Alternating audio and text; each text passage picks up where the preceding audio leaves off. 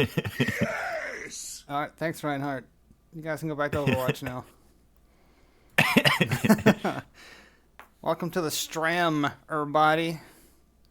Wait, did we? Rock your body. Hey, hey. Okay. See, man, I had a completely different idea. I was thinking, everybody in this club making biscuits. Oh As Lord. bread. Bread. Oh, please tell me that played. Oh God. Why? Oh God.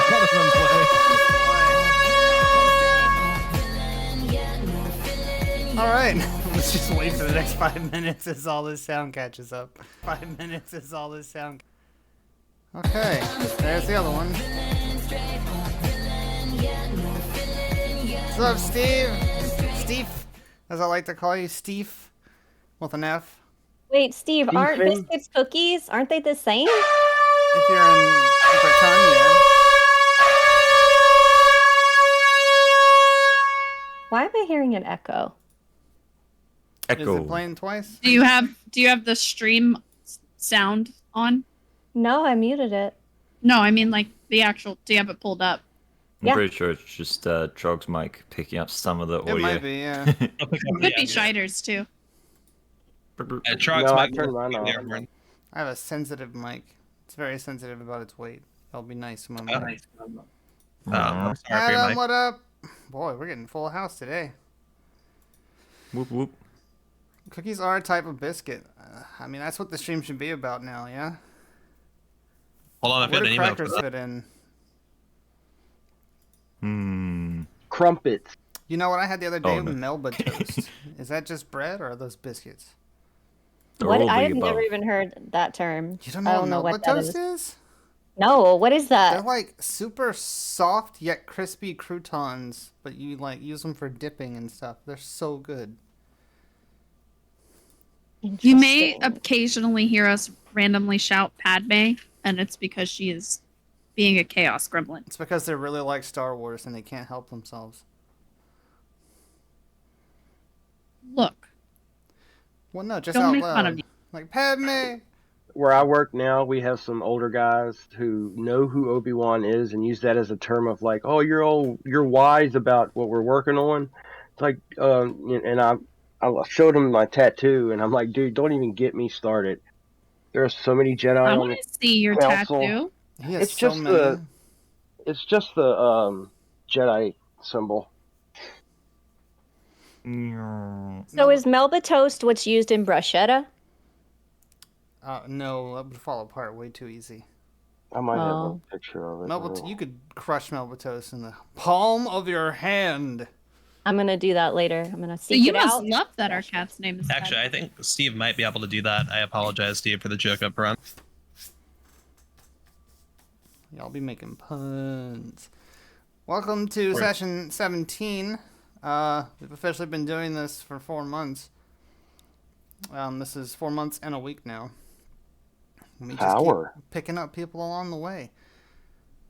Last episode, last session. Why do I keep calling it episodes? What?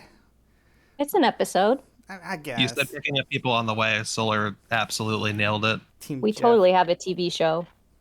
I'm down. Well, we're working on some more production things, and once those come to fruition, it will be very much like an episode. TB show. Tuberculosis show, everyone. That would just be a lot of coughing, and I'm not sure I'm here for that. That or running from the We're all law here if you're for that person 2020. from Seattle, not Seattle, Washington. The state, not the city. Oh, okay. I was going to say that's. I mean, Seattle's in what? Okay. Anyway, we're in Northerra, everyone. Those of you who weren't here for the last episode, anyone want to give us a very brief recap of the events therein? Child labor. Thank you for the very brief recap. That's all anyone needs to know. Child labor. Is being addressed. We should leave out the very last bit, though, Trog, as we talked about with the recap. Absolutely. Because we're So- going to reopen on that scene. Basically, we traveled to Everlasting Gobstopper City and found out that there What? is a It's called Golbeth. Same thing. Oh, and found out Look, I know there's you're a not fake from this Norion. world, but And we figured out that we got the whole council together, and they were like, "Prove you're the real one and not the fake one." And he was like, "I am," and he rolled a crit like persuasion, and they were like, "Okay, yeah, we believe you." And so then we used druid stuff to put runes on people to identify the real ones. And then we met up with everybody after saving Hollard, who had managed to entangle everybody in webs, to the Potazza sled. There we go. Perfect. Yep. Great. Yep. That's basically what happened. So yeah, we can reopen the scene there. We are in Potazza sled now. Northerra, what is Potazza sled? Potazza Sled is the world's best establishment for acquiring the best food known to mankind, which is patata. It is a potato that's got cheese and tomato baked on top of it. And Potazza Sled is a premier provider of that. But before Potazza Sled started serving patatas, they were first strip club and brothel. And so in the back, they still have all the trappings there. Yes. Illegal. So last session we transitioned from the pizza parlor.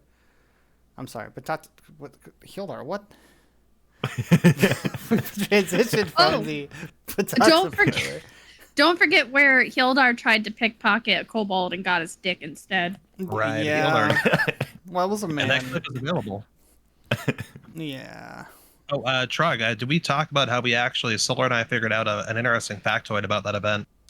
No, I don't think so. What'd you find out? Okay, so the average kobold, their genitalia are inside, right? So in order for a Yes. kobold to have its genitalia in a way that Hjalder was able to grab it like that, he would have to have the world's second largest kobold dick. Well, it wasn't a kobold, it was a man. I said it was You fleshy. definitely You said it was a kobold. The Did I clip say even starts, kobold? yeah. Yeah, he's a Wow. kobold. Okay, hey, The that's second fine. largest kobold dick. Yeah, the second. And Who's that's the all we'll say first? about, well, you know, maybe we'll find out. Well, yeah. Once eventually. Okay. Because, well, Amriani, you had decided to retire for the evening, but as it turns out, that's not happening. What did you do when you went to your room? That's me. Oh, what did I do? Yeah. I put on a nice robe, got a glass of wine, took a bubble bath, you know, put some shampoo on my spikes. Okay, so not game Washed mechanic off the related dirt. stuff. You just pampered yourself. I pampered myself, exactly. Okay, so yeah, and originally you had It's been a rough decided. time. Yeah, well, it's cold here. I mean, I understand. It's a nice hot bath. Yes. Originally, you decided you were retiring for the evening, but that's not the case. I figured I'd give you an in to Voice Trog. do something funny. What I do? Your voice cut out for like 3 seconds. Oh, did it? Yeah, but like, maybe just for me? I don't know. It didn't sound like it did. All right. So anyway, yeah. Amriani, they had instructed you to meet up with them at your, discretion to Potazza Sled, which, if you don't mind, I'm just going to place you there. Okay, that's fine. Cool. Teleport me. So, you've been teleported, and then this is after the brief show that everyone was treated to, including a large, fat walrus man attempting to fish people in.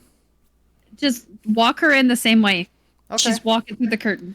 All right. Yeah. All right. Fine. So you find this establishment. It's not extremely noteworthy, right? You can smell the food cooking in the air. It smells good. Like, there's denizens coming and going. It's a family establishment. You walk inside through the swinging doors, and you're treated with a sight of kobolds, humanoids alike, enjoying their various foods and beverages, including alcoholic ones. And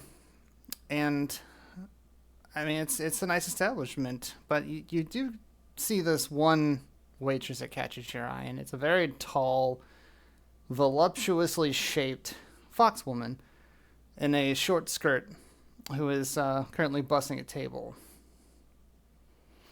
And you don't know where everyone is. You were told to come here. So I approach the voluptuous woman Yep. and fox woman. Yes. Excuse me. Woman is connotation of man.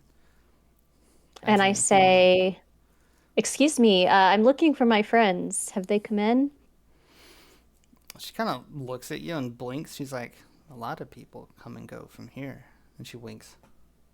I believe one of them is a duke. He never shuts up about it. Her face goes serious. She goes, "Oh, him. Yeah, he went through the curtains over there." All right. Thank you so much. And You she- look great, by the way. And I wink. She skips along, riding that high. She had directed you towards a cascade of beads in a doorway across the room. All right. So I approach the doorway. Yep. You push your way through the beads only to find another set of beads and then another set of beads. And then Some of them get caught in my hair.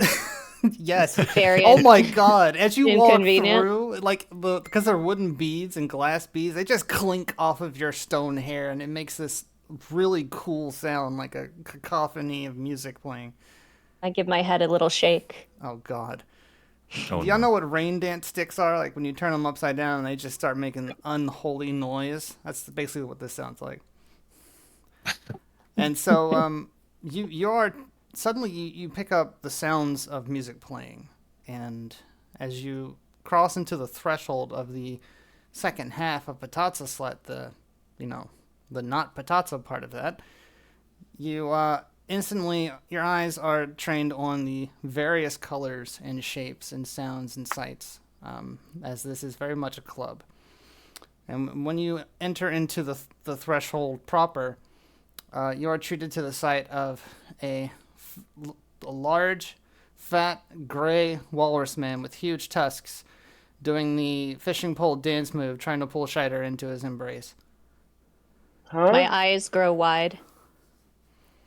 All around you, this entire room is purple in color, but you're not sure whether that's the paint scheme or if that's the lights that are being currently shown. There is a fully decked bar in the back corner. There's a stage to the left on which a band is actively playing music. And on the right, there is a large circle table with a booth seating on the right and the left of a center stage. So there's two smaller tables and one large center stage where the curtains are currently closing. And yeah, you see everyone there. Vivre is there, giggling up a storm. Northerra got his pursed face going on. Hildar's looking quite disgusted. Arabella is up front, hooping and hollering, and Jeff's just off to the side. He's actually pretty close to you when you walk in. I make my way to the bar, grab myself a drink, and then walk over next to Jeff and say, "Hey, Jeff." I hate this endless Where you void been? we call life. Kaiju, oh my god. We're at a strip club. You can't bring that kind of energy in here. Isn't that the energy in strip clubs? Actually, Maybe in Northerra. isn't it a very sad place? Oh no, saying. this is the happiest place in Northerra right It now. is a family establishment, ma'am. Right. Okay. Sorry, my bad. Mm, Yeah, so, yeah, I see you approach whom? Jeff. She Okay. approached Jeff. I'm sorry, what did you say? I got distracted. Hey, Jeff. What are you doing here? Jeff turns to look at you. Acknowledgement. Jeff has no idea. And like I his say, legs start making his entire frame just bob up and down a few inches. nice dance moves, Jeff. The music, it envelops Jeff. Maybe we can dance later. And I make my way over to the group. Okay. Yeah, you guys Welcome, see, Brianna. yeah, you see her approaching. Drinking Hello. Hello, beer Norion. that she didn't pay for. You never paid I for shouldn't it. She just have grabbed to a pay. drink. I'm- You're like, I'm- okay, this is mine now. Yeah, I shouldn't have You know, to pay. The Duke I owns had this already place, right? bought a whole drop on Mirani. Yeah, Well, Arabella I has wanted my own drink. Arabella has a wagon in which a large trough of alcoholic beverage is seated. I just figured my drink would be on Norhyon's tab. I mean, okay, so I didn't say that. I feel like if you want it on my tab, you should use the term Duke with AS. Starting now. Oh boy. I've Belly, called you a get away dude. from the stage. And I get up and start walking over to Belly. So what are you so angry about? That's the greatest show I've seen in the last 3 years. We You're don't have these embarrassing kind yourself. of clubs at home, you know that. Yeah, but if you're at home, Mum's face. Oh, It's usually I can mum on visualize it. stage. Tell me I'm wrong. no, I'm not telling you wrong. But come on. Oh, all Let's right. Just Well, come sit where are down. we going? Come sit down. I'm So already over to the sitting booth. down. Okay, fine. No, Booth, come with us. Stay with us. The wagon. No, come on. And I Okay. start pulling, pulling her towards, towards us. She goes drunk limp, where you have to drag her heels. Come on. I nudge Vivri and say, since when is Hildar the responsible one? You know, I think Hildar does not agree with this kind of job. Hmm. No, you don't have to always drag it. Come on, just walk. It's peanut butter. Hildar, do you need some help? Yes, please. Acknowledgement. And Jeff clunks over there, bobbing the whole time. Oh no. He easily picks her up. Oh, thank you, Jeff. All right, just bring her over to the booth, and I point to the booth. Jeff clinks over there, but very soft clinks. This is a new side of Jeff. Yeah, he sets her down in the booth. He lays her down in the booth, so she's cradling her head with her elbows. Jeff, you may want to grab the wagon. I think Betty will want that. Is that a good idea? From what I heard, dwarves can't get actually drunk, so. Acknowledgement. And Jeff- Start dragging that wagon. Oh God. Oh God. Jeff walks over and he doesn't have any fingers, but what he does have are clamps, and he clamps onto the end of the wagon, pulls it over. In the meantime, as all this happens, Norhyan is going to use dancing lights to, in front of the stage, make a nice light symbolizing a boot, and that's going to be purple. And he's going to shift it to lights that show pants, and that's going to be yellow. And he's going to keep alternating those. Boots and pants and boots and pants. Nice. For the uninitiated. Oh God. Hi Hazel. You want to dance too, honey? You're already naked. Oh no! Wait. Oh my. She's wearing a collar. I guess she's not technically naked. You know, that fur? doesn't make it better, Trog. Think about that. She's wearing fur. She's wearing fur. Do you wear fur? Or it's I don't say I'm wearing my hair. I mean, there are today. hairless cats. I guess. That's what I was thinking. There's also catless hairs. All right. Anyway. They started throwing for Hazel immediately for her to get close. Do you wear Unacceptable. hair? Thank you, Steve. See, Steve understands. While you guys are killing time, I suppose, a couple of dancers take the small circle stages, including one, the rotund walrus man, who begins flopping around wildly. You can actually hear his fat rolls slapping together. Every gags a little bit. I mean, it's not for everyone.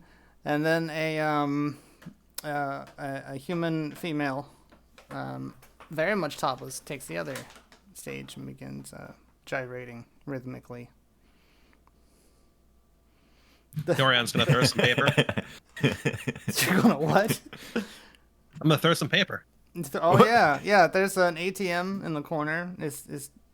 Did we decide it was a person named ATM? Yes. And you just Yes, it was. Yeah, well, the walrus was operating it. Well, I mean. Well, unless you want to retcon it, because you mentioned you wish you had turned it into an automaton. Let's do it. Yeah, there's an automaton in the side, next to the stage where the band is, that you can exchange gold coins for literal pieces of purple paper that you can give to the dancers. And so that's what Northerra has done.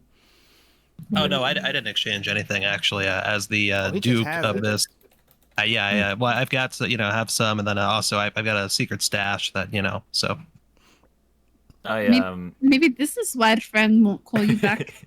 Ooh. Wait, I look at she's Norhyeon. just having difficulty right now. I look at Norhyeon and go, "Is this paper?" And I'm holding like a newspaper, and I just look over to the dancer and throw it. A whole newspaper, like a paper boy, rolled up and everything. Hang on. Yeah.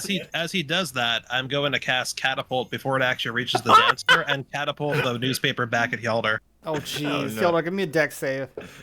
DC my 12. God. Well, no, what's the dex save he has to 15. make? 15. Dear Lord. Oh wow. Come on, nat 20. Or something. Nope. 9. Oh boy. Oh yeah, no. Yeah, it opens up as it flies over to you, and it just encapsulates your entire head, Oh, that's paper. knocking you on your rear. Is he taking the 19 damage, or are we leaving that part We're out? not gonna hurt it, unless you intend to. In which case, this might turn into a different scene. Nah, it's fine. I'll let wrap around his head. Northerra, that wasn't nice. I'm gonna help Scheider get it off of him. Nor is harassing our dancers. Why would you throw newspaper at them, Scheider? You said You paper. throw paper. It's paper. That's the wrong kind of paper. That paper cannot be exchanged for, gold. The whole point is to throw the purple paper so that they can then get their gold. That's how they make their tips. But that was not explained. How is he supposed to know that? I'm explaining. Well, you didn't ask for one, but for two, I'm explaining it now. You are Medical hosting. You should explain it proactively. This is your fault. All right, everyone. So, just to explain proactively, please exchange your gold for paper if you would like to give tips to the dancers or your waitresses or anyone else who's working here. If you'd like to give a different kind of tip to the dancers, just walk up to them, let them know, politely ask if you can go to the back room with them, and they will help you out with that tip as well. I approach the stage and I walk up to a dancer and whisper in her ear, take her hand, and lead her over to Jeff. Oh I, God. Okay. I step out of my booth, but I try and sneak. I roll a sneak. I got 20. Okay. Yep. I'm going to head to the backstage. Scheider advantages. What are you doing backstage? I'm going to get on stage. Like stealthily? You're just gonna be hiding there? No, I'm going to stealth onto stage and then appear. Okay. Scheider's on stage, everyone. The announcer comes over the loud, I guess it's an intercom, the magic comm. He goes, "It looks like we've got an amateur dancer on stage, everyone. Give a hand for blonde dwarven man." Hilda! Woo! As I yell out. Take it off, Scheider! And I start dancing. I roll a performance. Oh 13. boy. 13? Okay. Well, it's definitely an amateur performance, but it's not too bad. I think he's found his new calling. Beaver covers her face. Oh my god. I just continue dance. God. Yeah, so you've approached Jeff with his the dancer. pants go on Scheider and, on his actual, pants and then on his actual boots. Oh my god. Until he removes them. Oh no. Scheider, one of the denizens, it's a kobold woman, walks up to the stage and she gives you a single slip of purple paper. And I just pick it up and wave it in the air, like with 2 fingers. She looks at you and she says, "What's under those pants, sweetie?" Would you like to see? And then I get... Presents and then I a run fistful of purple papers. Oh, hold up. Fistful of papers. Okay. Sneak peek. And I do like a quick 2 seconds, just... Pants down and back up. She looks at you and she blinks and hands you another single slip of paper. Earn that paper, Scheider. Earn that paper. Oh God. Oh my god. Betty, are you all right? So, who's Belly? Arabella, that's your name. Oh, that's right. No, I'm alright. drink. Hildar's dancing. Do you want to give him $1? Well, and she sits up like the Undertaker and looks over to the stage to see Hildar gyrating uncomfortably on stage, and she, in a moment of total sobriety, reaches both of her hands into her pockets and runs full speed at the bar and just starts making it rain all over Hildar. I start like trying to swat the paper away because it's like getting in my way, and I like trip. I I trip pick up on my the shoe. newspaper off the floor and throw it on stage at Hildar. You're like, give me a Trip dex on the save. money. Yeah, here you go. Dex save. See if I save this. Dex. DC 12 again. 6. 6? No, you hit him with the paper. I mean, honey. Yes. With your pants halfway down around your knees, this newspaper comes flying at you, and you just can't do anything. It takes you out. Oh my god. I just start laughing uncontrollably and just roll off stage. People are clapping. Arabella losing her mind over this. This is better than the peanut butter incident. God. Is it bigger I- or smaller than an incident, though? As I'm heading back, I just pull my pants back up. Yeah. She's picking up the papers. You've approached Jeff with this woman. What's your intention here? Oh, I'm encouraging Jeff. This woman would like to show you the back. Jeff says, looks her up and down, and looks across the room, and says, "Jeff just isn't that interested." I walk up Is to there Jeff. someone else that meets your liking, Jeff? Hey Jeff, what about that cutie over there? And I point to the ATM. Jeff, it looks like he's blushing, but like his embers get hotter in his furnace. Oh my. Jeff I think says, that's the one. Jeff says, Jeff doesn't know. Like coyly. Go on. Good. Go and introduce yourself. Go on. Are you And I sure? try to That's push a him. good idea. You try to push I try him. to push him, and it just doesn't work. Your I just feet like just move backwards. Yep. Hildar, you got to go be his wingman. Look, I'm just gonna let you know, Jeff. She's cute, I get it, but she might just be a gold digging whore. Oh my. Acknowledgement. That is okay with Jeff. Okay, it's your coins. I'm just letting you know. Okay, so yeah, Guess Jeff. we know where she gets that paper from. Lord, Jeff and Yoldar approach this ATM machine, which is an automaton with instead of a furnace in the front, it's not a suppository, a depository.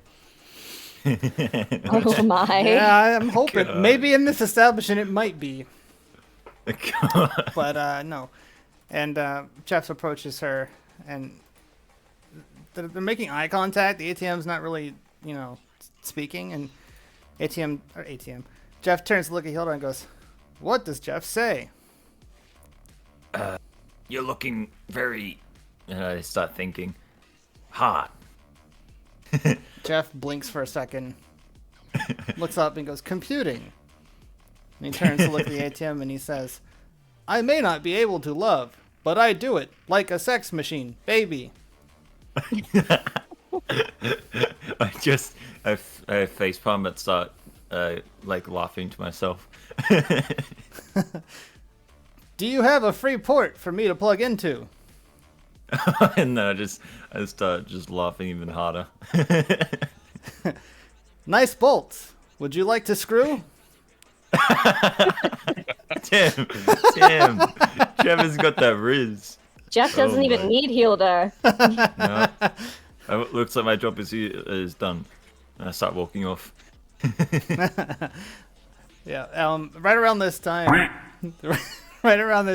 the stage curtains start to shake, and you can hear the announcer come back over, and the music starts to change, which I'm going to change physically now to something I think suits us better. Metal. No. Yeah, heavy metal. Okay. Everyone just starts thrashing. God, mosh pit. Well, Jeff jumps Yeah. in, crowd surf. You all die.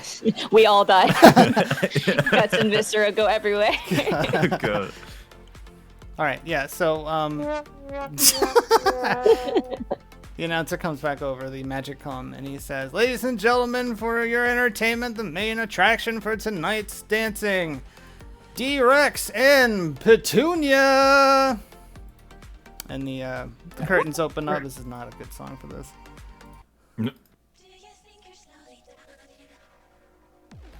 This is a good one. Yeah, so the curtains open up, and what you see, the first thing you notice is an absolutely rotund beach ball shaped female kobold wearing a pink bikini. I say beach ball shaped, I mean she actually looks like she's a balloon. And she's walking next to a male kobold who has what appears to be an enormous sausage sticking out of his pants. But on closer inspection, you will realize that this is the kobold with the largest penis in existence. It is longer than he is tall, and he's wearing tight green shorts, and these things are just sticking out and flopping on the floor. As I turn around from talking from Jeff and like walking back, and I see the kobold, I visibly just gag. And Jeff says, "I can't force quit you." Anyway, he's still trying to hit on the ATM. I'm just gonna walk back to the booth. Back on the stage, D-Rex is he's like handling his enormous red kobold penis as Petunia is attempting to stuff it back in his pants. And that's the bit of their dance, right? They're dancing together. And every time she puts it back in there, it'll fall out of like one of his legs, and she'll pick it back up, stuff it back in, and then it'll fall out the back. And then he uses it as like a tail, a second tail, and he's waving it around, and he turns around, and everyone's cheering. Like this is like the main attraction here. So like Norian wipes a tear away from his eye. Sorry. Norian wipes a tear away from his eye. God, yeah. It's the pride of Northerra right there. Even the dancers have stopped dancing to observe this. And the whole dance is her trying to mask his penis. And they're doing all kinds of like he's bouncing her like a basketball. And like Jordan style, just yeah. around the legs. Clarification, with his hands or his penis? Yes. Oh god. You're absolutely right. Okay. Wherever your mind goes. And the dance finally culminates into the final act where he puts his penis on top of her head and he starts spinning her like a top. And she gets faster and faster and faster. And everyone, once again, give me dex saves. Oh lord. DC's 15. I got 19. Okay. I got a crit. I got 13. Okay. 18. Oh no. Nat 1.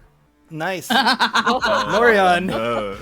Once again, you are pelted with the flying panties of this kobold as they come flying off of her form. Namriani, her top comes and it gets caught into your hair. And I start bowling on the ground, laughing. And when she finally slows down, D-Rex lifts his enormous member up over his shoulder and begins to spin himself. And then, as you notice, all around the stage, there are scorch marks. Because and everyone's standing behind these scorch marks because the finale of this dance that we didn't get to experience last time is his penis begins to shoot a stream of fire all around the stage. What? Belly, get back. I mean it this time. No, this is the best part. You're not going to censor me. Okay, but you're already lit. She starts yelling for D-Rex. She's like, "Hit me!" And he turns around and looks at her, and he like puts it in his arm like a rifle, and he just starts spewing fire at Belly. Thievery gets under the table. As it lands all over Belly, and she's just cheering and having it and yucking it up. I'm As just you- gonna precipitate on Bella. I'm gonna just control clean all flames of like in her. front of her, so that like as it hits her and would otherwise set her on fire, she remains alive. Yeah, of course. There was no damage to be taken here today. And D-Rex shoots his load, so to Maybe she- speak. Okay. I was gonna say maybe she wanted to feel the fire. Don't assume. Yeah, right? And She'll still feel heat. D-Rex runs out of steam, throws his member back up over his shoulder, and drags the now dizzy Petunia by her hand. You know what? No. Rolls her off stage, behind stage, as the curtains close again, and everyone applauds. Goes wild. Oh my. That was definitely a show. Hold on, I can do this. No. No. The crowd is very excited. And over the quiet that finally comes, you guys can hear Jeff, and he says, he goes, "Hey, baby, my name's Vista. Can I crash at your place tonight?" He's still going. Would you like to be Jeff never debugged? gives up. Oh my god. So that, I smile seeing Jeff living his best life. Oh my god. oh god, it's a nice clip. Steve did a clip. That's great. Yeah. So Andy, I think that box lady is waving at you. I give her another wink and walk over to her. okay, yeah. She you walk over to her, and she motions you to the back rooms. I look at the rest of the group, smile, and then follow her back. Cool. Oh god. Nani walks to the, it's like a side hall like that is adjacent to the main stage, where there is a special set of red curtains, actual curtains, that need to be parted to enter. And as you guys enter, it's a hallway full of rooms, obviously, and she takes you all the way back to the last one on the left, and she opens the door for you. I walk into the room and look around. Yeah, it's an unremarkable room. If you've ever been to karaoke, I mean, it's basically just like a sofa, and there's like a sparkling display where you can see various minor illusions playing, and there's soft music that's being played by the world's smallest violin by itself. By itself. Yeah, and as you Of enter, she enters behind you, and she turns around and she locks the door. Locks the door. Locks the door. Locks the door. And she turns I say, around. is that necessary? She turns around to you and she says, "Do you have the pearl?" Oh. Yes, I have the pearl. She says, "I'm your contact." Oh. I was hoping for something else, God. but Oh, you scared the crap out of me. It's a gunshot every time. Jesus, guide you. She sits down on the couch and she says, she goes, "No, it's me. My name is Darla. Darla? Darla." Okay, well, nice to meet you, Darla.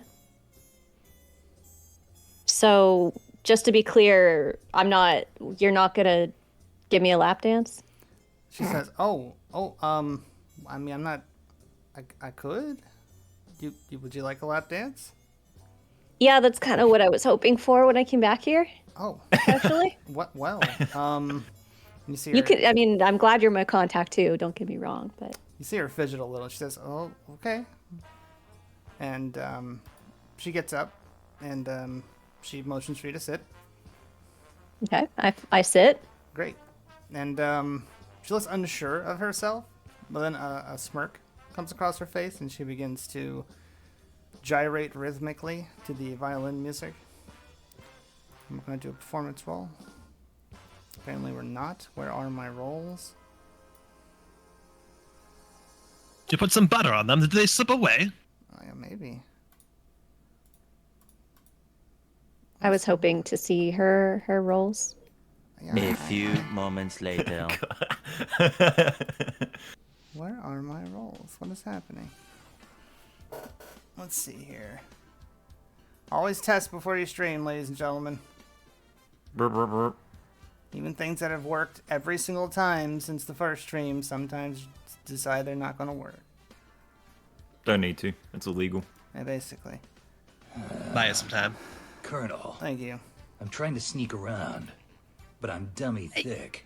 Well, he does Hey. this. My ass cheeks Hildar, keeps alerting the guards. did you enjoy dancing? I didn't know you could dance so well. I look at her and go like, yeah. As now I am like half drunken state. Hey, you are now part of Northern history, Hilder. Oh, God. I look at Northerra.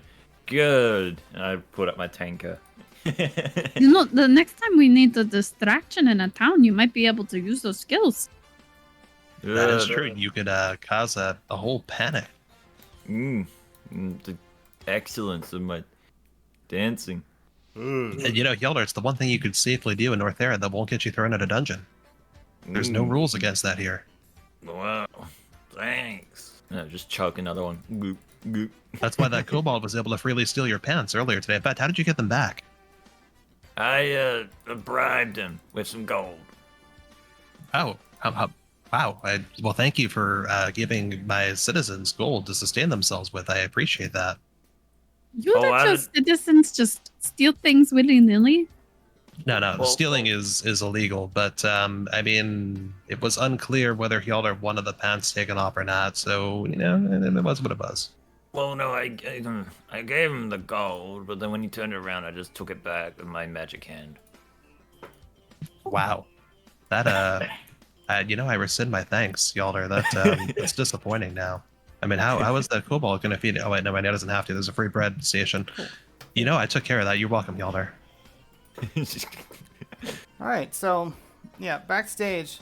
Well, she rolled a 2.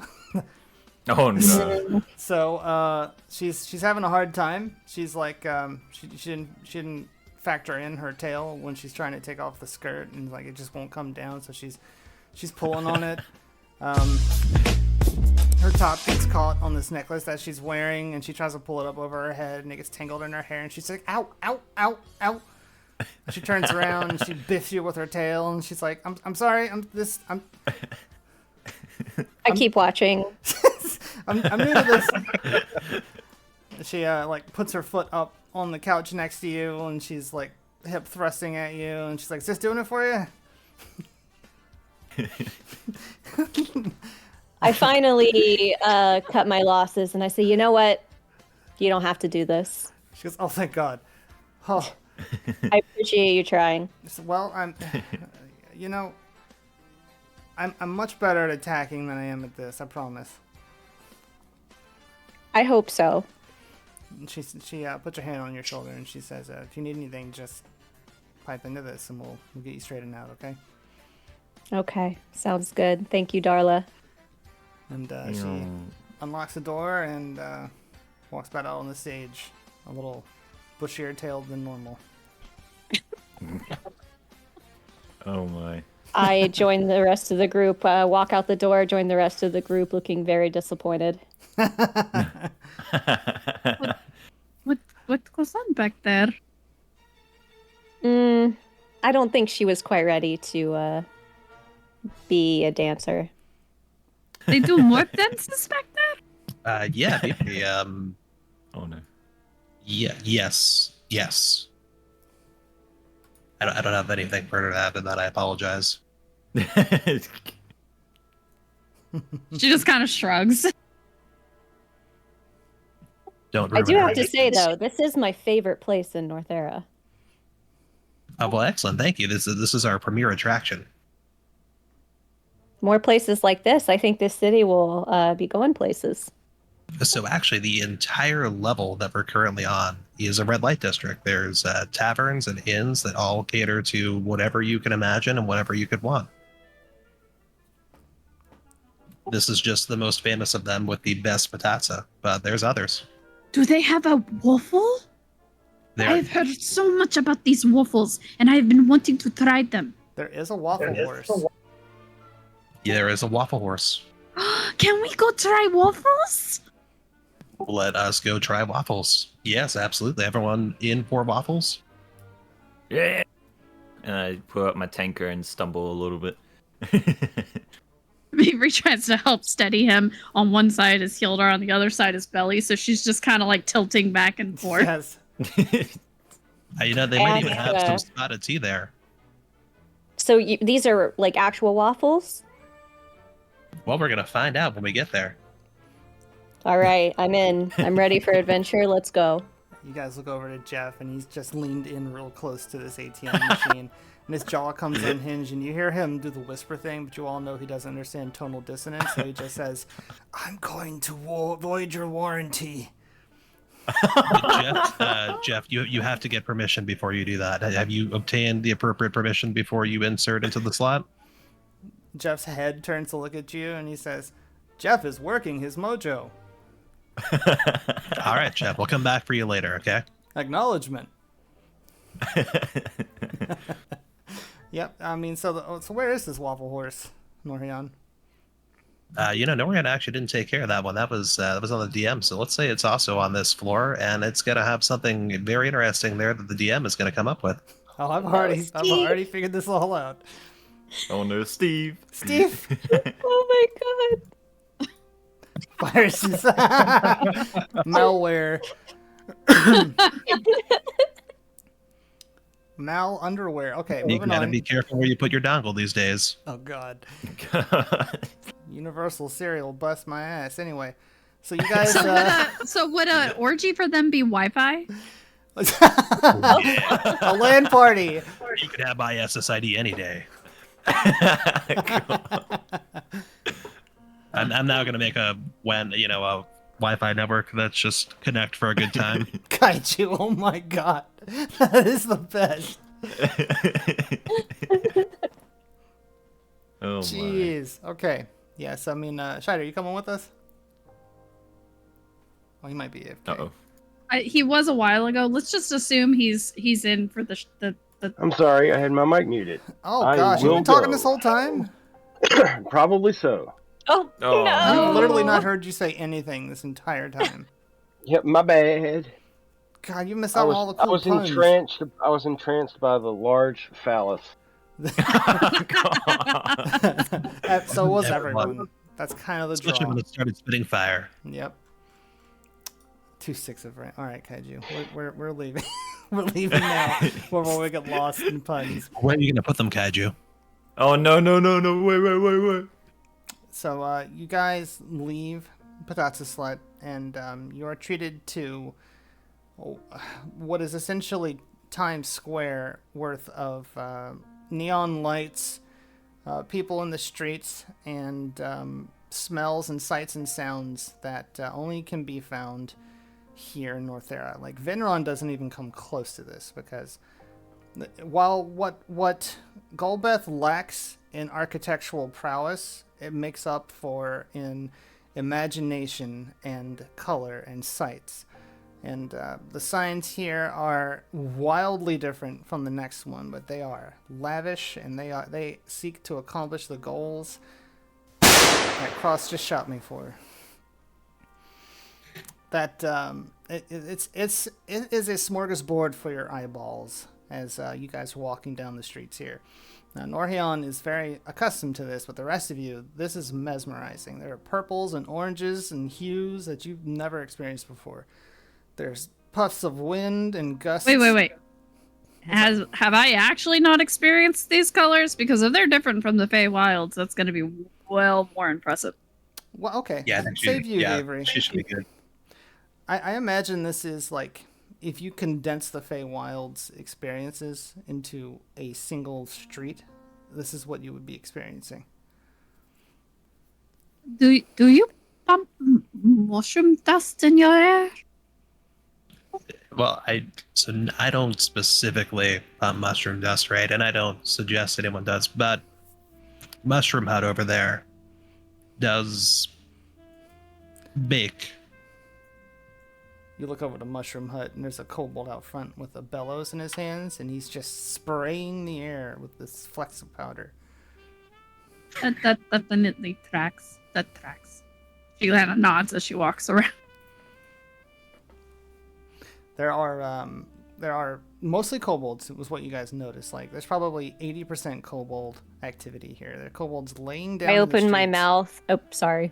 No, you're fine. Go ahead. I was We going to saw say it. I open my mouth and catch some of the flecks on my tongue. Give me a con save, Amriani. Uh-oh. You have regretted this. Oh, no. It's a What 9. have you- It's a 9? Oh, Okay. no.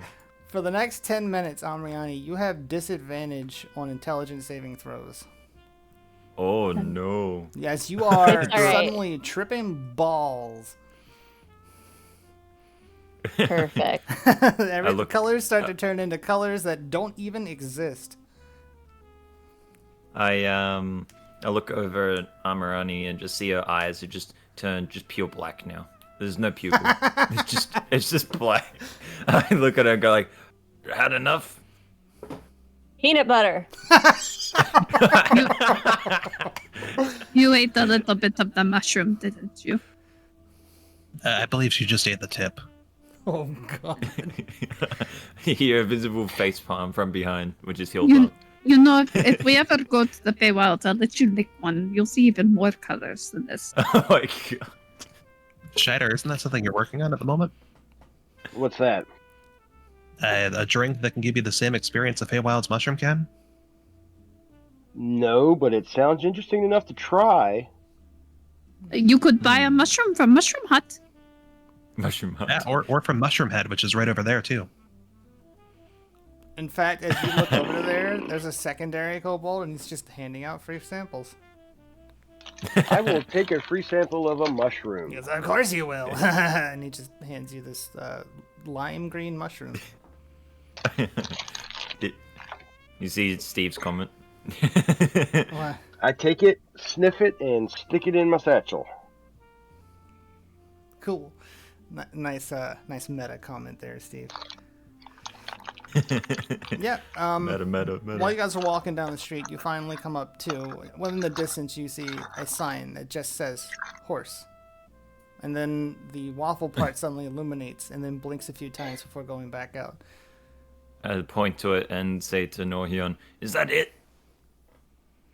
It doesn't say Waffle Horse. I look at it, but my vision's blurry. So I go, "Wow." It's written Or- in Draconic. I can't read it. It looks like scribbles. I'm still standing in the same spot I was. I haven't moved. I look behind, Arabella, see her like, just standing there. Arabella spins around. Where's Amriani? What happened? We should go. We should go fetch her. We should have brought the wagon. I feel like we might need it. I thought Scheider did grab the wagon. Did you grab the wagon? Scheider, little boy. I'm grabbing. You got the wagon. The wagon I you're just, dragging, then she starts I am- laughing. God. I walk over to Amirani. Come on. I climb in the wagon and say, "Ahoy, matey!" There is no wagon. She's I fall sitting on on the the ground ground. immediately. I fall on the ground. Arabella walks over and grabs your boot under one arm and your boot under the other arm, and she just starts pulling you. I just pick her up as well. Just, I'll say, just "Wee, medic style. I'm flying." Oh, we are pretty high up. It's the 9th floor after all. You guys I make thought it to the Waffle Horse. It's mostly glass establishment, but curiously enough, it is like it's surrounded by stables, and there are horses everywhere, all kinds that you can think of. There's palominos, there's pintos, there's chestnut mares. There's just horses everywhere, and they're all absentmindedly munching on various straws and assortments of hays. Is this Welcome the lazy to Waffle show? Horse. What's the Although waffle? the sign says Waffle Horse, so yeah. Where waffle? Where Waffle will go ask an attendant. Yeah. So I mean, I so there's a no one drop on outside of the irony. building. I mean, there's kobolds walking around everywhere, but it's a large building that is mostly glass windows. As you guys can see throughout the entire establishment. There's inside you see there's ample seating. There's a trough, hilariously, that a horse is drinking out of. And that's the other odd thing that you notice, that there's horses inside the establishment as well. And then the counter in which you will place your order. So yeah, you just walk right on in. I'm going to help Belly and Amriani get a seat. Yeah, yeah, they follow you. Like, Belly goes to grab your hand to help steady herself and forgets that she's holding Amriani. Amriani, you collide with the ground. Is this a horse-friendly waffle place or a waffle place made with horse waffles? I guess we'll have to find out. Oh no. That would be a question for the ordering table. I'm going to prestigitate the seat that I think Beaver is going to sit in because it looks like there's something syrupy there, I hope. Oh, I make my way to one of the horses and put my arm around it and start talking to it animatedly. I knew it. Let me tell you about the time that I had a husband. He was great. I miss him, dude. What happened to your husband? I do not hear Vibri, and I just say, this is why I'm glad you're here for me. To the horse. Does the like head bobbing thing. I knew you get me, man. A fever dream episode. It's turned into one. That's not what I intended, but we're rolling with it. But yeah, you guys make it in. I guess you're finding booth seating. Yep. Yeah, you look over across the room and you see like a bucket and a mop sticking out of it, and you don't see the attendant, but then you see someone back up from around the table's corner, and it's a kobold, and he's not using the mop, he's just licking the floor. What? Yeah, that's what you see. There's also 5 or 6 horses in various places placed around the inside of here, and they're all absentmindedly. Some of them had feed bags on their faces, and other ones are just drinking out of the troughs. And you guys sit down, and a literal stack of kobolds, 3 high, come walking over to you guys with pens and papers in their hands. And they're like, all right, what do we get you? I'll have an all-star special. I don't know what that is. We got waffles and we got horses. Waffles. God damn it! I looked up an actual menu for nothing. All right, you know what? They'll say, "Oh, you mean the 4-star special? We got that." I'll take it. All right. And the bottom one starts scribbling and say, "What are we having for drinks?" Orange juice. We have Coke and Pepsi. We'll get you some orange juice coming up. That's just a joke we do. Those things don't exist. That's an intellectual property that doesn't exist in this world. But Peak Dew does. Yeah, but yes. Where's ale? Ooh, I'll take a glass of Peak Dew. They all stop and look at you, Hodar, and say, "This is an alcohol-free environment." Ah. And look back at Peak Scheider. Dew is not alcohol. Horses do not like alcohol. I'm playing with my emotions. They tend to get hit when there's alcohol involved. All of our horses are deathly allergic to alcohol. Solo that image. I know. Trog, if you want to show it on stream, you can. What did I miss? made Norhyun's sleeping attire. Oh God. Oh, and D&D You thing? sure? Yeah. Yeah. Oh, my no. God. Like multiple Tinkerbells. Yeah, you'll have to see this. Hang on. All right, so this is what Norhyeon was wearing when he tried to call Fran and explain that he was with Vivre.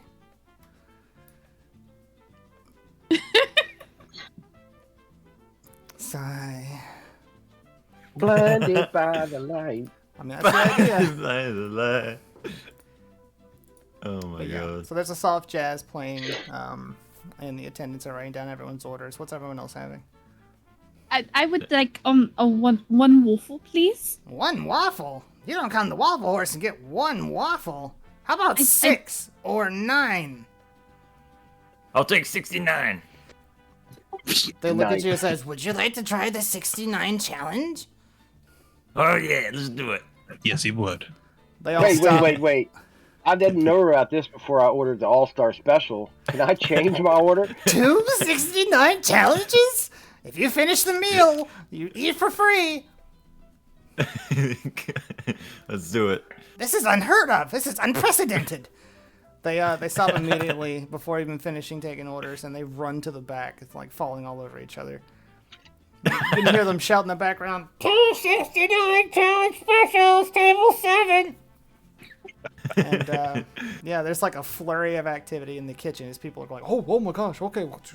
Near pots and pans banging, and an attendant comes out from behind the counters, grabs a white horse, and leads it to the back.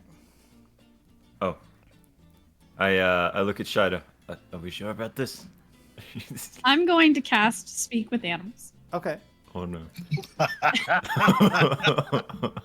And I'm going to ask one of the horses, what is the 69 special? Hey man, it's food, man. You know. You Oh, he's put not it gonna in feel a your thing. mouth. Is it just food? Why did the horse have to go to the back? What do you mean it's just food? You eating dirt out here, man? That's weird. I have a potato if you could give me more information. And I pull a potato out of my bag and offer it. His face gets like uncomfortably close to yours. He's like, I don't know what that is. Why don't you try it? Okay. And he starts doing that horse gummy thing where his lips flap wildly, and he takes it in his mouth, and he one gulp swallows the whole thing, and he's like, I will tell you anything you want to know, man.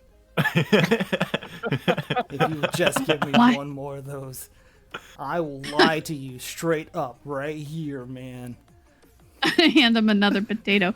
What do they do in the back? Well, that's where we go to get slaughtered, dude. No! What? What do you mean no? That's what we're here for. I turned to Northerra. Do you know they slaughtered the horses? Oh no. I piped up and said, This yeah, is my friend just told me. This is how eating meat works, Vidri. Oh no. You Steve see brought up the a good point. horse, and he's like bobbing up and down on his knees, and he goes, I've been exercising my glutes for like 6 years, dude. They're so tender. You gotta try them. I want that horse. You can't hear this. You can. Avery just looks horrified. Avery's got like the horse by the chin, and she's just looking at him going, and the horse is just talking back to her like that. What does the horse look like? It's a brown horse. You can't let this one die. It's my friend now.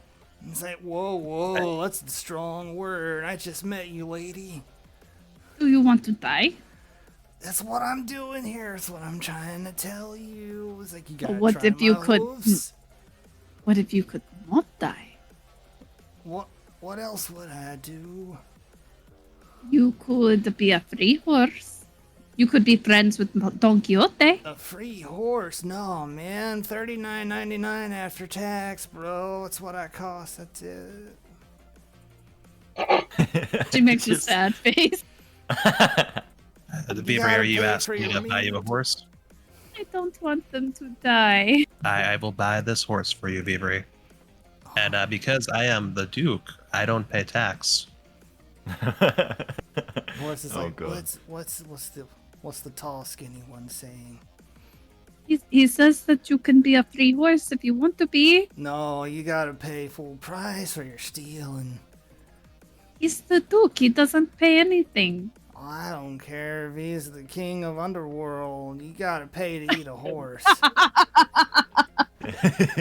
You wanted to be food. You wanted to get eaten. No, I want to. You don't understand what I'm telling you, bro.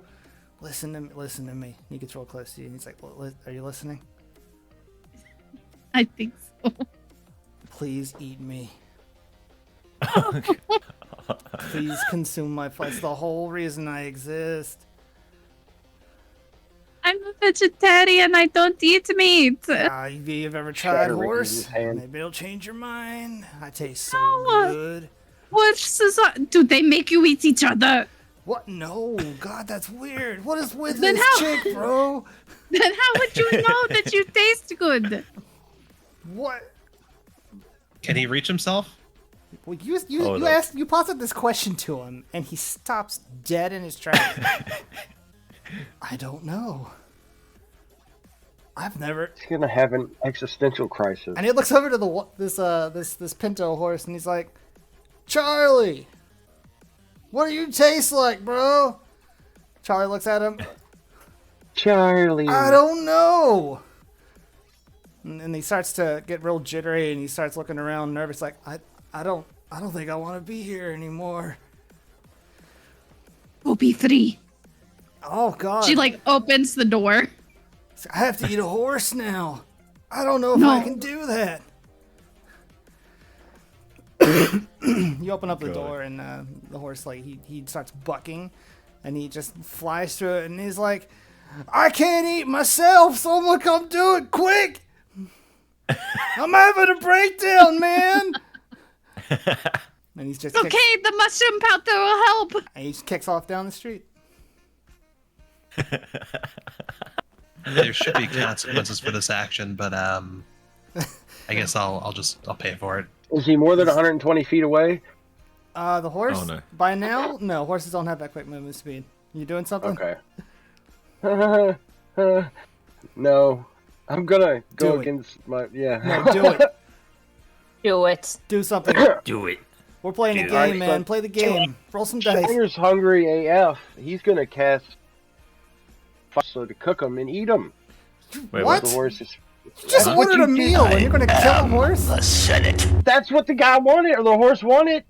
But you got You them. can't hear him. I mean, you can hear him. You can't Oh, understand. that's right. She's Okay, talking. Yeah. that is good. I explained that all you guys hear is Vivre making horse noises.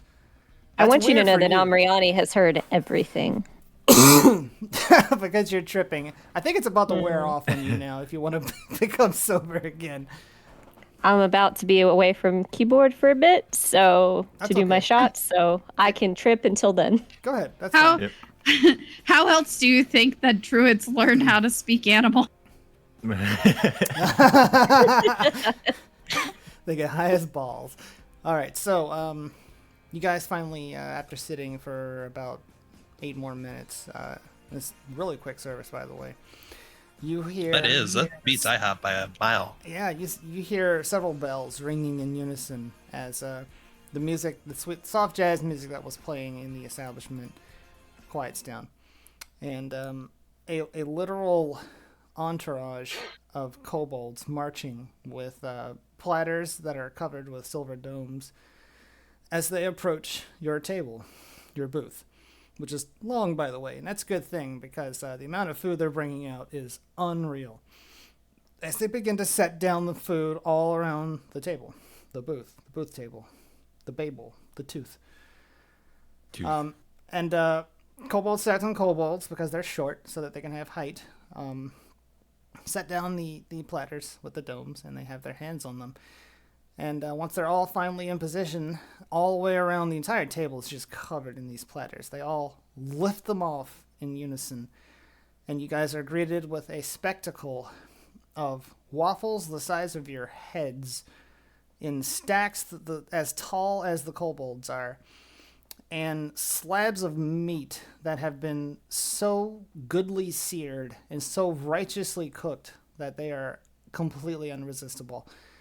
And the original 3 waiters are walking out now with one very large kobold with a chef's hat. And they approach your table, and everyone, all the kobolds regard the chef as he speaks to the table, and he says, thank you all so much for ordering our 69 special, our what did I say it was? Challenge, 69 challenge. You have 3 hours to consume everything you see here, and you eat for free. No, look Since at you've her. ordered you, 2 Chef. of them, you will have Scheider's wide-eyed. a second free meal as well. And behind him, a sack of 2 kobolds come wheeling out a metal, what is essentially a drink stand, but all of the carafes on them are full of syrup. And there's all different kinds of syrup. There's maple syrup, there's honey syrup, there's molasses, there's mole asses. We're not talking about that one.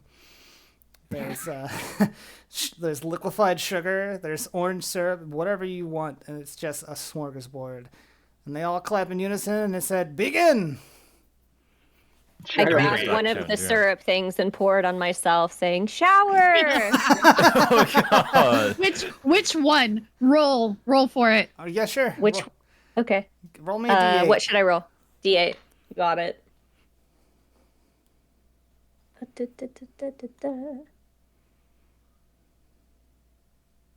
It's a 3. Oh my god! You got the mole asses. I swear to God, I signed mole asses to 3. And so you begin to tip this carafe over, and these tiny little brown puckers just start falling all over you. Oh my god. Start digging in. In the background, you hear vaguely something that sounds like "Pour some sugar on me." And eat my butt out. Oh god. Whoa. Whoa. They're mole asses. Goodness gracious. But yeah, eat up. So Yeah, Scheider starts digging in. I stare him down and go, "No, I'm doing this. I win." And I just start chowing down as well. Out now, y'all. Okay, are we gonna do rounds with Constitution saves? yeah, I think we're gonna treat this as a skill challenge. Scheider, you've never done a skill challenge. Welcome to D&D skill challenges.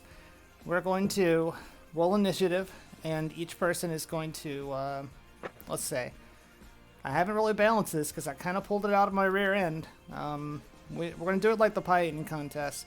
Every time you successfully eat something with a DC of 2. It's time to Con roll DC. for initiative. With a con DC of 2, every time you eat a portion, your DC goes up by 2. So the first con save is 2. You have to beat that, not a problem. The second one will be 4. And the next one will be 6, etc., etc. Until you can no longer eat. Let's say there's 5 of you. Let's see. Oh, Alrighty, Vivri is bro. not partaking. There's meat here, so she will not eat it. There's waffles too. You could just have waffles. Were they cooked on the same griddle? No. You know what? For the sake of competition, because this would be a lot harder without you, unless people can figure some stuff out. I mean, like, none of the kobolds have left. Everyone is watching you guys with anticipation. And because you ordered 2 of them, that's never happened before. So this is what we're gonna do. Let's see. Let's do 3 rounds to make this simple, because I don't want to spend a lot of time here.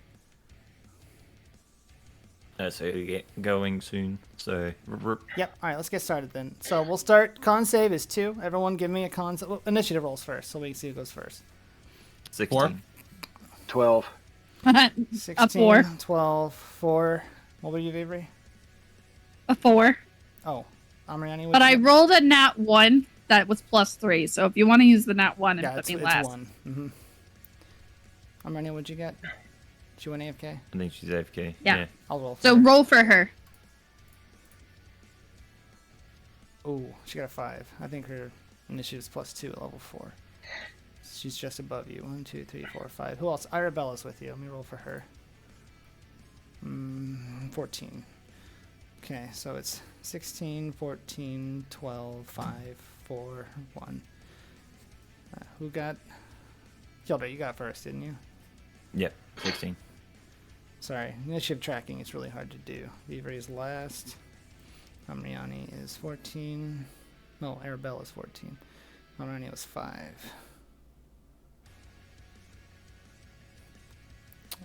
Scheider, what'd you get? 12. 12. And 4 was Norion, right? Yep. Okay. Alright, so first round.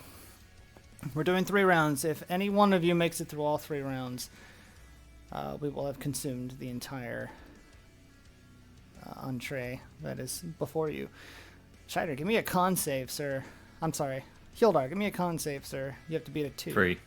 You beat a 2. Very good. You wharf down your section of food. What are you eating? What does it look like? It just looks like a just trash pile, but like neatly organized trash pile. Wait, you just dumped a whole bunch of food on your plate? Tell me you just poured like 6 different syrups on this stuff. Yes. Are you I did eating what with you your said. hands or utensils? Yes. Hands. Hildar Raw dog attacks in it. it like a flurry of a tornado. And he passes his first check. Let me make a table here. Alright. Next up's Arabella. And she passes hers. Arabella sees what you're doing, stacks a stack of waffles straight up, and without using her hands, she puts her hands behind her back and just face plants into them and just starts going into them. Jesus. Scheider, give me a roll. Sir. 14. 14 is good enough. How are you eating Just your barely. food? Just barely. Scooby-Doo style. Oh my god, like you're making waffle sandwiches? Yeah, a whole stack, and my mouth just like comically opens big enough to fit it all in vertically. And you just push it with your finger at the bottom. Yep. Nope. God, the ramifications of that are terrifying. Yeah. Do I roll for Amriani? I guess I do. Oh my. I don't want to Go on, have go on. to, but here we go. Yep, she passes. So Amriani, you know what? I'm gonna say she just goes for the meat because y'all are going for waffles. She grabs like 2 haunches and just starts chowing on them. And one of them slips out of her hand, somehow goes up into the air, gets spiked in her hair. Oh yeah, she like grabs it and it's slippery and it whoop and it just sticks in her hair. It's She goes skewered. storage. Sorry. Marion, you're up. He I rolled got a 20. dirty 20. Dirty 20. That's good enough. So I'm going to I've daintily pulled out my mess kit and so I got a fork and knife here. I've carefully looked over the syrup selection, and as I'm doing that, I look over to Vibri. Vibri, do you think one of these syrups might be a good addition to our carafe? Something sticky. You already have maple syrup. That was the first one that was in there. No, we have the maple syrup. We don't need any more syrup, I think. Alrighty. Well, in that case, Norian goes and finds what he's looking for, which is the Peak Dew Code Crimson syrup. Yep. You got And he it. takes that, and he takes his waffles on his plate, and he puts in every grid square of the waffle just a little bit of Peak Dew Code Crimson syrup until everyone has an equal amount, and there's about like 3 or 4 waffles he does this for. It takes a long time. Yeah, there's a moment where everyone is like kind of realizing that you're taking your time. Everyone has like stopped mid-chew to observe you putting a tiny droplet of syrup into each square of this waffle. And they go back to what they were doing. Never rush a Duke.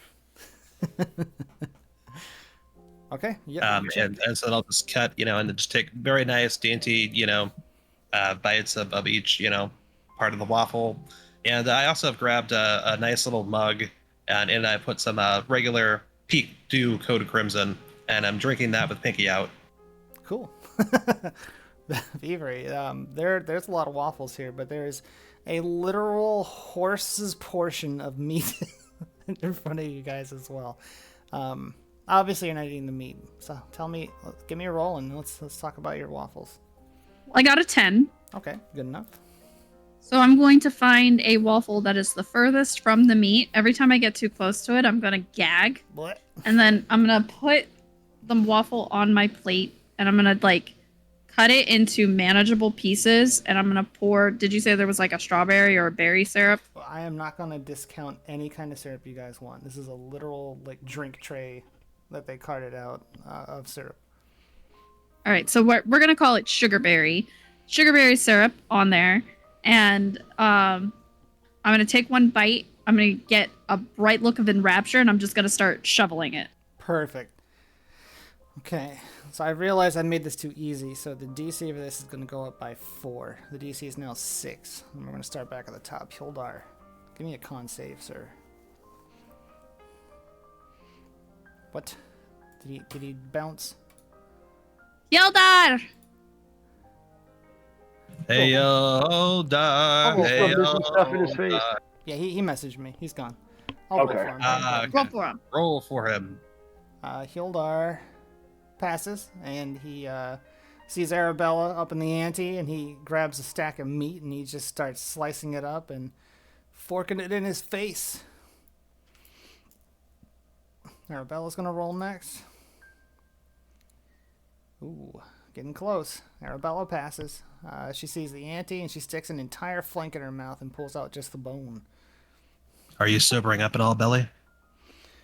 Scheider, you're up. Yeah. Good question. Your con save to beat is now 6. 19. That is good enough. Oh, do they have peanut butter syrup? Please tell me they have peanut Absolutely, butter it's- syrup. it's- Oh, I am going to just smother this next stack with it. Hildar eyes you, not realizing that peanut butter was present. Spring up any memories, Belly? I'll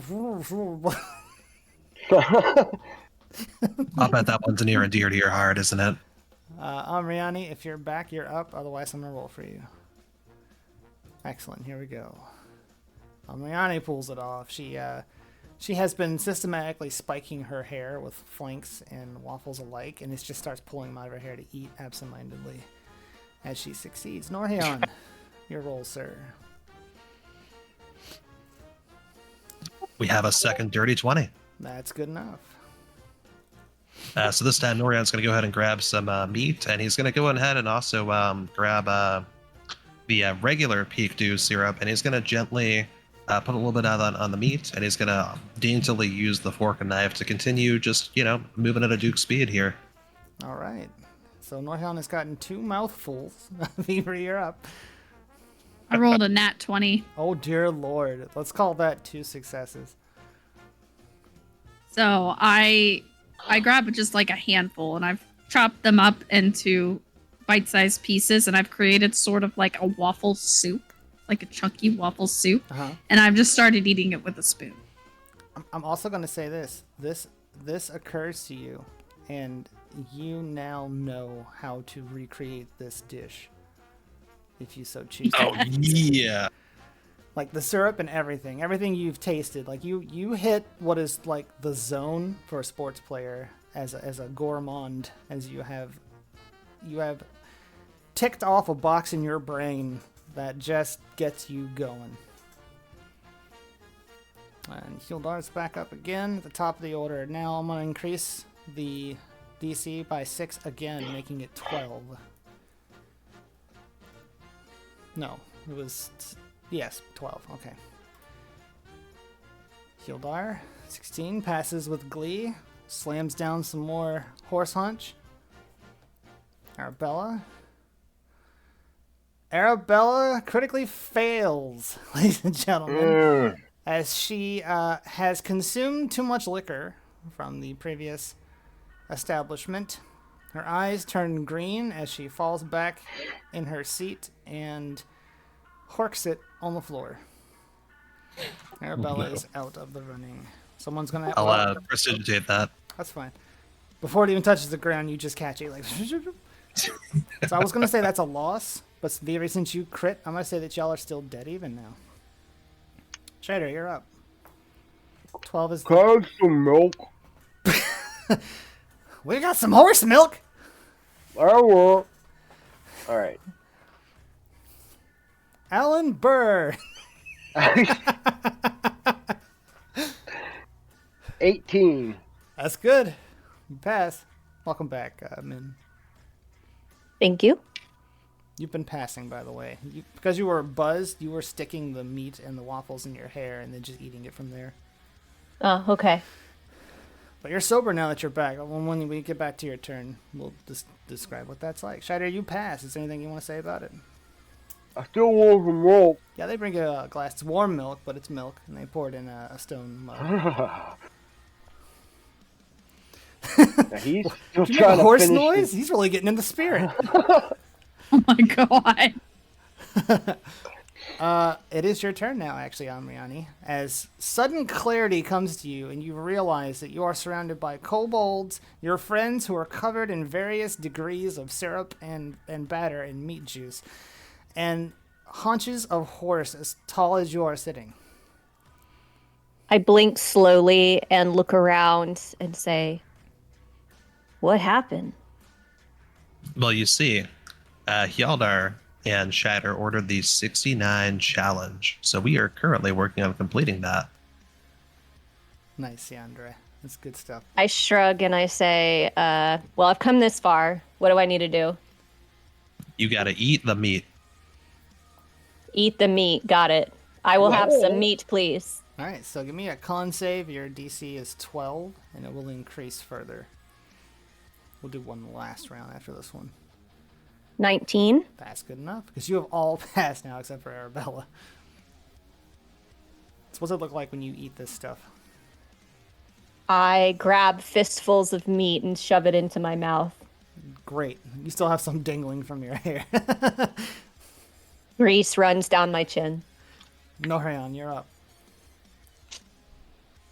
Oh no. Noran rolls a 9. That's not good enough, Northerra. How do you fail? So while cutting into another piece of meat, Noran finds a bone and is perplexed, and goes to take the bone out, and the whole thing just falls on the floor, and he just, nope, can't do it. Can't even proceed with that anymore. I'm It's the done. same way. It's I gone. hate bone-in meat. Yep. and Just so- pushes himself away from the table and excuses himself. All right, Northerra walks away. You are disqualified. Avery, you're up. Vivi rolled a 3, so I'm gonna say that she saw this happen, immediately turned green, and ran out. Oh boy. Okay. Yep. We'll do another round, but y'all are. I don't think y'all can win at this point. So we're gonna say everyone gets their fill. But there's much more food left on the table. If you had just ordered one 69 challenge, you probably would have been fine. 2, a little too much, I think. But the kobolds go around patting y'all on the back, said, "You tried. You did your best. You put your heart into it. Some of you put your stomachs into it. And you came out on top in my heart." Scheider takes a big gulp and says, "I'm no quitter." Give me another roll in. DC is now 18. 19. Wow. Did it! Holy Oh my shit. god! Scheider keeps going. He's scarfing it. All right, if you double down, if you can beat 18 again, I'm going to say you finish the whole thing. All right, so Scheider polishes off that last bit and washes it down with some warm mare's milk. Yep. He slams it on the table and he's like, "Oh, If one of you thinks see. you can help him, oh." if you can Shoot. find it in your Oh. heart to help him, I'll give him advantage. I'll help him. All right. Amriani's giving you advantage? advantage. Roll again, sir. Okay, yeah, that one. 16. Ah, not Wait, quite. hold on. I might be able to use wheel. I need to see because I rolled even Oh, do it. after. I just need to find what it is that I can give him specifically. It's a it should be a skill check, which is what this is. I think it's D4. You isn't it? can roll a d6 and add the number to your total. All right, Scheider. She's giving you Indeed. her racial. Your class. I start saying, Scheider, 16 Scheider. plus 5. So 21. Yep, everyone has stopped. The kobolds were starting to walk away, but hearing your plates clinking, they turn around. They're like, "What? Is he crazy?" They all turn around and everyone starts chanting, "Scheider, Scheider, Scheider, Scheider." There's a horse in the Scheider. corner going. What's it look like when you polish off? And this I point and last say, "That's waffle? my friend." So he's kind of like, weaving back and forth like he's dizzy almost. His eyes are kind of glassy, and he's just got meat like all over his face. He's Like like, John Candy. and then his face just hits the table. Flunk. Everyone starts clapping and cheering as you have polished off food that's you probably shouldn't have inside of you at the moment. You guys do Probably it. more- You did it. Scheider pulled through. Woo! Holy crap, that was great. With a little help from his friend. With a little Yes. help. from his friend Pepto-Bismol. Yeah. My name is Pepto-Bismol. Anyway. Yeah, you guys successfully win the Waffle Horse Challenge. This is the nicest victory I have ever seen, Scheider. Very good job. We would have eaten free either way, right? Oh my god. People start whistling and they just kind of walk away. And begin to bust the table. Does he get his picture on the wall? Yeah, the big chef comes back with his chef's hat. And You're gonna have to hold him up, cause Yeah, he holds you meat up. coma. And there's another kobold that comes out with a sketch pad and a charcoal briquette. And in like the blink of an eye, just kind of rubs the charcoal all over this page, and then it's using its nails, and it like draws in the negative, and it's a perfect recreation. I have bunny ears on him. A perfect recreation, and yeah, you get your picture. You get your picture on top of everybody else's picture right above, because you finish off not one, but 2 69 challenges, a record that will hold for a very long time. The nicest of nice. Right? Don't we get a free horse with this? No, you get to eat for free twice. That's the rules. I explained it very clearly before you started. I was there. I remember. I just had a test. The idea I had just now, if I were a warlock, oh my god. I don't. Would you birth 2 wolves from you and then have the wolves eat for you? No, I Scheider. would regurgitate the horse meat and resurrect the horse meat. And there's your horse. As a warlock? I don't know, it was just a thought. Wizards can do that if you take necromancy. That would be horrible. Anyway, so yeah, you guys finish up, and it's getting on in the day. It's not quite super late, but go ahead. Franken horse. We just did a horse meat and waffle eating contest. Called the did. 69 challenge. Add waffle horse. Adam. Suavemente. Bésame. Bésame. Que quiero sentir tus labios besándome otra vez. Suavemente. Bésame. Que quiero sentir tus labios besándome Suave. otra vez. Okay, sorry, I have to listen to that. Anyway, yeah, so you guys finished up. You do have pressing matters. Gosh, where did we... I know what we've decided, but have I dropped that egg on you yet?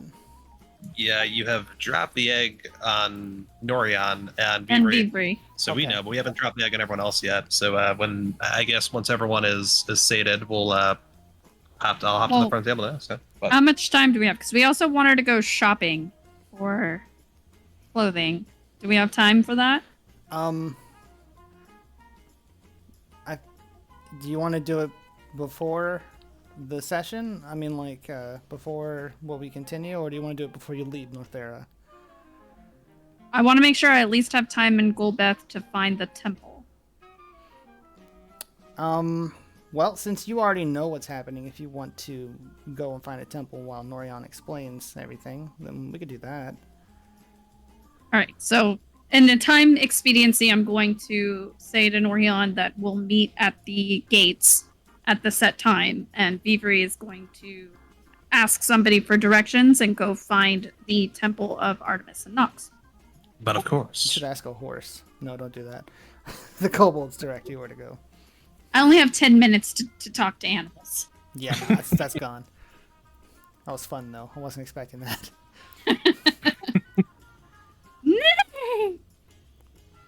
Yeah, you find the temple. It's not a very big temple. It's somewhere on level 7. I'm just going to pick an arbitrary level. It's a stone building that is different stone than what the entirety of Golbeth is made from. It's very nicely bricked. It's very carefully and meticulously constructed. And inside there is a single priest. It's a small, probably 2-bedroom sized temple. Greetings, Father. I am looking to replace my worship robes and recharge my tools. He turns to look at you after finishing mumbling to himself. He says, "Welcome," as he is a kobold. I don't know if I have something that will fit you, but we could probably work something out. She bows to him solemnly, touching the amulet on her forehead. You look at him, and he's got tattoos as well, which is really hard to pull off for someone who is scaly. If you had to guess, they're probably painted on, which is not something that's out of your realm of understanding. And he does the same. He nods to you and touches his moon on his shoulder. And he directs you to the other room, the only other room, in which an armoire stands. And all right. Takes you over to the armoire, and he says, "Well, there's probably something in here you can use." And he opens it up. And it creaks open slowly. Very well kept. It's not dusty at all. There's no must. There's no weird smells. It's just a nice fountain in the first room, and then this room where he probably stays himself. Looking through, there's definitely many variations of spiritual attire, and I think that ostensibly you can find something you're looking for here. Excellent. I'm going to do that. I'm going to pick out one for Artemis and one for Nox, with their accompanying items, and I'm going to leave my torn ones with him. Because we burn discarded robes. Yeah.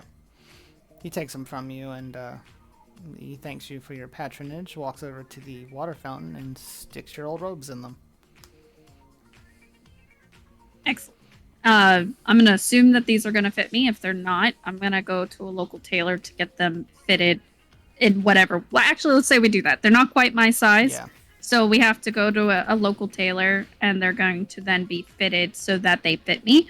And because of that, there's going to be quite a different look to them than there were before. I'm down with that.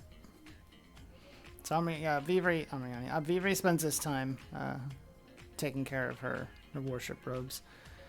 Norion, you have the eyes and ears of the group as Jeff returns with a lit cigarette in his mouth.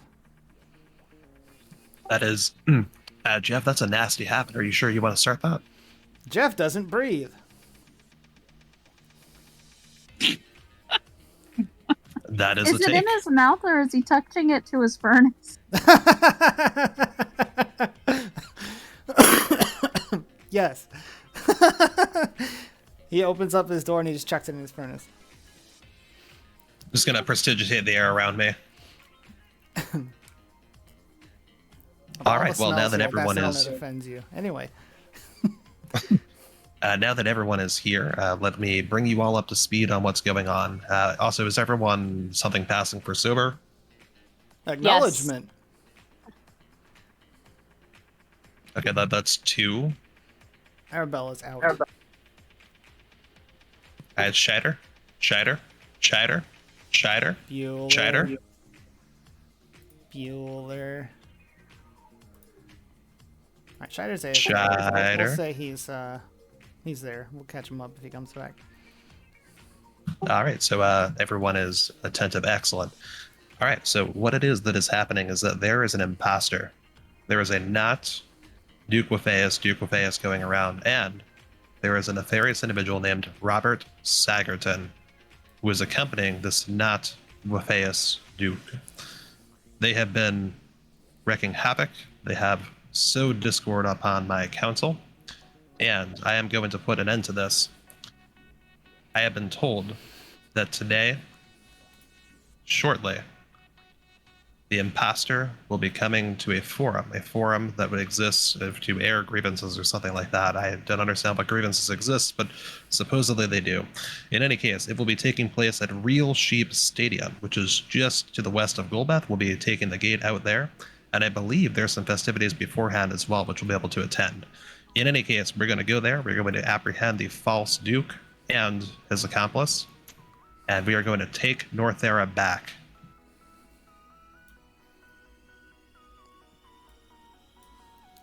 query. Yes, you may speak, Jeff. Does anyone have an antivirus? Jeff, did you not use protection when you hooked into the ATM? Jeff has an internal firewall, not an external one. I'm sorry, Jeff, are you experiencing external symptoms? Jeff, why is there a bulge on your metal? Oh my God, Jeff, did you get machine herpes? Jeff is confused. Jeff, I can't fix that for you, and I don't, we'll have to find an artificer for you when we can. Jeff requires a hammer. That is all. Scheider might have one. Excellent. And Jeff and Hildar start talking. Zamrian, are you AFK too? Nope, I'm here. Okay. So yeah. I don't really have a DMPC to talk to you about this with, and Beaver's not here, so. Are there any questions? So we'll need Amriani to ask any questions that you have. Yeah, basically, you're kind of the one here at the moment. I have to do what now? Be If you have inquisitive. any questions, About what we're doing? Yes. I say Viva la Northerra. Let's go. excellent. Yes, you have the spirit. Great. You This know what? whole trip has won me over. This last part. I am so glad to hear that, Amriani. You are welcome at Patata Slut anytime. In fact, here I reach into my pouch and I pull out a little piece of paper. It's A like voucher? purple and red, yeah, and it says Patata Slut on it, VIP. Amriani, just present this anytime you go to Patata Slut. You like a free visit to the back room with your choosing a dancer. Thank you, Norhian. Literally whoring No, these you're people welcome. out. I mean, they're well compensated. I'm sure. I think more this ways than finally makes up for the potato. Oh boy. Oh, that makes I'm sense. ready to turn a new leaf. Well, excellent. Well, thank you, Amriani. I'm glad to hear that, and I'm glad to win your support. Yeah. And if everyone's ready, we'll roll out. Yeah. So you guys will be making your way to the stadium, where Are we walking? yeah. Welcome back, by the way. Okay. Scheider, hey. Well, Scheider's still like meat comaed halfway, so Yeah, I believe it. he's cast Mage Hand and he's using it as a crutch. That's okay. Jeff has mechanical herpes. I heard that part. Oh, we still have Hollard with us. Okay. I We can do? do that. I can say Hollard catches up with you guys. If you Oh, did he want not to. come? Well, because remember, he came with us into Patata Slut. Maybe. He was there. Remember, he told Scheider, like, that he was Scheider was a child. Oh. In Yeah, Patata. I remember that. Okay, yeah, that's fine. Yeah, so Hollard, I guess he meets back up with you guys. I said he had to go do something, whatever. Okay. So Hollard approaches the group, and I guess I'll have more information about what's going on.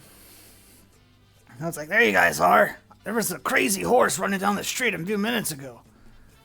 That was the work of, you know what, never mind. I don't want to put anyone at legal jeopardy. Okay. Well, so what's the plan? I mean, we know where the forum is. Yes, and is there, I heard that there is a championship game taking place just beforehand, right? Yeah, there's a hockey game. Absolutely, and I hear that they require my presence, right? Well, yeah, it's his custom that you give the starting speech. Absolutely. So the plan is then is we are going to get all of our friends here seats, front row seats, and we'll also bring the whole council and also give them front row seats, including yourself, Hollard. We're going to link back up at the Vibri and get her a front row seat. In the front row seats, you all are going to present your arms to Vibri so that she can verify you all are who you should be. And then I will go do my Dukely duties, and everyone will keep an eye out for Robert Sagerton and the fake Duke Wapeus. Hollard says, well, the past few weeks, I guess, they've been making use of the premium booth. Would you prefer that instead?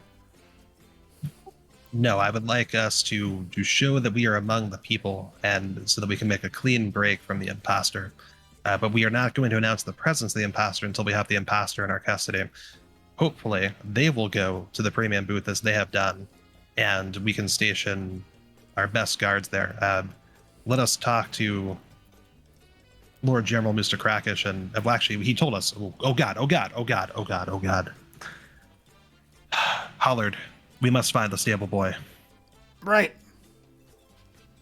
You had sent people to do that. Okay, good. Hollard, do you know if my people have found the stable boy? I literally just found you. I have no idea. Have we not exchanged the? No, we haven't exchanged. You know what? We were supposed to go to the sorcerer place and exchange the things. All right, we're doing that after the game. Yeah, sounds good. We have time to go check in on Lord General first to make sure the stable boy got to him. He glances around. Well, I don't know what time it is. Where's Vivri? Don't you usually have a...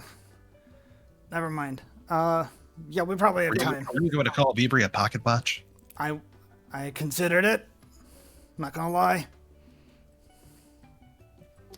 I'm glad that you held your tongue. All right. I mean, it's been a weird few weeks for me. I've been literally hunted in my own suite. Yeah, so do you, speaking of which, do you have more of that, by the way? More of what you used in there? Do you have more prepared? I've got a few extra scrolls on me, but it's nothing fancy. Are they equally effective at detaining armed individuals as you use in your suite? Well, the web spell, as you know, requires a strength DC, but yeah. Well, you're strong, Hollard, right? You look at his arms and he flexes and they bend the opposite direction. Yeah. Huh. Why don't you use Jeff? All right. Well, let us. Well, Jeff doesn't have spellcasting ability, does he? JK. I don't know. Maybe one of Scheider's strengths. Well, you know, I can give it to him. If he can read it, he can be a wizard. It's pretty much how it works. That we could try the drink thing from Scheider. That is true. That's worked at least once now, right? Yeah, it worked on me. I went flying. I remember that very clearly. Now there's a 1 in 8 chance of a good outcome. Oh God, that kills my voice. Hang on. Okay, I'm fine. Well, I'm going to assume we have enough time to go quickly to Lord General because my understanding is Vivri had to go to a temple, acquire some clothes, and have them tailored or something crazy and still meet us at the gate in time. We got to be able to get everyone. Let's go now, everyone. Go, go, go, go. Great. You all walk slowly down the street at the request of go, go, go, go. Where was Snev? In Duke Letheus's bedroom. All right, so we'll just jump there real quick. Then you all take the kobold lift, which is hilariously operated by 3 kobolds standing on each other's shoulders, taking turns pulling on a rope as you guys reach the top or wherever your quarters are. And you approach the door. You have a secret knock.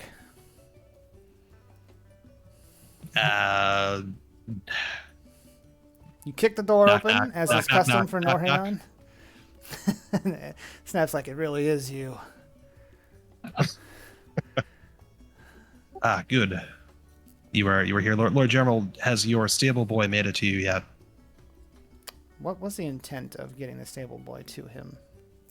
We needed to get him his most trusted individual, which was the stable boy, and we're also trying to find his son, Zook. But the stable boy was the one he specifically requested. I think that we wanted the stable boy to find Zook. Oh, well, have the stable boy gotten to you, and has he found Zook and brought him to you? Zook, are you here? You know what? Sure. I was gonna say no originally, but yeah, let's do yeah. And you see Zook jumping on the bed. Zook, wow, you haven't jumped on the bed since, or at least I haven't seen it happen for 20, 30. I mean, everyone should stay young, but wow. How are you doing, Zook? Pretty good. It's a good bed. I like it. Well, excellent. Are you taking good care of the Lord General? He got hurt real bad. Did someone D8 Zook? You are a high-ranking officer in the Obsidian Legion. You're scaring me here. Uh-huh. You got it. Snev? Snev, is there something wrong with Zook? I don't know. He gets like this when he gets cranky. Ah. Alright. Well, how are you doing, Snev? Well, considering what's happened, I'm pretty good. Excellent. We are... I want you to stay resting still if you can. I was hoping to... I'm going to have you link up with the Beavery, but we all have these tattoos of sorts. They're not quite tattoos. They're actually like runic symbol things. Anyway, we've got this whole system where the entire I remember council... you gave me one, and he showed you his forearm. Oh, excellent. I'm glad that we retconned that. Thank you very, very much. You did give him one when you were healing him. No, we didn't. We totally didn't, but we will totally take the gift. No, we'll give it to you. Excellent. I'm so glad that you have been gifted with this. Vivri's powers are so great that sometimes she doesn't even realize what it is she does. I thought it's for amazing. sure you did. Maybe that was Hollard you gave it to. It was Hollard. Okay. Yeah, I had argued with you of like, I want to make sure that happens, but I don't want to take up the time to do it. But I will take the gift. You gave it to him. It's fine. Excellent. He says, if you All right, think for a second I'm not going to join you out there, you're out of your mind. Oh, well, in that case, do you think, if you feel up to it, would you be able to gather those whom you believe to be fully loyal to you and only you, and or those who are very strong of mind and would be capable of resisting attacks upon their mind that might cause them to take actions other than those which you direct them to? Bring them to the suite that... that's very specific information that sounds like only a GM would have. Actually, as a draconic bloodline sorcerer who knows both charm and detect thoughts, this is highly specific information that Norhian, Duke Orpheus, would absolutely know exactly how those spells work. He says, I'm glad you know what crowd control effects are, but that is far from an extensive list of crowd control effects. Those are the two I know about, so those are the two I'm advising I against. slipped into Hollard for a second. Hollard joins the conversation. John's Hollard's like, here. Actually. Yeah, no, it's fine. So he says, I don't really know many other people that fit that description, so to speak, except for the council, and they've all been vouched for. I don't think it's much of a problem. Well, we need, so the council is going to be down on the first floor seats, right? With Hollard, well, who was part of the council, of course, and with my entourage, so to speak, including Beavery, who will be able to check everyone and make sure they are still who they're supposed to be. However, Hollard was telling me that the imposter usually comes into the premium suites, and it is there I would like to have guards, and if you'd like to be there yourself, you are welcome to be as well. But I like to have loyal Obsidian legionnaires there to immediately apprehend him. I will be attending to normal Dukely duties on the field, well, on the ice, so to speak. He says, do you want me to gather up the forces? Is that what you're saying? Yes. In fact, So, honestly, as what many the hell? forces as you need. Wir werden das gearbeiten. Niemand hier werden wir verstehen. Haben wir nur zwei noch, zwei Session auf Deutsch sein? Steht dir das nicht gut? Just a moment, Lord General Mr. Krakish. As you know, I'm familiar with the phrase book upon which I have been gifted, but I am unable to converse in that way directly. However, there is one individual who can. Let me go ahead and get my trusty council member, Forge Master Ruzak Rolder, who absolutely understands the dialect you were speaking. I'm again pokes sorry for himself your around the corner. He peeps his head around the door. He goes, Tug. Hi, would you please be able to communicate with Lord General Mr. Krakish for me? He has slipped entirely into a Nurner Orhim language and an accent and everything. And as you know... it's the head injury. It's like, ja, das ist Yes, wirklich he is dunkel a und drüber. Was severe hat TBI. getan? Thank you so much. Please, I don't even know what I need to know at the moment. Ich habe mich einmal auf. Ja, ich habe das gesehen. Yes, absolutely. Please talk amongst each other, make each other feel comfortable for the next 1 minute. Excellent. Ja, meine Kinder springt auf das Bett. Ja, ich habe das auch gesehen. Warum bin ich hier? Er ist witzig. Wirklich witzig? So witzig? Hast du etwas Getränk? Nein. Nicht Getränk. Nicht geäst. Für 3 Tage nur einen Erdbeer. Und es schmeckt wie... Wirklich, ja? Bitte? Es schmeckt wie Scheiße. Oh ja, ich hab das verstehen. Erdbeer nicht gewusst für Schmecklichkeit, ja. How does it feel to talk to yourself in German? I'm gonna call that 2 minutes. All Pretty right, well, now weird. that you've both spent at least 1 minute talking shit about your dude, we can now proceed with what we were talking about, right?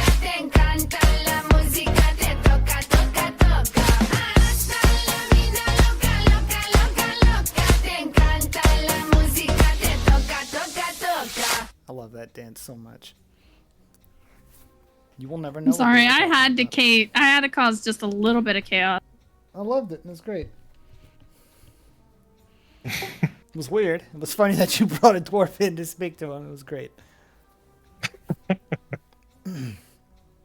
But yeah, no. So is it your intent to have Snev have a guard unit ready to apprehend? Yes, and if Snev feels up to it, I want to have him with that guard unit ready to apprehend. There's no chance you're going to keep him away from the battlefield. Then absolutely, that is where Snev is going. Okay. Yeah, so he agrees. He goes off to get things prepared. Before we do that, I know everyone, I'm trying to include everybody here, so I'm trying to speed up through the one-on-ones. I have to tinkle in the turlet, so I'll be right back. If anyone needs to also do the same, feel free. I'm not going to stop you. I'm not a cop. Does it have to be in the turlet? It doesn't have to be. I recommend it. Yeah, but Duke Norhan is going to take this moment to go and use, since we are in his own suite anyway, his royal throne. Yeah. So Scheider's going to try to find a Uranus. a Uranus? A Uranus. On the side of the Uranus. Why do you sound like Hank Hill? It's from Letterkenny. I'm so sorry. That boy ain't right. Okay. Let's take a 2 minute. We'll be back and we'll get to the mosquitoes do suck. Good God. God Go dang pee. it, Bobby. Go pee.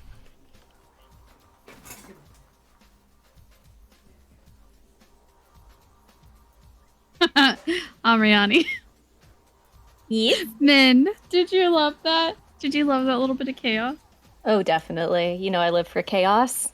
I had to. It was perfect.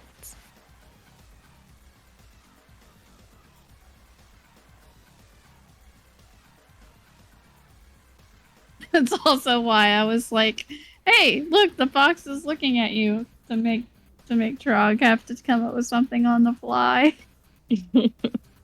No, it was great. Although I'm sad I didn't get my lap dance, but worth Well, it. You have a free voucher. You can try again. Yeah, I'll go back. I'm gonna be a frequent visitor at Patatsuslet. Is that what it's called? Yeah. It's a Pizza Hut, but like potato based crust instead of like pizza crust in the front. And the whole premise is that it used to be just a whorehouse and a strip club, but the wives of the people who came loved the food so much they decided to create an eatery, a family eatery, in the styles of 90s Pizza Hut. So that's the front part of the building, and the back house of the building is still the strip club. I love it. Eat, then go see some titties. Pizza, beer, Or- and tits. And the world's largest cobalt dick. Yeah, That shoots fire. the largest yeah, cobalt just to be- dick that shoots fire. Just to be clear, when you asked earlier, the second largest, where's the world's largest? Right in the back. There you go. Mhm. Okay. Is everyone back? Did anyone else leave but me? I mean, Hildar is He's quasi taken over by God. Yeah. Yeah. Basically, he did say that he's getting his tires aligned right now. I probably expect him back in the next hour and a half or so. It's not a big deal. He'll tag along. we'll jump him in when we get to the point in which he needs He's- to be here. He's been embodied in the soul of the world. He is now its avatar. I mean, he's getting his tires aligned, so it's still a good thing at least that he can watch what's going on. Let me get a fresh new piece of paper. Okay. Oh, Hazel, no, I need my chair, honey. Hi, sweetie. How you feel? Oh, I have one more thing to ask What's up? Hollard before we leave the room, if that's okay. Yeah, let's do it. Hollard, if you have What's up, anything that can... Buttercup? Hollard, what has gotten into you? It is Lord Duke, please. What's up, Lord Duke Buttercup? Hollard, we're gonna have a conversation tomorrow about this. It's been a weird week. I'm sorry. It's been a weird few days, actually. I haven't been here a week. I arrived a day before you did. All right, let me put it this way: if it doesn't happen again, we won't have words. But if it happens again, we'll have words. I'll give you this grace because I know what you've been through. Hollard, is there anything, or actually, I'm going to arrive with my entourage. I'm going to have you and the council arrive separately so that we don't tip off our nefarious foe. Would you kindly use that time to communicate with Lord General Musa Krakish? Anything that you have that you can give him that will help subdue and silence or prevent from casting a magical individual, as I assume that the imposter and Robert Sagerton probably have some flavor of spell casting, and we should take care of that if possible. Yeah, I could probably cook something up. Excellent. I'll let you two work together on that. Lord General, Grand Wizard. Duke with face. Duke with face. Thank you You've both. gotten so good at saying his name. I'm so proud of you. Oh, I've always known. Is that okay? I will leave you both to your tasks. Thank you. They salute you. Excellent. I'll salute back, and then I will boogie out. Cool. Back down the elevator. Back down the kobold left. The lift, yeah. Yeah, you board the lift, and they're panting. They're like, down again? Okay. And they start doing the ropes. Thank you. And what you guys were the what was it, lift service again? I'm sorry, what? You were you guys made a sub unit of the Obsidian Legion, right? What'd you call it? The something lift, right? No? Okay, well then that must have been a one-off. I'm so sorry. In any case, thank you for your efforts, and I actually have my Grand Wizard working on a way to see if I can help you out going forward. Well, then where would we work? Well, even if you don't, you're still compensated, as you know, but there's a job guarantee. I'll make sure you have work. If you want to keep working here, then you can literally just sit in the elevator. I don't really care. You know, if something does your job for you. I gotta save up for my second house. Well, then, you know, again, like I said, if it just makes your job easier, then that's what it does. You can just sit in the elevator. That's fine. Make small talk just as you are now. I don't want to have to go back to the Patata Slut and dance again. You definitely won't have to do that. Although if you want to do that, feel free. But if you you don't have to. It's embarrassing. Okay, well, I'm sorry. I know it's hard to measure up to D-Rex, but in any case, you won't lose your job. I promise. Okay. I love these kobolds. Yeah. All right. Yeah. So you guys, the group gathers up. You take a look at the Obsidian Citadel. I'm sure everyone accompanied. Not everyone went up to the top, but Avery obviously isn't there. But what were you doing outside with Amriani and Jeff and Arabella Scheider? Trying not to vomit. You completely full. You pulled that off. I can't believe I mean, he you ate probably that. doubled his body weight. I bet you're gonna have to take a wicked Scheider pretty soon. Like he hasn't already. It's in his pants. He's just prestidigitating it because he's a wizard too. I almost called you a mage. He could, yeah. But yeah, no. How tall is the Obsidian Citadel, by the way? It is. Let's see what my notes say. Well, let's see. The walls alone are 60 feet tall. Okay. It's probably like 200 feet tall, at least, if not larger than that. Okay. So yeah, it's impressive. You guys look up at it, man. This thing, it's both constructed of Scheider does not look up at it. man-made architecture and out of the actual mountain that surrounds it. Hiccups. Sorry. But yeah, so you guys have a date with the stadium. Absolutely. Is everyone ready? Everyone here? Uh-huh. Vivri is waiting under the pre-assigned tree that obviously Norhion knew was going to be there, and it's the only tree that's still green because it's an evergreen tree. Nice. Are you wearing your new robes?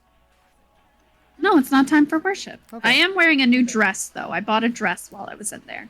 Nice. What's it look like? Well, I mean, you could show them the picture. Can I?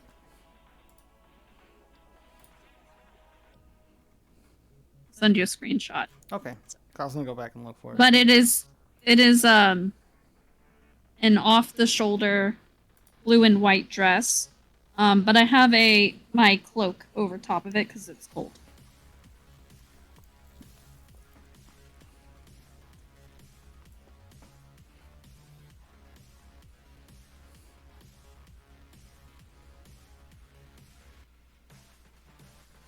But yeah. There you go. Oh, cool. Yeah, I don't want to replace it. Here, let me just save it as something else.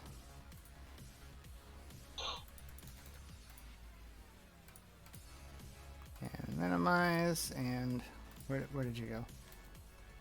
Really? I'm still in the same spot. Nice. Did I say that to downloads for real? Yep. Okay. Nope. I keep opening the wrong thing. I need OBS. I'm so glad I have two monitors. I couldn't do this otherwise. This is what she's wearing, everyone.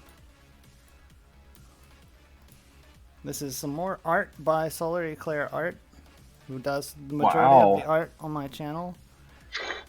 Incredible. That's a high artist. slit. Yes. All the better to drop kick people with. Nice. Cool. Yeah, so you guys you connect. Who do we have in our entourage? We have, for me, we have Hollard, Jeff, Arabella. We don't Scheider. have Hollard anymore. Hollard Hollard is took off, okay. he's gonna come in with the other council members.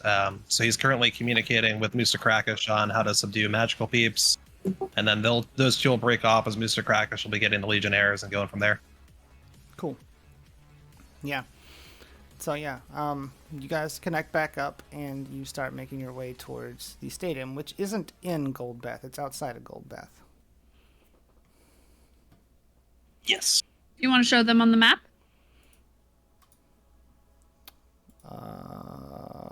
Do I have an updated version of that? I can give you the link for you just pulled up on the web browser. Yeah, let's do that.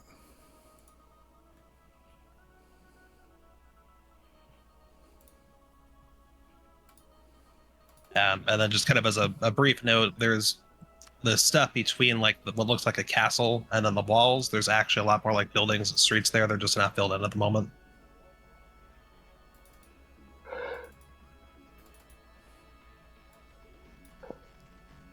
Alright, blow that up, shrink that, drop that, place that. That's not going to work. Hang on.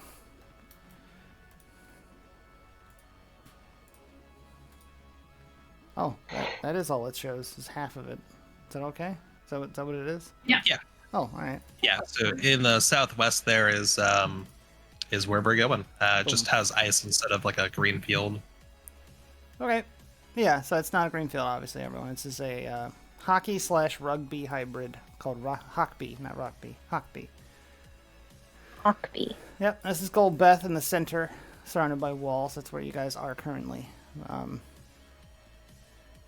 Another map created by our our duo here, actually. So that's where everyone is, that stadium. We don't have lives. They have plenty of lives for game overs. Okay. Let me pull back open my D&D folder.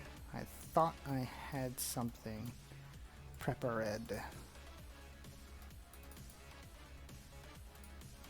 I put it in the downloads folder? That would be hilarious.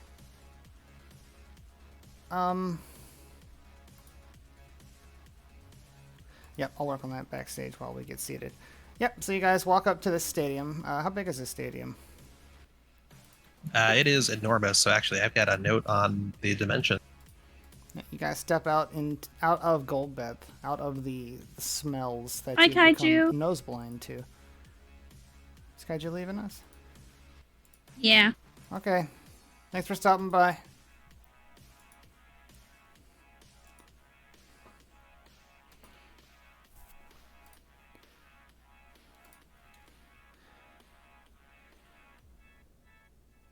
So it's a pretty big arena. It holds 100,000 attendees.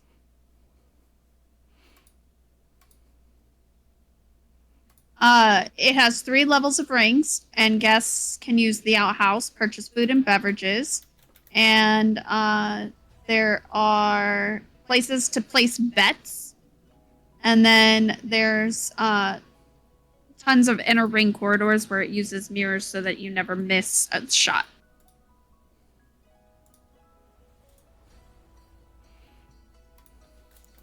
All right. Snip. Thank So you, we're at Solar. the stadium now. We're heading there right now. You guys step out into the cold air. It is Okay. getting on in the day.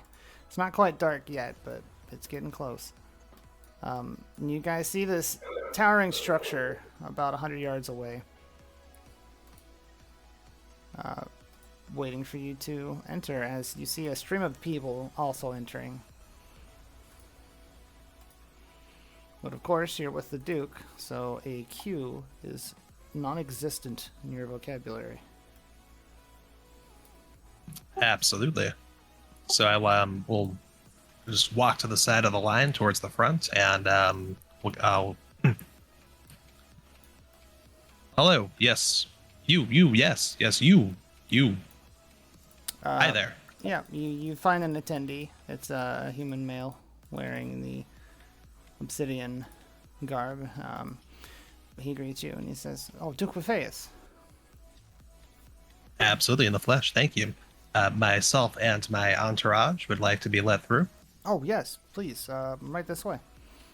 And of course, he Thank you very kindly, undoes what is a red rope that he's got that he has been connecting and disconnecting to stymie the flow of people, because otherwise, there's a lot of kobolds here, a lot of different heighted people here. This is to avoid stampedes and injuries caused there. And so yeah, he leads you through. Stadium's filling up. It's not quite full yet. You can see that there's a very large metallic sweeping brush that they've got on the ice rink that they are clearing the ice. Scheider asks where the closest outhouse is. So if you walk up the stairs over there, you'll get to a little ring corridor, and there'll be a whole bunch of bathroom areas which you can go into and use, and then come back out. Scheider sprints towards it. Yep. But yeah, so the attendee, I guess, ask you where you'll be sitting tonight. We will be in the front row, and as will be the council as well. Will also be down here. So center ice, front row, and save a spot for me, but I'll be doing my normal duties for a good bit of it. He blinks and he looks at you and he says, "You don't want the booth for this evening?" No. I would like to be amongst the people for this momentous occasion, and I do have the booth reserved though, so that you should see Robert Sagerton, or if you see me again for any reason, go ahead and direct Robert Sagerton and I, quote unquote, up to the booth, and we'll have individuals ready and willing to help them there. He says, "Sure, absolutely, I will do that. Thank you, Duke Wafeus." And he leads Thank you you as to well. the front row. You guys are like parting through crowds of people who are getting ready for the match, and you look through the crowd and you can see people wearing the team colors. What are the team colors, Norion? Sure. So tonight we have playing the Golbeth Legionnaires, who are wearing black and gold, as is customary for the Obsidian Legion, which they are named after. And they are going up against the Golbeth Sluts, brought to you by a Patata Slut. And they are wearing branded a material that is purple and red. And that is all with the Patata Slut branding and everything. And the emblem is 2 patatas in a brazier. Can I put 10 gold on Patata Sluts winning? Absolutely, yeah. There. So if you walk up, so you see where Scheider just went, right? There's a whole ring there. You can actually, there's a Patata Hut, Patata Slut Express as well up there if you want an additional patata for the road. But in any case, everything there's including, gambling. So just find a booth and you can go place a bet up there. Yep, true I story. make my way over there and place my bet. Okay, yeah, you do that. And he shows you to the front seats. As you scan the crowd, you see the colors. You see there's foam fingers that are like claws, because this is a almost exclusively kobold sport. And so the foam fingers that you would normally see are foam claws with like 3 fingers on them. And they don't actually say anything. They're just different colors, and there's kobolds holding them up, and people are eating. Can I buy one for Jeff? Absolutely. I would love it if you did that thing. Okay. It's 1 gold piece. I'm a big spender today. I will buy one for Jeff to wear. It's 1 and gold say, "Here you piece. go, Jeff." Yeah, you bring it over to Jeff, and he looks at it, and he goes, "Is that for me? For Jeff?" I forget he doesn't use first-person nouns. That's for you, Jeff. He was so touched that this one time he did. He holds out his hand, but it doesn't have any fingers on it, and you kind of just slide it over his clamps. And he makes his clamps do a spin 360 degrees, and the whole foam claw just spins around in circles. Excitement! Yes, is everyone ready? Are y'all ready to see these 2 teams bash the crap out of each other and put some pucks in the net? You guys take your seats, and the crowd starts to fill in. It's starting to look like this entire venue's been completely filled out. There's, granted, from what you've seen as far as Grandois entertainment, this is probably the best there is here in Northerra. And this is also a public forum, as you know now, so it's likely that the people attending the sporting event are also here for the public forum. But yeah, seats are looking pretty packed. It's a pretty exciting event, and it starts to get louder and louder as the murmurs of the crowd as people start filling in. And you definitely see the teams getting into their dugouts and getting ready to play. All right, I'm going to have to go do my Dukely duties. I look down and I search for an attendant and try to get their attention by waving. It's time to roll for initiative!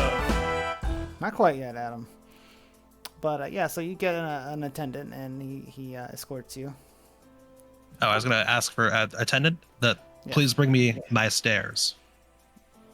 Right away, Duke. Your Dukeship. Maybe sitting in the chair.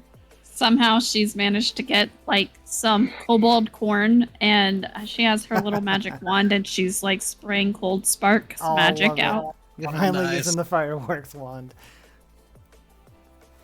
Yeah, so you send for the stairs, and he comes back with 2 other attendants who are carrying these comically large stairs that are extremely heavy. And I'm then, because the spot where everyone's sitting is a little bit raised up from where like the ice level and everything is, I'm gonna the stairs are a perfect fit. I just hop over the railing and start walking down the stairs with grace. Yep, you start to make your way out onto the ice, and the crowd starts to get quiet. There's some scattered boos, but beyond that, not much. Attendants find out who just booed, and then let me know later. Right away, sir. Yeah, so Norion's walking out onto the ice. You explode. Guts and viscera go everywhere. The ice gets painted red. There's blood all over the place. It's a freak show. No. Yeah, so this is, are you expecting an announcer? Is that what's going on? Yes. Okay.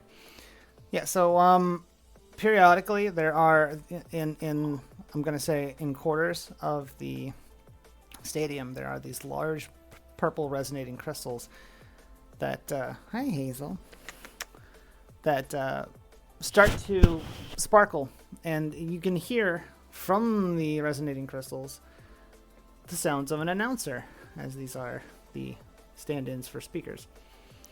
And it says, ladies and gentlemen, kobolds of all ages, welcome to, well, I forget the name of the stadium. Real Sheep Stadium. It's named after a brand of condoms. Welcome to Northerra Stadium. Get your complimentary condoms at the door. It says, this, a round of applause, please, for our Duke, our Lord, our... Sorry, Hazel's attacking me. Our one and only Norion Wafeus. Again, I will, lots of quiet, some scattered boos. I'm going to, I think precipitation caused my voice to boom, right? Yeah, sure. Awesome. I'm going to precipitate my voice like a Technically, megaphone. thaumaturgy does, but you can make a sound with it, and it can be your voice, so I'm not going to argue. Awesome. This is not quite the reception I'd expected, everyone. But fear not, that will all be taken care of by the end of tonight.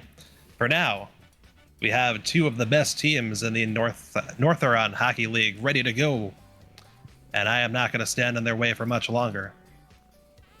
We give you the Golbeth Legionnaires, named after our Grand Obsidian Legionnaires who you'll see throughout the stands tonight. If you see one, tip your hat, say hello, and thank them for their service. We also have the Golbeth Sluts, brought to us all by our favorite establishment, Patata Sluts. At the mention of Golbeth Sluts, people start cheering like crazy.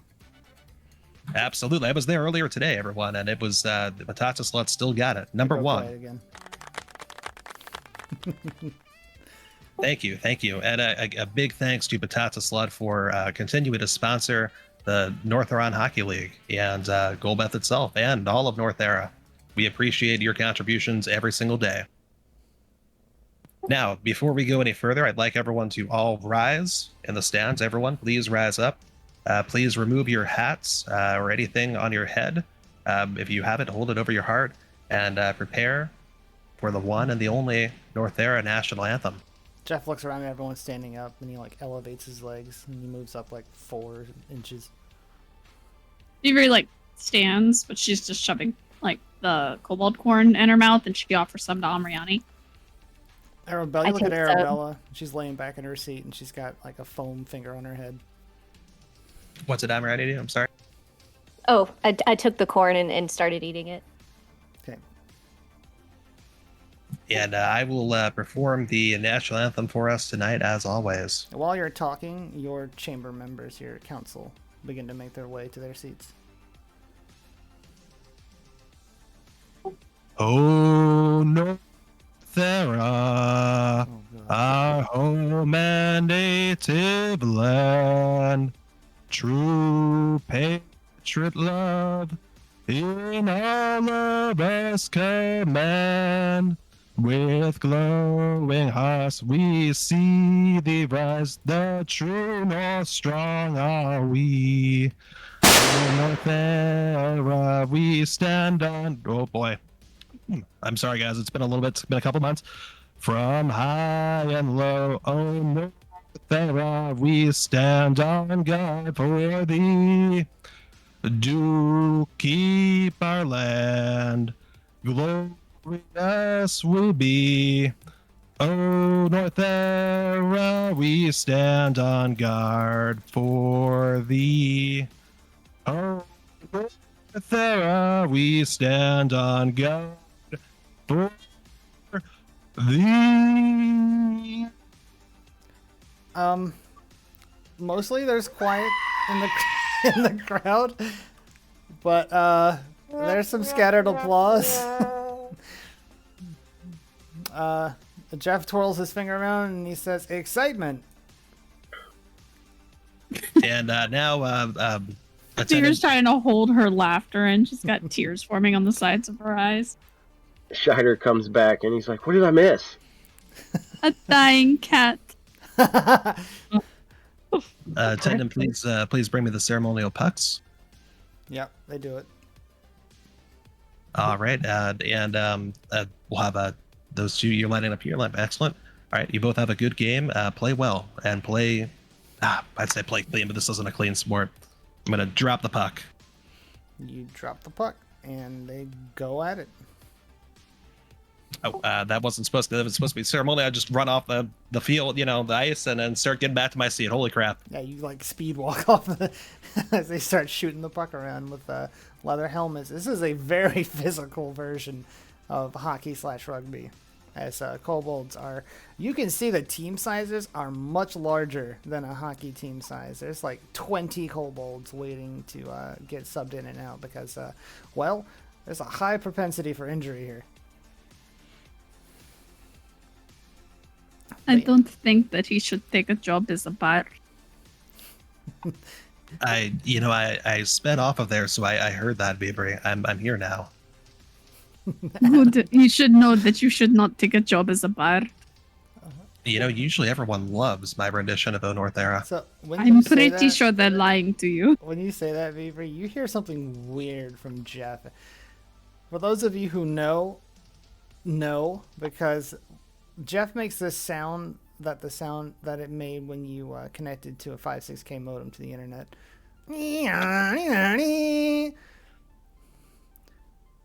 You surmise that Jeff was laughing.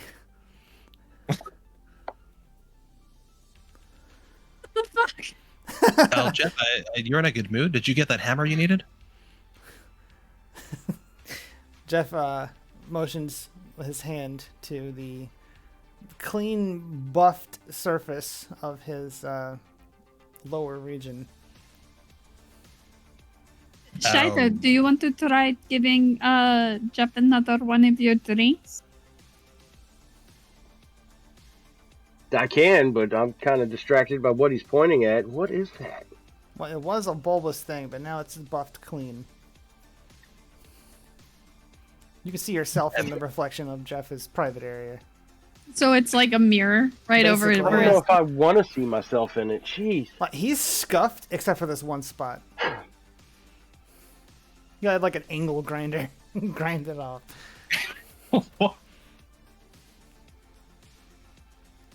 Jeff would care for a beverage. Mariani, do you think we should make him like a kilt? I mean, he doesn't have genitalia. I think he's okay. He's just having a good time. Acknowledgement. I feel like all the ladies are going to try to check the reflection in his heart. His And how does that make you feel? hammer. Uncomfortable.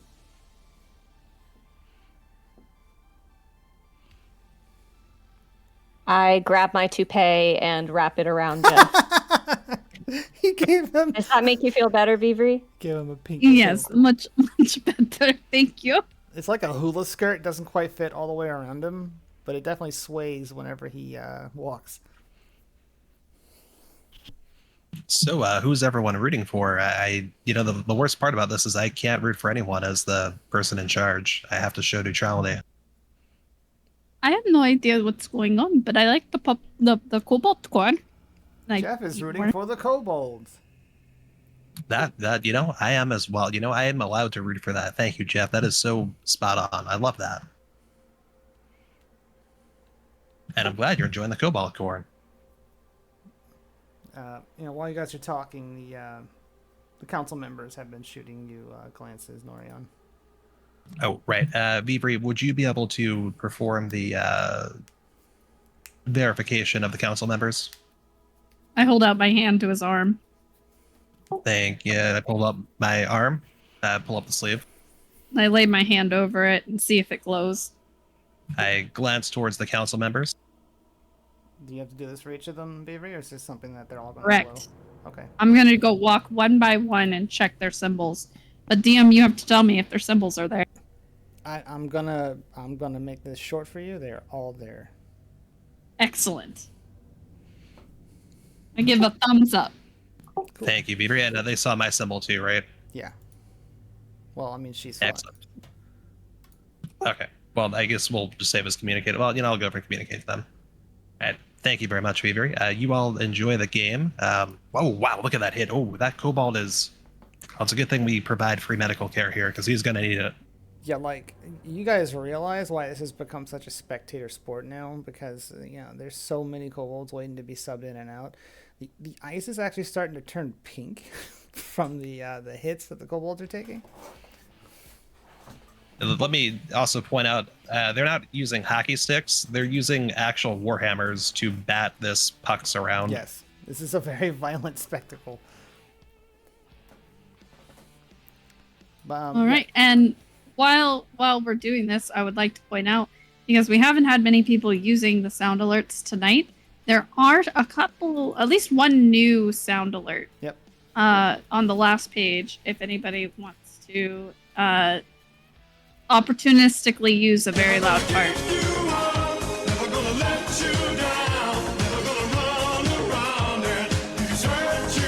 I'm going in. You got played. Oh no. Oh no. Oh no! You got played. Okay. That was the new sound alert. That was Solar's idea. It was a great idea, so I took it. It's a very loud fart, but it's not. It's a Rick roll. Good roll. The loud part is from you trying not to laugh. But yeah, so yeah, the game gets underway. There's hits, there's batters, there's a lot of tension in the air amongst you guys specifically. Northerra, is everyone we're all just hanging out watching the game?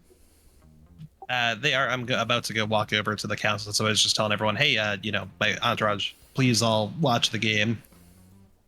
Yeah. It is accurate. It is accurate, especially in the hands of a goaltender. Like, those things, you swing it the right way. I look at Amriani's outfit. Oh, I see that while you were resting, they got you new clothes. You look so nice. You think so? Thank you. Yes, and I think do a this little suits you. spin around. What do you think, Scheider? Do you think it suits her? I think it looks great. She hands him corn, too. Ooh, corn. It's kobold corn. It's not popcorn. It's literal buckets of ears of corn. Scheider's going to cast Mage Hand to hold it and eat it like that. All right. Did you see they have tons of beverages up there? You might be able to remake some of them. Also, we should definitely give Jeff one. Jeff would like a beverage. Would you like one of the concession beverages or one of my beverages? Jeff would like a beverage. I think he wants one of yours. Okay. Scheider reaches in his pockets, grabs one, and hands it to Jeff. All right. Let's see. I gotta pull up your page again. FYI, I did not smell this one. Jeff takes it from you in his only hand that's free. I'm sure you uncorked it, and he squirts it into his furnace. And let's see. Oh, it's hidden. It'll show up. A 5. Upon drinking the beverage, the drinker becomes invisible for 10 minutes. Jeff squirts this water skin into his furnace. There's a poof of steam, and then Jeff's not there anymore. Can we still see his foam claw? You can still see his foam claw, because that's hilarious. And it starts spinning in the air. Tastes like cherry. And they're like multiple rows of kobolds who were sitting behind Jeff and are like, oh my god, I can finally see the game. Thank God. Thank Duke Orpheus. Perfect. Yeah. LaFayette didn't give him that drink. Doesn't matter. Duke gets credit for everything here. You hear Jeff say, "Think, Scheider." That'll do. While you guys are watching the game, Norian, you feel a tug on your robe. And it's coming from real down low. Whoa. You take a look around. Actually, hold on. Tap the pink pearl. Bran, are you here? You do not get a response. You feel it reach out. You feel it connect. There's no response. All right. Well, I should be where my council members are, so I'm gonna start talking to them. And while I'm kind of furtively looking around, trying to figure out what the hell is tugging my robes. So it's like at the hem, right around your feet. Oh, I'll look down. Yeah. So from under the seat, you see a kobold hand, as it motions you to approach it. Sit right from under the Forge Master. This is a kobold hand right beneath the Forge Master? Yep.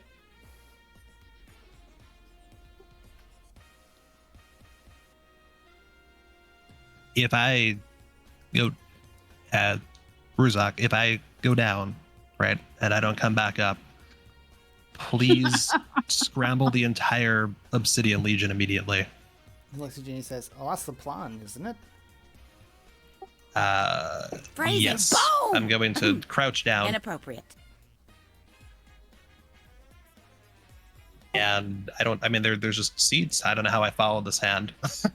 Yeah, so, I mean, you lean down, and when you get close to it, it goes back under the seat, and then comes back, and it produces a tied piece of paper. I'll take the piece of paper. Okay. It's rolled up. And I'll unroll it and read it if possible. All right. Like in my head, to be clear. Yes. Give me 1 second. It says roses are red, violets are blue. Okay, so I misspoke. I forgot. I should have pulled this up before I handed it to you. You get a scroll case, is what it is. There is a bow on it. Maybe that's why I was just confused. And there is a piece of paper that the bow is tied to the scroll case with. And the piece of paper that you are reading, it says, "Burn after reading, you'll know." And on the scroll case is okay, so it's a scroll case, right? On the scroll case, it's very delicate. It's very intricately carved. It's metal. It's very light metal. And there's moons all over the scroll case. And there are numbers. And there's each of these moons is a phase of a moon. It appears that this is a puzzle that's been handed to you. Uh-huh. Right, hey everybody. Talking to the council now. I have just received something. I'm gonna go look into it. I have to consult one of my party members over here. Is everything going okay with all of you? Because you've all been giving me furtive glances the whole night. They all kind of, they're obviously shook by the events, and they look nervous. Several of them you see have weapons with them, but they're all here, and they kind of nod at you in agreement. Okay. Hollard, have you heard anything from Lord General? Do you have communication with him? Hollard, excuse me, regards you, says, "I've given him a few scrolls. He should be able to make use of them. I know he's not a spellcaster himself, so there may be some unintended circumstances there, but I've done the best I can for now." Hopefully he managed to find a sorcerer or two to accompany him from the corpse for that. All right. Thank you. You have communication with him so that if he apprehends, the individual will know immediately? Yes. I've instructed him to use a scroll of flare. Perfect. Thank you very much. All right. I'm going to go consult my expert on what I have just received, and I will update you all shortly. Are you all enjoying the game? And they nod. They kind of shrug and says, "Your Forge Master speaks out. It's never really been my thing, but the violence is always appreciated." I knew it. You'll love the halftime show, though, I promise you. Okay, I'm gonna go back and try to find a beavery. Okay. I mean, I'm in the same spot. I haven't moved. We're kind of like throwing popcorn at where we think Jeff is. Yeah, it's bouncing Trying to off of like, him. we're trying to get it to like hit his furnace and catch on fire. Yeah, so you're like throwing the corn kernels and it's turning into popcorn, and it's like people are loving it. The kobolds are scrambling out of their seats to pick it up off the floor and eat it. Beavery, do you have a second? Sure. What do you need? I was given by weird means, not from my council to be clear, this scroll. And here, I'll hold the scroll facing towards like the ice so that like technically the players could see it, but no one's probably really looking up here close enough to be able to see it. Beaver, you just lean this way. These look like phases of the moon, right? Yes. Do you want me to roll perception? So I would like for you to roll a flat wisdom. Make it a religion.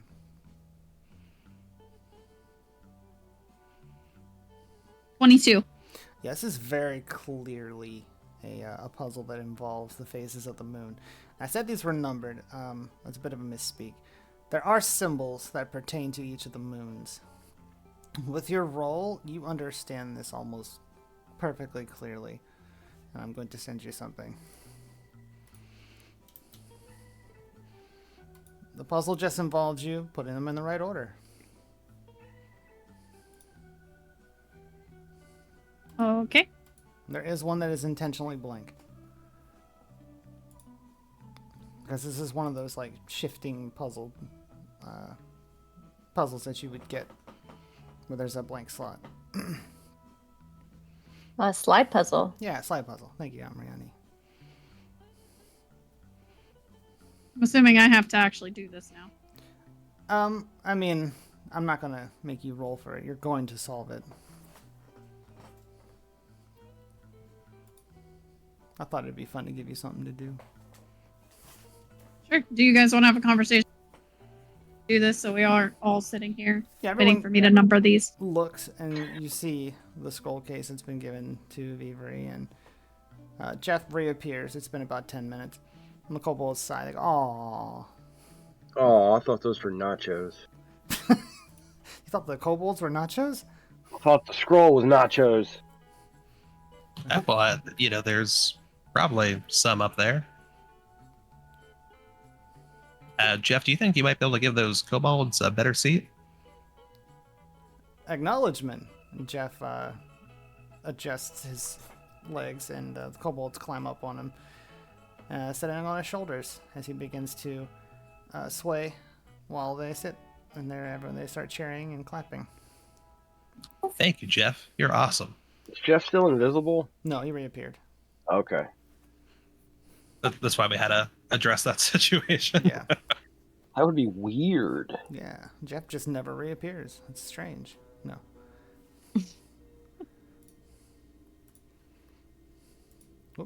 Well, Belly, how are you enjoying the game so far? Belly she's coming to. She's like, oh, I got a mother of a headache. But, oh, why didn't you tell me you were taking a girl to a game? The front row seats? I kind of want to be conscious for this. I thought did we not get spotted tea? Attendee. Yes, Duke with face. May I please have some spotted tea for my friend over here, the little, right here. Of course, and you weigh this guy down, and he's got this box that he has. He's wearing like suspenders that are attached to this box, and there's a crank on the side, and he pulls the crank in succession, and the box opens up on the side, and he reaches in and he pulls out a piping hot cup of spotted tea. Hey, you're right, Belly. Let's see if that helps you out. She takes a sip of it, and she goes, "Oh, what? No sugar?"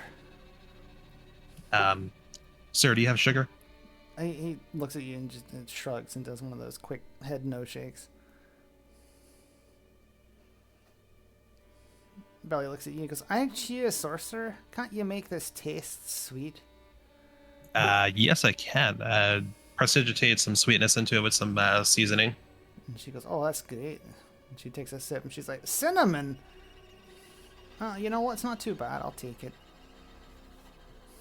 As she slurps it. And she goes, "Where's my brother?"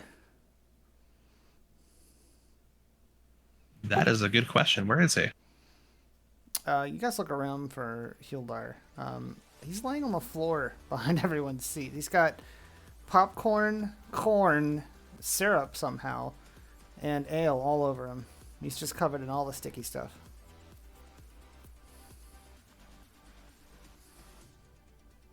What in the world happened?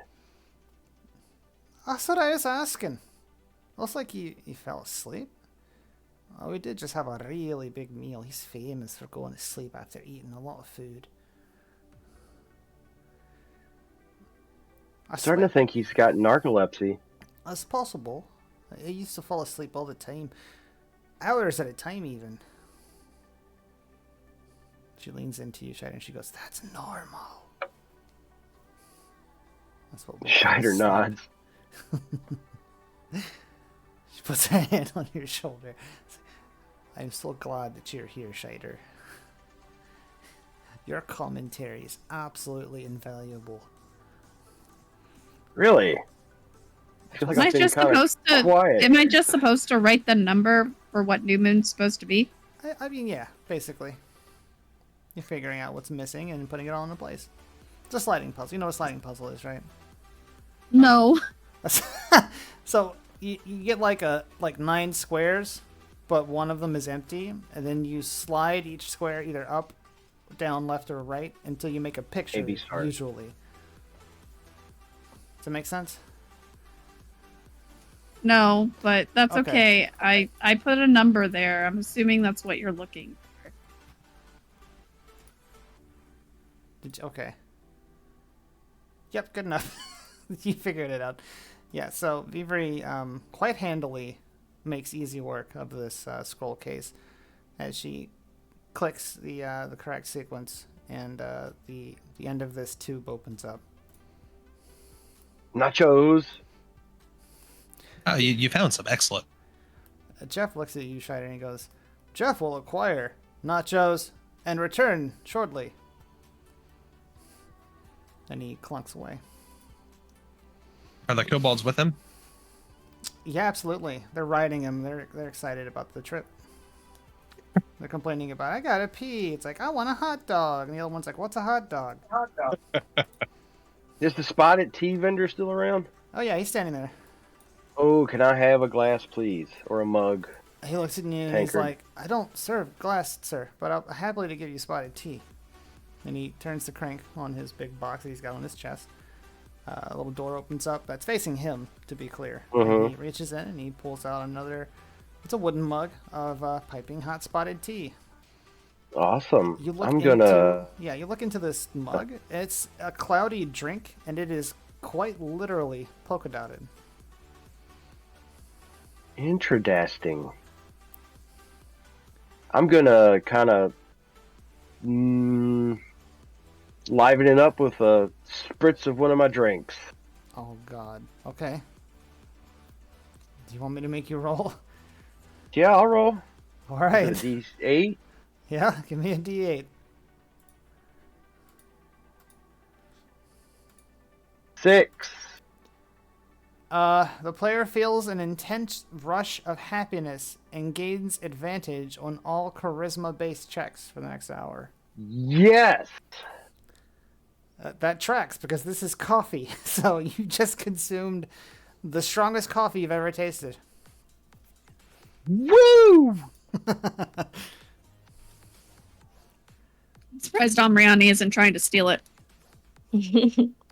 Not this time. I'm focused on the game completely, trying to make sure that I hopefully win my money back. Yeah. So you pop the scroll open. Are we looking inside? I hand it back to him. Yes, we're looking inside. I'm looking inside. Yeah, you pull it out, and it's a spell scroll. You recognize the vellum paper that's printed on or written on. You unravel it, and I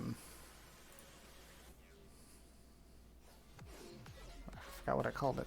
You unravel it, you open it up, and it doesn't make a lot of sense to you. It's several words. Moon's in there several times, but it's definitely a cast sequence, and it's a complete scroll. Okay. Thank you, Beavery. I'm gonna go talk to Hollard about this. I kind of glance at it. Does it make sense to me? It's actually in Draconic. Oh, okay. In that case, Hollard's gonna help. Can I? So, there's nothing I can't roll Arcana or anything to figure out more about what it says. Give me an Arcana roll, sure. I speak Draconic, She actually. sure does. So can I can read it. You sure can. All right. Well, anyone else want to take a look at this scroll here? Is Amrani, are you volunteering? I'm That's a volunteering. 14, by the way. Scheider yanks it out of your hand. Give it! Oh my god! Gentle. Scheider, you're in possession of the scroll. Do you speak Draconic? No. It looks like a bunch of symbols. I hold my hand out and say, Scheider, will you share? Okay. Nacho, mushroom. And then he remembers he has that mushroom, pulls it out and eats it. Oh my god! give me a con save, Scheider. It's 8. That's not good enough. You're now also tripping balls for the next 10 minutes. And I'm high on coffee. Great. Oh my god. While you do that, Jeff is returning with a large plate of nachos. So Scheider sees the nachos and they're animated in a sense, and he's scared to death of them. While he's backing away in fear, I grab the scroll out of his hand and take a look and start to read it. Yeah, so give me a Arcana check on Riani. Arcana. Yeah, that's intelligence modifier. 4. You get the same thing. You read it and it says moon, moon, moon, moon, and moon. Did my 14 get me anything more? Well, when she gives it back to you, we'll talk about it. Can I do is it a religion check that might? So, the rule would you rather do a religion check instead of an Arcana check? So generally when I ask you that kind of thing, you pick one or the other because that's what your character feels would be the best thing to do. Otherwise, unless you have a justification. Like one time I know that we rolled perception and then we could roll investigation because we were looking for something very specific. Right. So it's more along the lines of you wouldn't look again if you felt like you did a good enough job looking the first time. Does that make sense? Yeah, I guess my thought was if I knew something about a religion that has moons or I don't know, would give more insight. So I'll let you roll religion if you want to. Okay. Because I know Arcana isn't generally your thing, but that's sort of how it works, right? Gotcha. Okay. Guys. It's a 6. It's okay. It says moon, moon, moon, moon, moon, moon. Guys. Yes, Scheider. I can smell words. Acknowledge. And you smell the moon. What word do you smell right now? Spooky, scary skeletons and shivers down your spine. Shrieking skulls will shock your soul, seal your doom tonight. Is there cheese on the moon? No, why would you think there's cheese on the moon? I don't know, but I must I think there's investigate. cheese on those nachos. Jeff looks So at the Scheider's- moon because it's getting to be nighttime now. And Jeff goes, "Query: is the moon cheese?" No, of course not, Jeff. How does Vivri know this?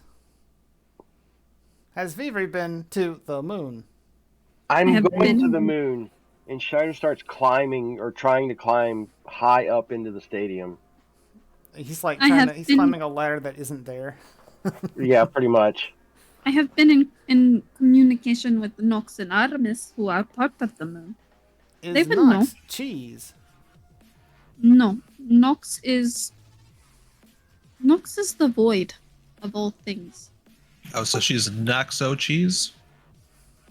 She just kind of Acknowledgement. stares at him. You hear a dial-up sound.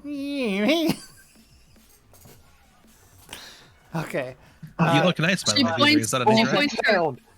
points her cold spark wand towards him and lets one fire at him. It's very brave. Jeff? Yeah. Yes. Oh, good. You didn't notice the firework. Excellent. Viper, that dress looks nice. You get a new one? Yes, I did. My other one was beyond repair. I don't think I'd ever get Harmony's lover's blood out. I'm sorry. Well, if you need another, let me know. I've got a tailor in the Obsidian Keep. Okay. So with your Arcana roll, Lorian, I'm just gonna say Armani gives you back the paper.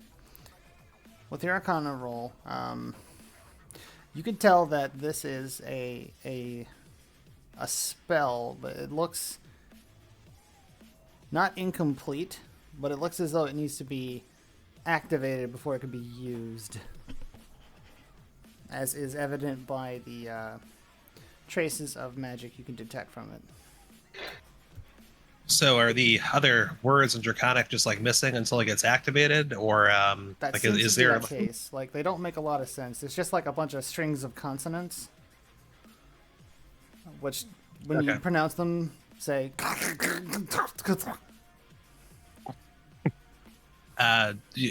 Do I know if there's any risk if I activate a spell and decide not to use it? Is it like loading a gun but not pulling the trigger, or is it like Well, I mean, I could spoil the fun, or you could cast a spell. oh boy. Well, I'm going to go ask Hollard a question if I. So I mean, Yeah, Morian sure. is going to be Yeah, you can talk cautious to about Hollard. that, He's right? right there. Okay. Hollard. Yeah, go Legionnaire. Yes. Hollard, we have to be impartial, unfortunately. Oh, right. No. Go kobolds. Perfect. You know, I thought that Scheider had come up with that. Jeff came up with that. Yeah, you know, their names all blur together for me sometimes. That's so on point for you. So Hollard, I have this was given to me. Don't you know what? You can ask how, but if we're gonna not waste the time on it, it's in Draconic. It looks like if I could activate this scroll, right, and then the rest of what's on here should show up, and I could hopefully parse that. But right now it just says moon, moon, moon, moon, moon, moon, moon, moon, a bunch of consonants. What are the risks of me activating this scroll but not using it beyond the activation? Hollard takes the scroll from me and he looks at it.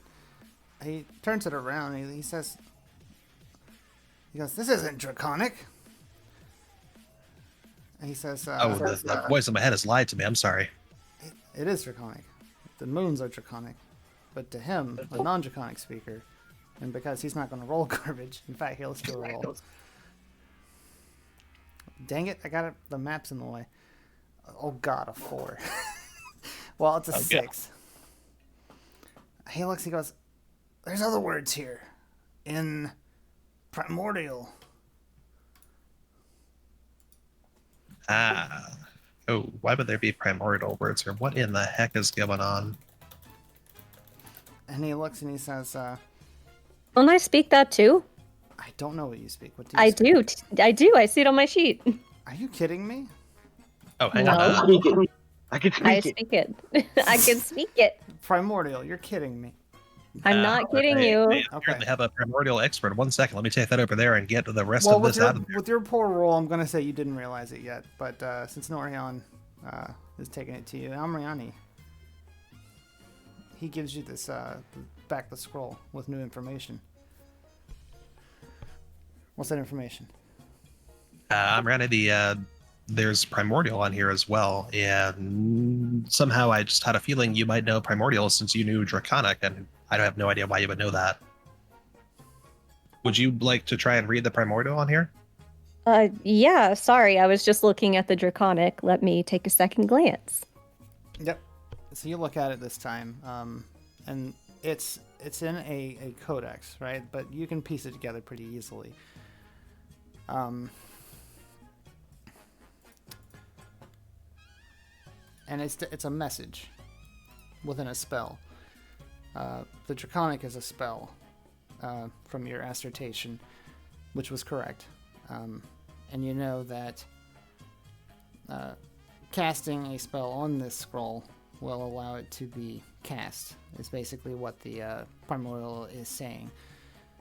And then it also says that it needs to be cast from high above. I'm high above. You're definitely high. That's what you get from it, Armiani. So from what I can tell, it looks like if we a spell can be cast on this, but it needs to be from up high. That sounds concerning. Well, thank you, Amirani. Also, are there any other languages on here? And if there are, do you know them? I No. glance and look. It's Draconic and Primordial. I was not expecting that. That's cool. I like how that works out. That's why I don't look at y'all's sheets very much. I would like to do things that you suddenly are really good at. Nice. You're welcome. Oh, yes, thank you, Amirani. All right, I'm going to go back over to Hollard. All right, so my resident primordial expert that I apparently have now has told me that the rest of this, so it's like moon. Scroll needs to be cast from high above. Casting the scroll allows the spell within to be cast as well. I have no idea what this thing wants to be cast from high above, though. Do you have any insight into what's going on here? He looks at you and he's like, that doesn't make a lot of sense. Why would a scroll need to be cast in... What does it matter? Like, what do you have? That is what I am trying to find out. He said, well, why don't we just try it? Because a spell cast from high above sounds like something a deity would want to do to reshape a kingdom, which I may not have a kingdom, I have a dukedom, but I'd prefer not to reshape it. He looks at you and says, well, how high can we get? I mean, we can get up to the premium suites at least, but again, I don't think I actually want to cast this. Also, if you happen to have a scroll of fly, we could probably get as high as that could take us, but again, I don't think I actually want to cast this. Okay. I don't think she would answer you, but are you sure you haven't tried to ask Fran? She is also a wizard. Thank you, Bibri. I will try. All right, Holler, do you think that? Yeah, we'll just do it. Fran. When you do that this time, everything goes very quiet. And you look around and you notice everyone has stopped moving. The puck on the field is in midair, completely stationary. There's popcorn flying that has been frozen in place. Nobody's moving except for you. Oh boy, I hope those weren't the magic words.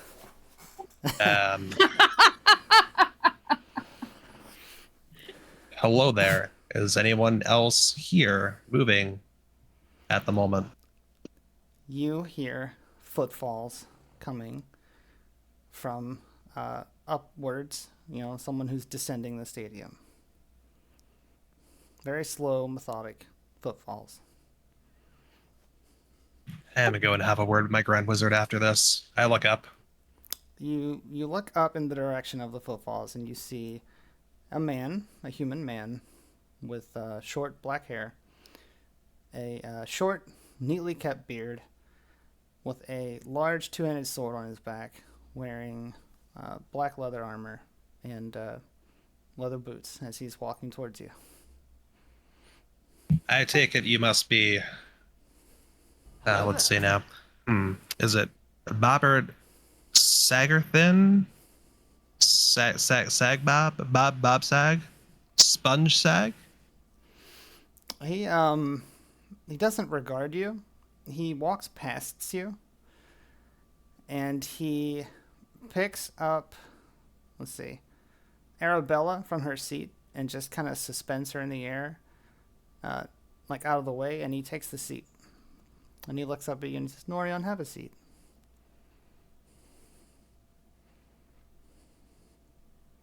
Right. So what is your name again? Is it SpongeBob Huge Pants? He says, well, you're not half wrong. Oh, good. I'm full wrong then. I appreciate that. So where's other me? Other you?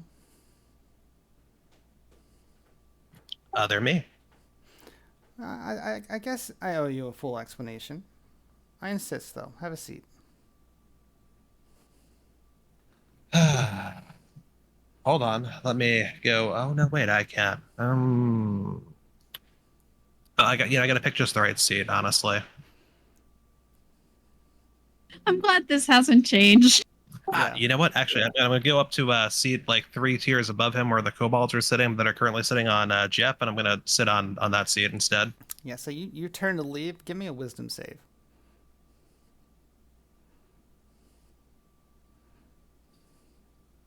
That's a 10. Yeah. No, you're compelled to sit, as he has cast a spell on you, and you sit right next to him. You know, I was going to sit. He says, you know, it didn't take a lot of convincing to get your council members on my side. Oh, that is quite funny. It seems like it took quite a lot, including the loss of an eye, and you still failed. Well, yes, Snev was a regrettable occurrence, but, well, you know as well as I do, when one can't be bent to your will, you throw them in a dungeon. Why, certainly. But you know that's not necessarily expected to how you say work. Well, I will tell you that I posited that we dungeon Snev, and every single council member was on board. Yes, I imagine that they were. He looks out over the crowd that's here. He says, it's a barbaric sport, isn't it? Yeah, that's what the healthcare is for. He goes, you don't feel much for the lives of your denizens, do you? That seems like a bold proclamation based on, I'm assuming, the individual who implemented full child labor. Would you be surprised to know that they asked me for it? They asked to be able to provide for their families, to assist in the obtainment of greater wealth. Would you be surprised to know that it's not only Laborton where they are? Would you be happy to know that they are also working in the mines? I mean, I had a suspicion that, since you changed the literal constitution, that might be a thing. But that has been set to right, unless you've done something rash again, now have you? He says, I implore you, please consider. I have done no such thing. Your council members were 100% behind any and all suggestions. Yes, that's why they personally executed all of your directives. It didn't take a lot of coercion. The removal from power was enough to convince even the Forge Master. Although he does do exquisite work. Can I roll insight onto what he's saying to see if he's Yeah. deceiving? You can do whatever roll you want. Hey, Shortstone, what's up? No. I mean, you don't detect any 24. kind of deception in his voice. You do feel, however, that something is not quite right with him specifically. Can we roll Arcana to look and see if there's some kind of magic, like he's not actually here or something like that. Oh boy, this is what I'm worried about. I don't want us to, make rolls after rolls after rolls, because then, what's the point of rolling at all if you're just going to be able to tell what's happening at any given time? I'm going to use my passive insight if we want to do that instead of 15. I mean, I've already given the information, though. Alrighty. So let's say, how about I eliminate that veil entirely? He turns to look at you and he says, let me be frank. You took something from me. Thank you, Kaiju, for pulling the proverbial trigger.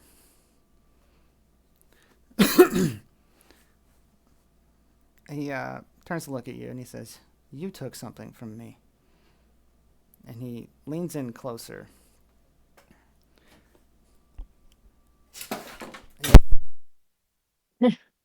And then his mic went flying. Oh no. Hazel. Hazel said, no. Yeet. Wait, hold on. I have the thing for that.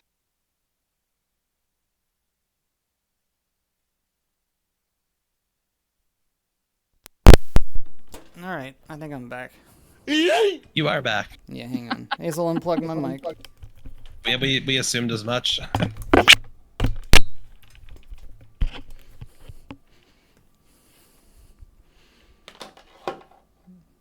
No, honey, I need my seat. Okay. She knocked over one of my card decks. Unplugged my headset. Dang. Yeah, so I take it from the top again. He says, you took something from me, and I'm gonna need it back.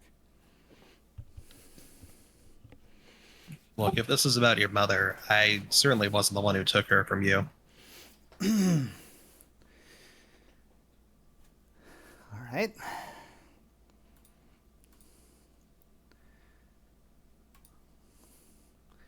Give me 1 second.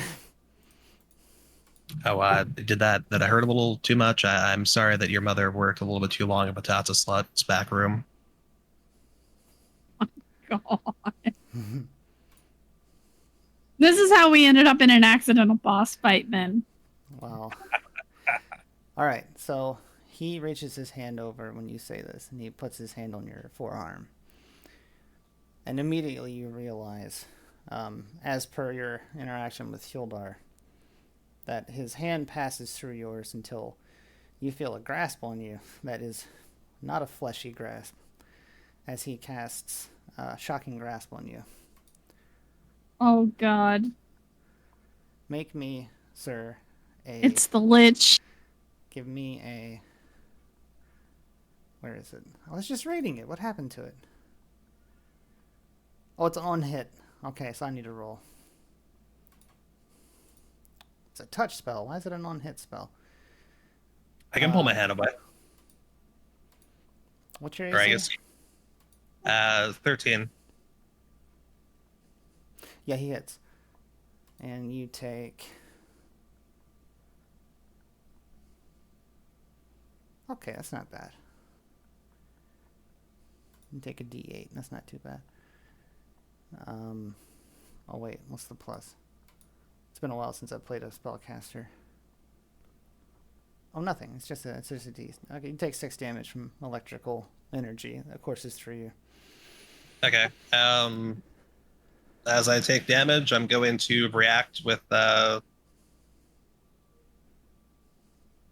Gift of the Gem Dragon Telekinetic Reprisal. Okay, what kind of damage is that? It is Force. Okay. And it's a 15 Strength DC. Okay.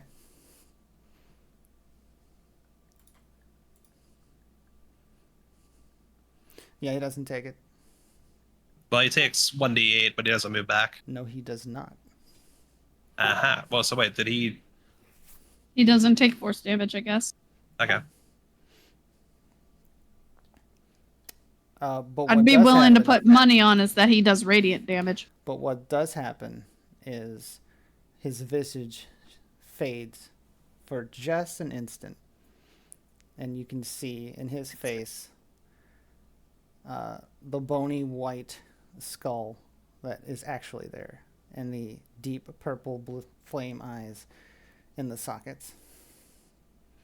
For just a moment. I knew we should have brought fucking Duke of Marms. This is Damn funny it, you Beavery. should mention that. And as he says that, suddenly time resumes. The hockey puck falls into the ice. Arabella falls out of the air and lands on the ground, and he's not Guys, the moon is really far away.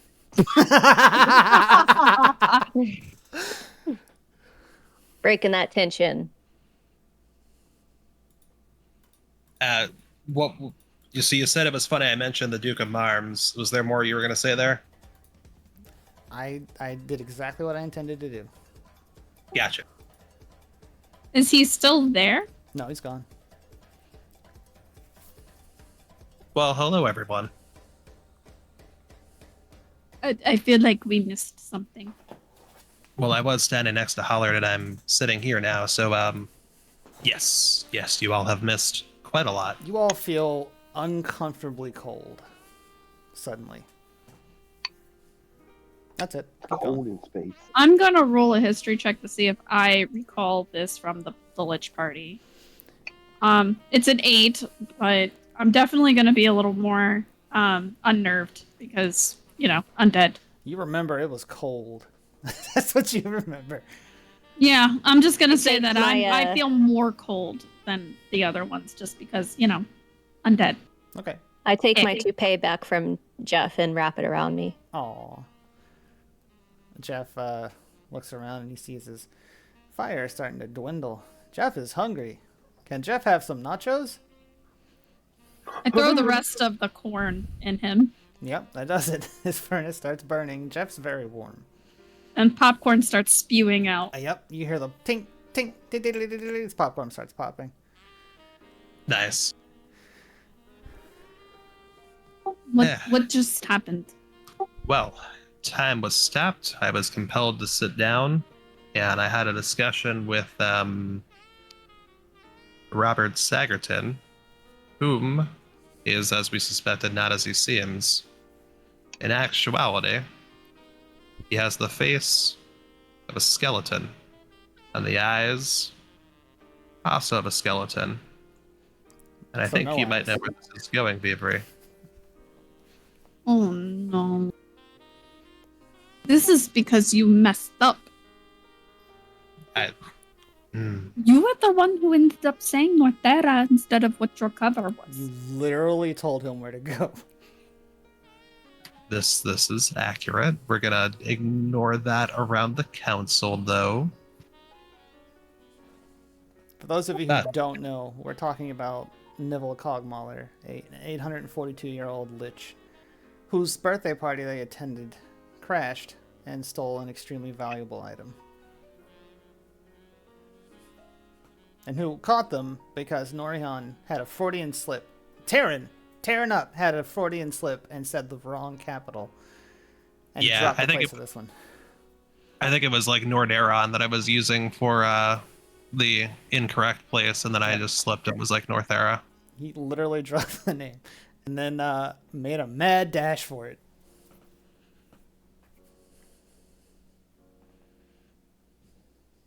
So, yes, he is, stop time, rearrange some individuals, including Belly over there. I'm not really sure why he singled Belly out. She hasn't done a darn thing to him. What happened to my bottom? I believe an 842-year-old skeleton. Is it what? I don't have any venereal diseases. I don't even know what that means. Did he have anything particular on him?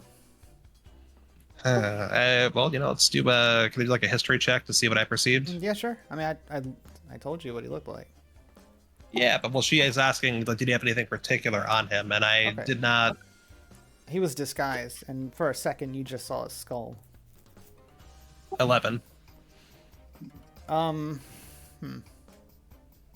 had a spell book. Oh, he was disguised, and then I saw his skull for a second as he broke everything. But he had a spell book on him, which is part and parcel for a lich. Would they specific skull as an undead be counted as an object? Not if it's part of something that is living. Like you couldn't detect. Oh, geez. If it was detached, yeah, I would say so.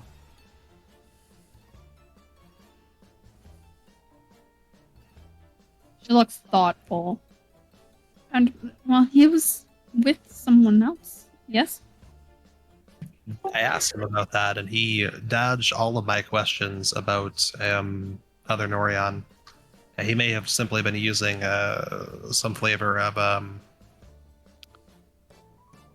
Scheider, the thing you do. Scheider, you're not tripping anymore, but you're definitely elated. Why am I elated? You are definitely elated. Right. Why? Because you got the energy from your drink. Oh, okay. I'm sorry, what'd you ask, Taryn? I was saying that the other Norion may have just been the thing that Scheider does. What does Scheider does? To make things appear that are not there. Oh, an illusion? Minor illusion? You can give me an Arcana check if you want to try to suss that out. Sure. It's a 23. So you know that even greater illusions, while minor illusions don't have the capacity to move, make sound, and interact with objects, while greater illusions, while they do, they still don't have the physical capacity to touch things or to be touched. Have we had any reports of anyone being touched by fake Norion? Not really. I mean, for all intents and purposes, everyone thought it was you. We need to ask Snev who touched him. True. The other council members might know as well. Hollard possibly as well. All right, I'm going to go talk to some council members first since they're right here, and then I'll... You need to try again to get a hold of Fran. If the Duke of Mars was the one who was helping him, he left at the same time as Fran from Dobnas. She would know possibly what his heading was. Right, or the Duke of Arms is the one who gave me this scroll, but I don't know what it is, and if I use it, that might help. Well, I'll let her know either way that there's a possibility she might be being followed. Fran. When you try to do that, you feel a tickle in your ear. Maybe try telling her it's important. Fran, it's important. I have news about your safety and well-being, possibly. Let me be a little more clear about that. You feel a tickle in your ear that is uncomfortable. Not because of any kind of magical means. It's a physical sensation. Well, this kind of tickles uncomfortably. Take it out of your ear. I'm gonna take it out of my ear. It is cracked all the way through. Well, I don't think we're talking to Fran again anytime soon. You still need to send her a message. She She might be in danger. I don't have a means to do that at the moment. She'll have to take care of herself for now. If we Is can. there no mail around here? Do you have all these people that you're back and call? You can't have one of them send a memo per Vinrom? I mean, she's probably on an airship, but sure, I can have someone do that in a minute.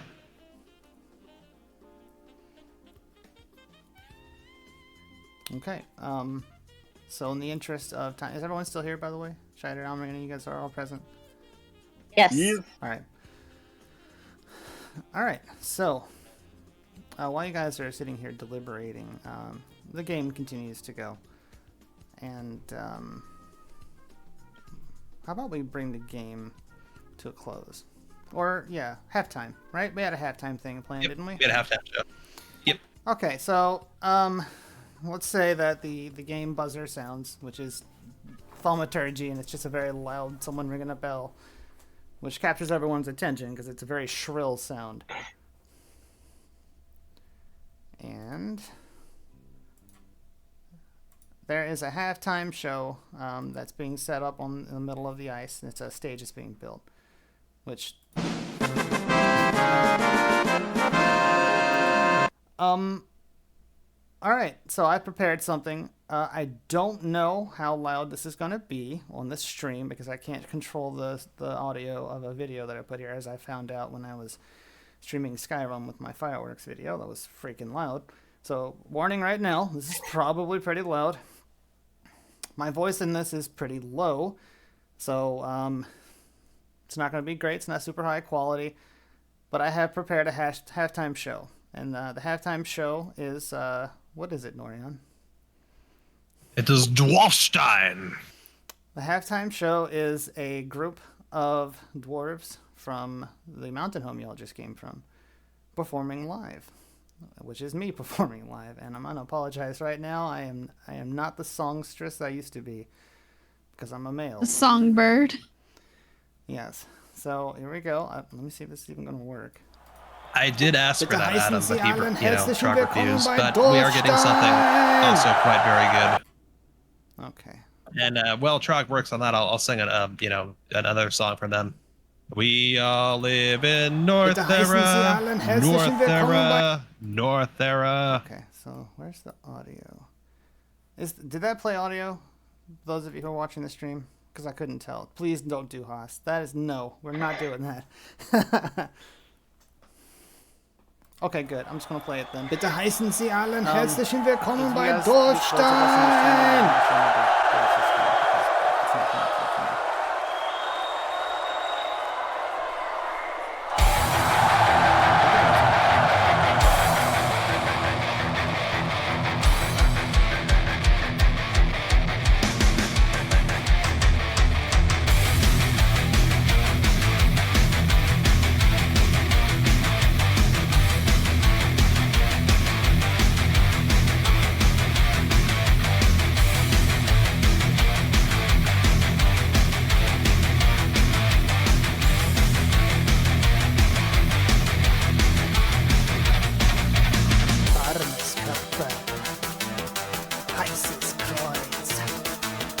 falsches Urteil, kaltes Grab.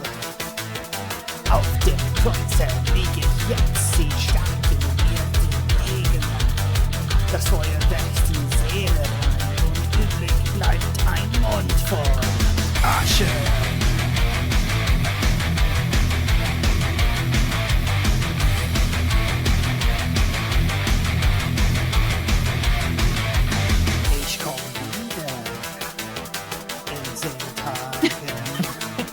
Als dein Schatten und werd dich jagen.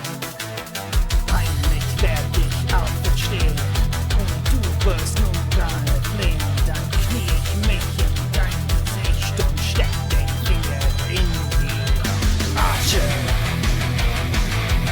Asche. Asche.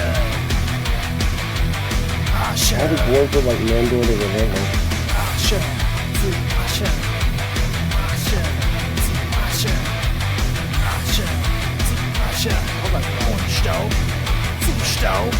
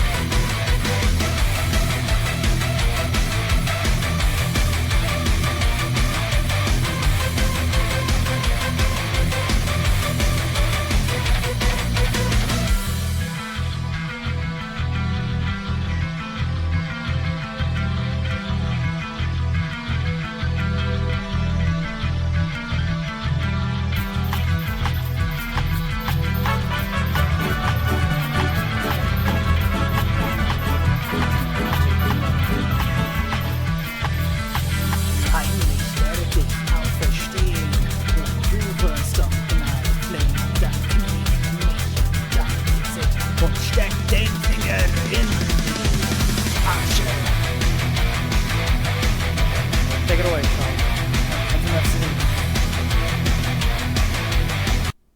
Alright, cool. Thanks, Trog. Yeah, so that's the halftime show, which was filled with pyrotechnics, actual fireworks, as well as prestidigitation, minor illusions of very large dwarves, featuring my horrible vocals. I'm so sorry for that. And I'm intended to re-record it. It just never happened. But yeah, that was the halftime show. Mod, can we get a poll of who sang better? Was it Norhian with the Northerra national anthem, or was it Trog? With Ashes to Ashes is the name of that song. That was awesome, by the way. Oh, hey, thanks. No, seriously, I've never seen a Twitch stream like that. Those were all AI generated images that I generated myself. So none of those are copyrighted. I mean, they're used with obvious, Oh boy. You know what? I'm not going to vote. I'm going to abstain from voting because I feel like that's not fair. I'm going to let the crowd vote. Yep, poll is up. Y'all go vote on the poll. Who sang it better, or who sang better? National Anthem or Ashes to Ashes? But yeah, the band, which was a band of probably 30 dwarves with all kinds of interesting instruments, drums, guitars. There was one of them who was playing an actual torch. I don't know how that works. And they leave. Curiously, there's a mosh pit, right? Jeff gets up there and he jumps and everyone just gets out the way and he cracks the ice. Foam Fingers get set on fire and thrown on stage, as is custom. And it's an excellent show. Forge Master made like 5 Warhammers during the song. So, like inspired frenzy. Yeah. Crowd surfing was great. Mariani, you get hoisted up and carried across the crowd. Woo! I waved my toupee up, back and forth over my head. When you get set back down, you've got like stuff sticking out of your hair. There's like corns on the cob. There's a heart somehow. It's interesting. But interesting. Yeah, so that was the halftime show. I'm glad y'all liked it. All right, so yeah, with that done, I guess it's time to get into the fruit of the matter. Well, what did Belly think? A Belly has entered a rage mode. You don't know if she's a barbarian, but now you have a pretty good feeling. As she has led the charge of the mosh pit, like the wall of death, and she's just knocking dwarves and people and kobolds over. There's kobolds flying through the air because they weigh like 8 pounds. Oh my god. Just like a train going through. Exactly. Bowling ball versus pins. Bowling ball shot out of a cannon. But yeah, who messaged me? Oh, that's not you guys. Okay. I have to remind myself to periodically check Discord because you guys drop me lines. Yeah, so the show ends. They start cleaning up the stage, get ready for the second half of the game. And there's a little bit of commotion, Norhian, as your Legionnaires start to enter into the stadium all the way around. I'm gonna go. So I was planning on doing this earlier, but I'm gonna talk to my council members that are here. Yeah. So, may I have an idea of who the individual is that we are having an issue with? I mean, they're just at a loss as you are. I don't remember any of their names except for Forge Master. Drop me a line and I'll talk for them.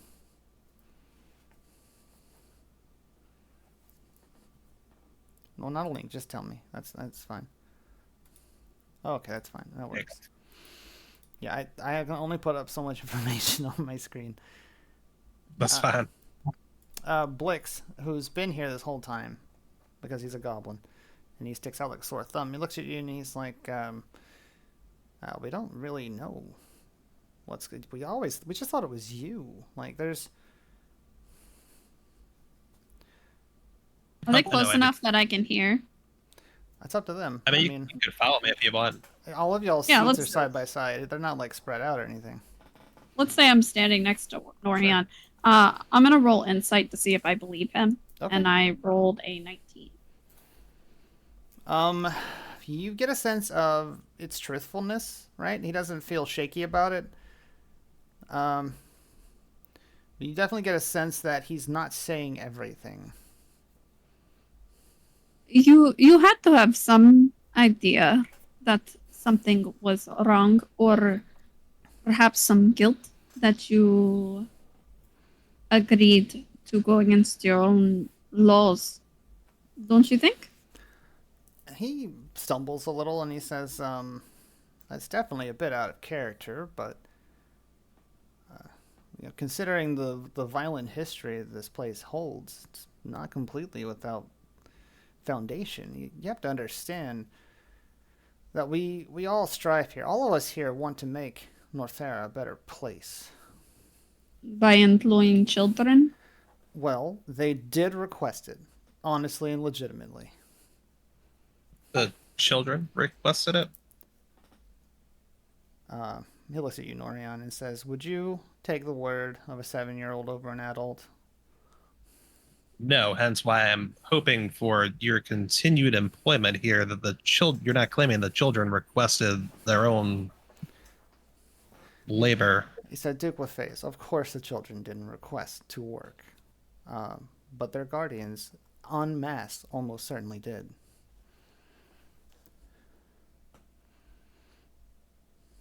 We're going to have a talk about that later for what's going on there. He said, well, That is, I agree. As the children of Northerra would say, I find that rather sus.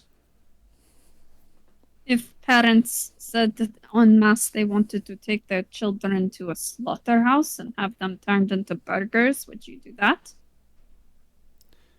He considers your thought for a moment. He says, it is my duty to ensure the future success of Northerra. Correct, and that is the children. That is true. Though, granted, we may be having the conversation with the wrong individual as far as, Your whole council had to agree, yes? Not really. The Duke is 75%. So we can have a couple of dissenters, which we did, though everyone here except for Hollard, I believe, is not among those. So, all right, what I need to know at this point is, are you all actually here and with me now? And does anyone know why the hell the Obsidian Legion is encircling the stadium? Good that you say that, because they are all assuredly completely circled around the outsides or the inside walls of the stadium. As because the top part of the stadium, right? There's a ceiling here. I actually made this today. This map that I have here. Hang on. It's still playing that video. It's just doing it in the background, and it's not playing the audio anymore, right? No, I'll pause it. Okay, let me just remove that real quick. Okay. Where is the stadium map? Ooh, voted for Norian. What? I didn't even vote for myself. I didn't vote for you. Did you legitimately sing that purposefully bad? A little bit. So like the ending bit, for example, like when people do the national anthem, especially the US one at sports games, and they just do not stop. They're like, I can really hit this last note, and some of them really just can't, and you're like, oh god, what are you doing? I was going for a little bit of that. Okay, that makes sense. Let me can I add opacity to this? 'Cause that would be super helpful. I don't think so. Anyway, it's not the time to worry about that. So yeah, so all along the top is that thin line, which is the ceiling of the stadium, which is walkable. You see men who are unrecognizable to you lining the top of the stadium. Do they look living? Give me a perception roll. Anyone who wishes to look, because they're not hiding anything. You can give me a perception roll. 23.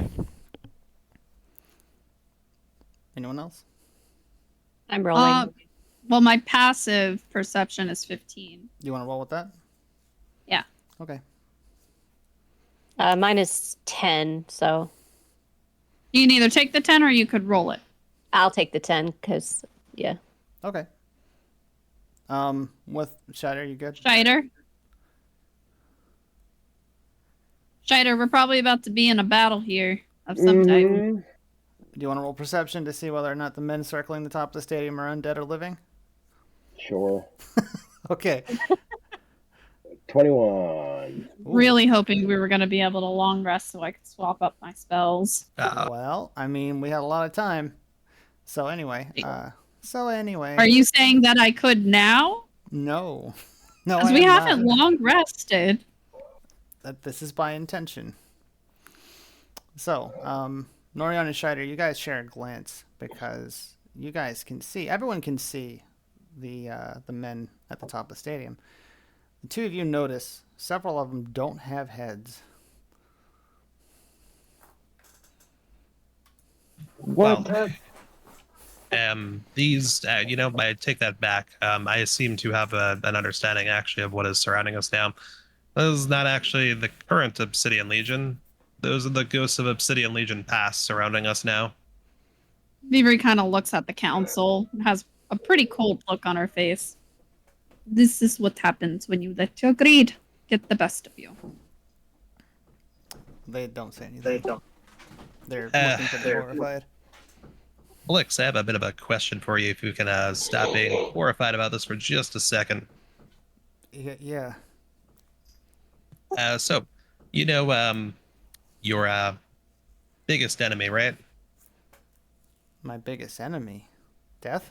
Yeah, no. The Poverty? Yeah, no, the goblin. Death Imp? What? He's not... Are we talking about Zaz? Yes. We're not enemies. Competition? Yeah, competition's a strong word, but what about him?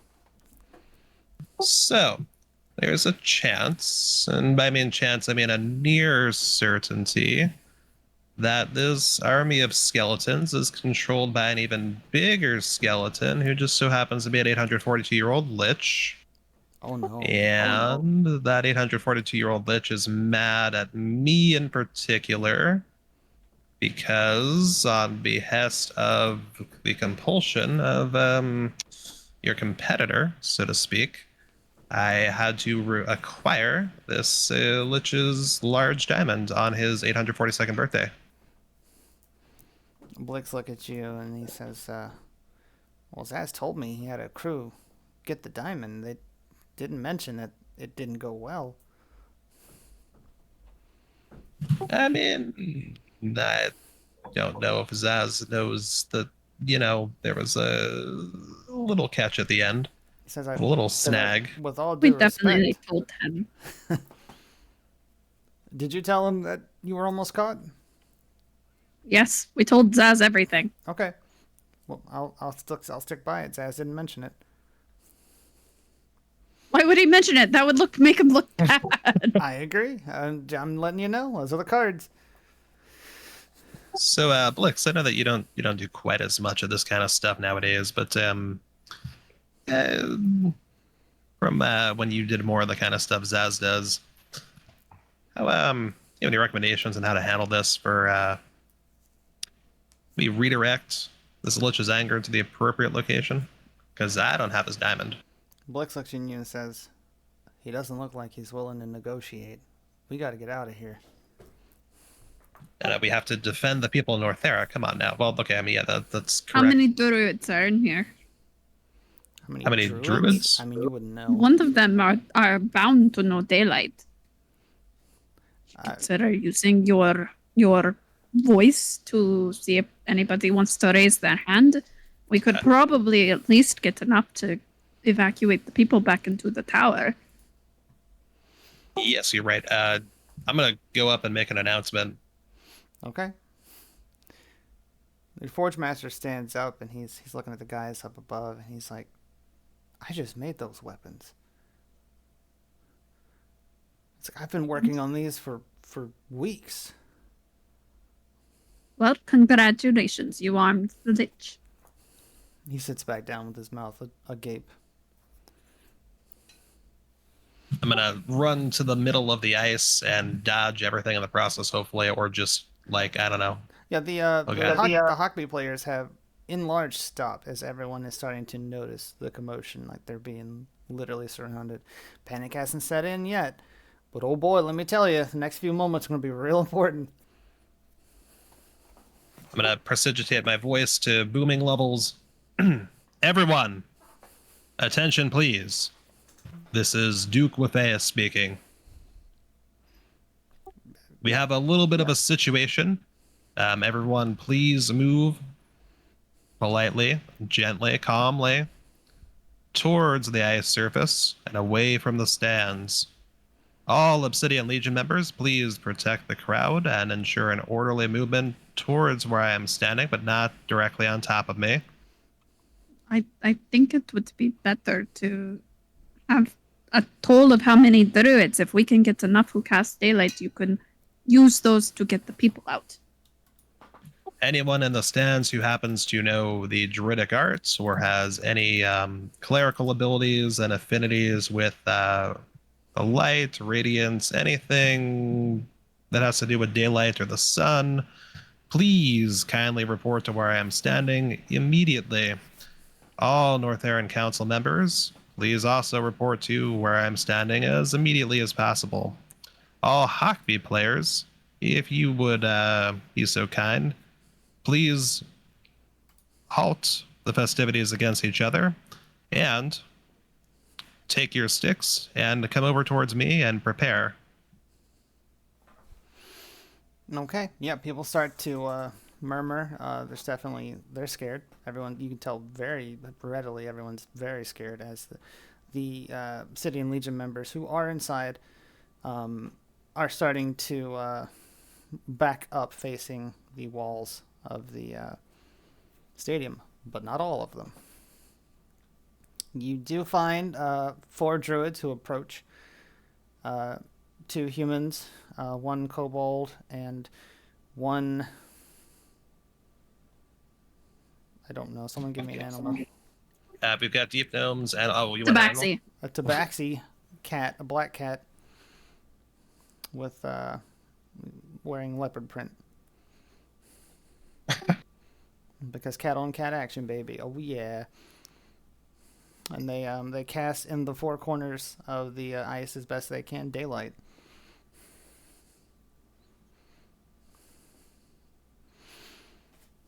Which is not a concentration spell. Correct. It lasts for how long? I will have to look that up because I don't have daylight prepared. Let's see. 5e, daylight. 1 hour. 1 hour. Okay, that's good. That might work. So yeah, 60 feet in, so let's say 120 feet squared is what is covered. How big is the stadium? So let's see, the ice surface itself is... Where did I put? Anyone with a mirror should pull it out and reflect as much light as you can. Amriani pulls out her mirror Amaretto and holds it up. Pulls out a cup of coffee. Amaretto is feeling sour. I pull out my mirror and hold it up, trying to help reflect the light. You do so as more and more bodies are appearing along the top side of this stadium. 300 feet long and 140 feet wide for the ice sheet. Obviously, the stadium's a little bit larger, but... Yeah. People are still pushing their way. Hundreds of thousands of people you think fit in a few hundred feet? I didn't think so. Yeah, I mean, in theory, you pile they them on should, top but... of each other, they could. True. All right, so yeah, people start to, people are coming to the ice. People are starting to realize they can't make it to the light. And so they start to push. Everyone, please stay calm. Also, members of the Duke Wafeas party, please come to the front now. Everyone, please stay calm. Obsidian Legion members who are at the outskirts, where we are outside of the light, please help escort individuals into a better location. Okay. of your choosing.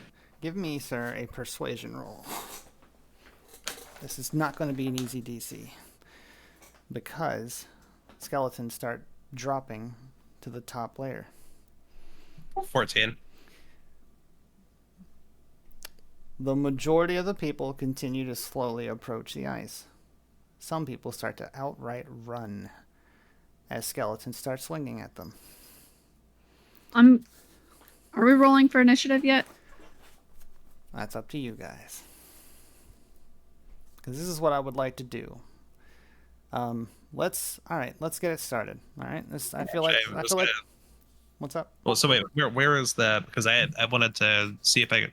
So is it all around right now, where they're in the stands and the skellies are swiping at them, or is there like a specific subset of sections, and if so, how far away and how long? This is about to be pandemonium. You cannot possibly be everywhere at once. No, but I want to know if there's No. Okay. I would take one of the druids to lead a line through. Is there a hockey entrance for the players that goes through the underground into the city? Absolutely. Actually, you know what? Megaphone. All druids, please respond to Vivri Saram, who is this individual over here. I'm gonna pop my starry form, so I am super fucking obvious. Okay. She is in her starry form over here. She is going to be your commander for tonight. Thank you very much. Your Duke appreciates everything you do. So I'm going to start sending one of the druids in with a line of people, single file, and have them line up every so often with people so that daylight is staying with them as they move through, getting as many evacuated out of the stadium into the city as possible. And I'm going to specifically tap one of them to put an all call into the city for as many druids as they can find to also cast daylight throughout the fortress. Okay. Well, I gotta turn you down. You keep triggering my mic. There we go. All right. Yeah. So I mean, yeah, you're starting to usher people through what is a side entrance, which I don't have on this map because Norian put it there.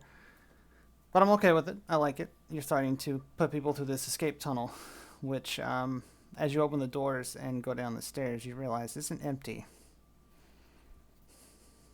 There are undead in here? Not a lot, but yeah, there are. All right, I'm going to take them out. Great. We're doing this. So this is what's going to happen.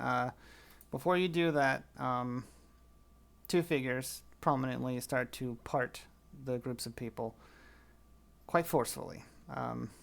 As they approach the ice.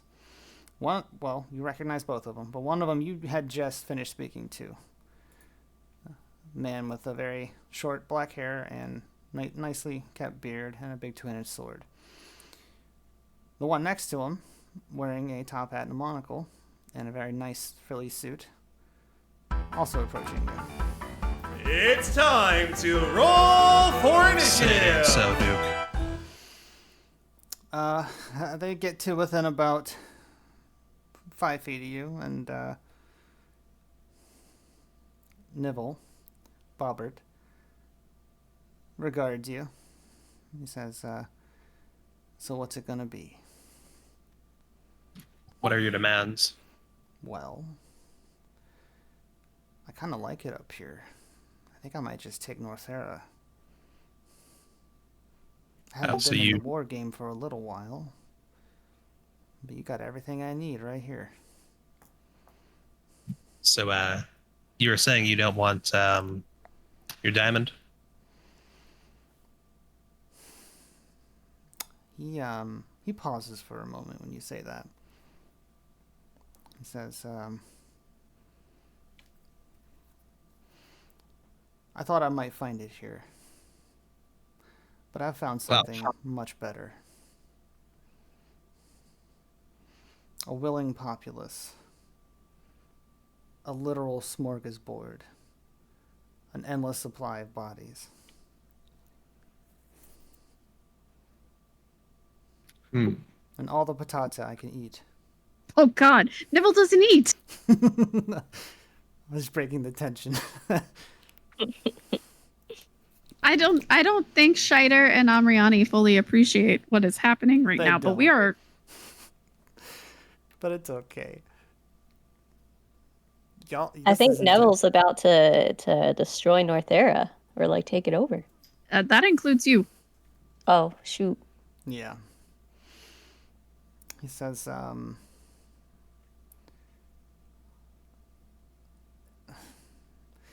don't know really what else he can say. What do you have something to say to him?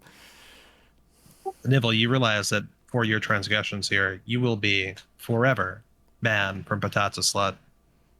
He grabs his heart, a la Buffy the Vampire Slayer movie, and he goes, "Oh, my heart, oh." Belly, stake him. Belly is transfixed. Damn it, Belly. You do have holy water, Min, just so you know. But it won't last for long. Oh, okay. What does it do? Well, okay, now this is metagaming. If you guys want to talk about it, you can RP it. That's fine. I'm downstairs. Right. How many undead are in there with me? How long's the hallway, Norian? The tunnel into the city. I said it was what, 100 yards? That should be fine, yeah. 100 yards. 300 feet. How many undead? 60, maybe? Maybe 50? I'd get behind 50. So this is what we're going to do. We're about to start this off. We have 1,000 undead and armed warriors who are surrounding the stadium. You have Nivell and the Duke of Marms. You have your party, and we are going to do this the same way we did the Knolls. We're going to roll with one exception. There's about 80,000 people here who are not combatants, who are going to be part of this combat. Now, they're not all going to sit and take it, but let me tell you, they are not happy and they are terrified. So we need to be real careful about what we do if the intention is to not harm them. Now, I'm so glad, Vivi, that you've taken the initiative to start ushering people out. Because yeah, I'm at the front of the line with one of the druids who is casting daylight right now. I'm cool with that. So this is what I'm gonna say now, along with because I know Scheider and Amriani, you guys weren't here for the Knoll fight. The way this is gonna work is there's literally 1,000 enemies here, plus you guys, plus Nivell, plus Duke of Marmaduke, who's a werewolf, by the way, Scheider. And told you he was a traitor. Et tu, Marmaduke? So what's gonna happen is you're not gonna roll to hit, right? And if there's something that requires a save, you're just gonna add your hit dice anyway, or I'm gonna roll to DC or whatever, and you're just gonna roll the damage basically. And for every 1 damage, you're gonna take out a skeleton. So if you do like firebolt and you do 10 damage, you take out 10 enemies, and I'm gonna keep track of this throughout the entirety of this confrontation. Does that make sense? Yeah. Same thing. I think so. Yeah, if you do flurry of blows on Mariani and you punch like 4 times and you do 24 damage, you take out 24 skeletons. And like, you can make that look like whatever you want it to look like. You're just literally Jackie Channing, kicking, punching people, throwing chairs, wrapping their coats around them, whatever you want that to look like. Are you doing Kildar's turn? I'm keeping track of an awful lot right now. We're Do you probably want me to gonna. do Kildar's turn, or can someone else do it? Or how about since Hildar is mostly melee, let's give Amriani 2 turns to account for Hildar. Yeah, I'm cool with that. I like that until he gets back. If he gets back, you cool with that, Amriani? Okay. Yeah, that's fine. What I originally was gonna do was nerf this because I had it designed for you guys. I was gonna nerf it because he's not here, because they're armed with fresh armor and weapons. I was gonna give it for every 2 damage you would kill 1, but I figured no, let's not do that. Cool. So that's the rules. I mean, at 1,000, there's still. So we do have. Took your us forever to do the Knoll. Yeah, I know. We still have your Legionnaires, so they'll have a turn. There aren't very many, and some of them aren't with you. What about the hockey team? actually use my wineskin that refills and call my husband to fight with us? Says wineskin that refills when interred with a dead person for a night. For a night. Let's see. Yeah. You know what? I like it. I'll let you, as a bonus action, use him. Like, Okay. use your regular bonus action as well. But if you want to, Okay. you know what? I tell you what. I'll let you use him as a reaction. You'll A essentially reaction? yeah, but I'm. So if somebody goes to move past you, you can react to it, but you can only in a turn, I believe, do either a bonus action or a reaction. You can't do both in a turn. Let's say, reaction is something you can use. Even if it's not your turn, depending on the trigger, you can use your reaction. For instance, Northerra, if he gets hit, his reaction triggers. Yeah. Or he can choose not to trigger it, right? If he wants to save it for something else. I'd like that. I like if you get attacked on Rihanna, I'll let you use him. How's that sound? Okay. We'll make it a d6 damage, +1. Okay. That sounds good. Since he's incorporeal. Unless he's a kind of ghost that's physical. That's up to you. Okay, so now we got the rules out the way. Does anyone have any questions before I explain this further? Do we get the Hockbeat teams? Well, I'm going to count them as part of the Imperial because I'm keeping track of a lot. Alrighty. I really wish we had Granny Noelbane here. You're right. We might birth some new people. There we go. This days like are this any of heroes are made. Are any of the council members available? I mean, Hollard, I'd imagine, is obviously available. Hollard will be available. You're asking me to roll for like 20 people right now. Okay, what I would like to do is I would like the council members in these tunnels with me, helping safely pull people down. So maybe make a higher DC for the crowd to get out of control. I like That'd that. be fine. I like that. So I'll keep Hollard up here, but you can have the rest of them. Ken, I have a stat block for Snev. If we can get to him, I'm assuming he's probably trapped or something in the. I mean, I'm not metagaming here. But I'm assuming he's outside. He's outside. He wasn't here, but let me tell you, he's probably on his way. He was supposed to be in the what do you call it? The luxury suite. Let me take care of him. All right. Keep your stack block, but let me take care of him. Okay. Okay. All right. So alongside of doing all of this damage and killing the stuff, you also have the friendlies here to worry about. You can also use your action to do the help action, in which you will roll a d20, and we can get those people literally to safety. Okay. I mean, there's thousands of those. But how about we make that make sense by those will be the people who make it out the tunnel. Like, Avery, I'm assuming you're probably just going to be doing that as alongside fighting. As long as there's undead down here, I'm down here. All right, cool. I like it. Yeah, I feel like that makes sense because Vibri, instead of us having to use an action, Vibri has already used her entire being to be down there to clear the way, and then I imagine that'll just open up a stream of people that go around or something. Any undead down here with me are fucked. Cool. I can tell you that right now. Yep. Great. So with that, how about we roll initiative? I got 13.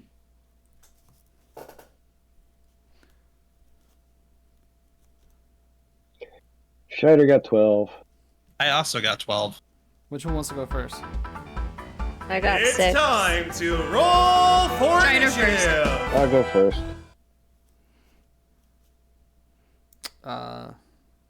You said who got 12? Who else got 12? Scheider and I, but Scheider's going first between the two of us. I need to roll again for Hildar. Yeah. You're gonna have 2 turns when your turn comes up. Okay, all at once. Got it. Yeah, you're gonna take 2 turns back to back because you are a super speedy monk. You're Sonic the Hedgehog. Don't you Yeah, I am indeed. And it just made the most sense since you're both melee. Let me do a few other rolls. Okay. Oh, is Belly active? Belly and Jeff. Yeah, let me get them going too. I'm not going to take them away from you. I'll put them here. I think it makes most sense that unless we specifically call for Belly and Jeff so Trog doesn't go insane, that they're going to be doing helps for people who are in trouble. I like that. Jeff definitely, unless I decide something funny can happen. But let me roll for them just to get them in there. Ooh, okay. So I gotta tell you, Belly doesn't have a stat block. Okay. I thought you were suggesting she might because of the Berserker thing earlier. Well, I mean, I can slapdash one real quick. Yeah, it's fine. We'll have her help for now. So on a twist of fate, Jeff has the highest initiative. Wow. Wait. Jeff is going to shout, "Et tu, Brutus!" Let's see. Neville. I forgot to roll for them. And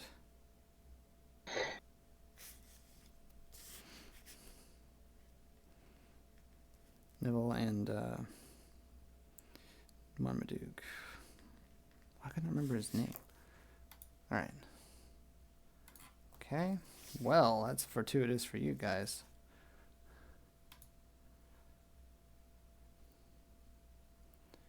Mission failed. We'll get him next time. Yeah, that didn't go well for Neville. Neville got a 2. Neville can suck a dick. And hey, yo. yo. Hildar, welcome back, man. You're just in time. Hello. You're just in time. Guess what? Guess who's impersonating Norion? Nibble. Fucking Nibble. And we're surrounded by 1,000 undead. And we have 10,000 people to evacuate at the same time. What the heck? And guess who's helping Nibble? Who? The fucking Duke of Narms. I told Grim. you guys not to bring him with us. I told you that he was a sleeper agent. I mean, but keeping the sleeper agent close, I might have been able to off him in his sleep. All right. Hildar, give me a initiative roll. Amirani, you are absolved from moving twice. Are you still okay to be here, by the way? I know you said you had to go. We'll make this as quick as we can. It's up to you, though. Yeah. I'll stay and finish out the battle. Okay. All right, initiative roll, yeah. Yeah. 21. 21. Guess who gets to go first? You are up at the top with Norhian and Amriani, Scheider, Jeff, Belly, and most of the council members are helping do evacuations of the people. Hollard's up there too. And I'm down below helping evacuate through the tunnels to get the people into the city, but we're on the edge of a stampede. Since Hjalder wasn't here when we, in the pre-combat stuff, do you want to give him a chance to, stealth roll behind my robe or something? Sure. Give me a stealth roll with advantage, Hildar. 13. Okay. He thinks he's hiding pretty good. I'm good hiding. I'm a good hider. Just you wait and see. All right. So, I feel like I'm missing something. No, I'm not. All right. So, initiative roll, everyone. We got that. First up, let me get some interesting battle music to play. Which I probably should have done before, but you know what? It's difficult to run a campaign like this. Let's get out my face. Oh, here we go. This will work. FBI, open up!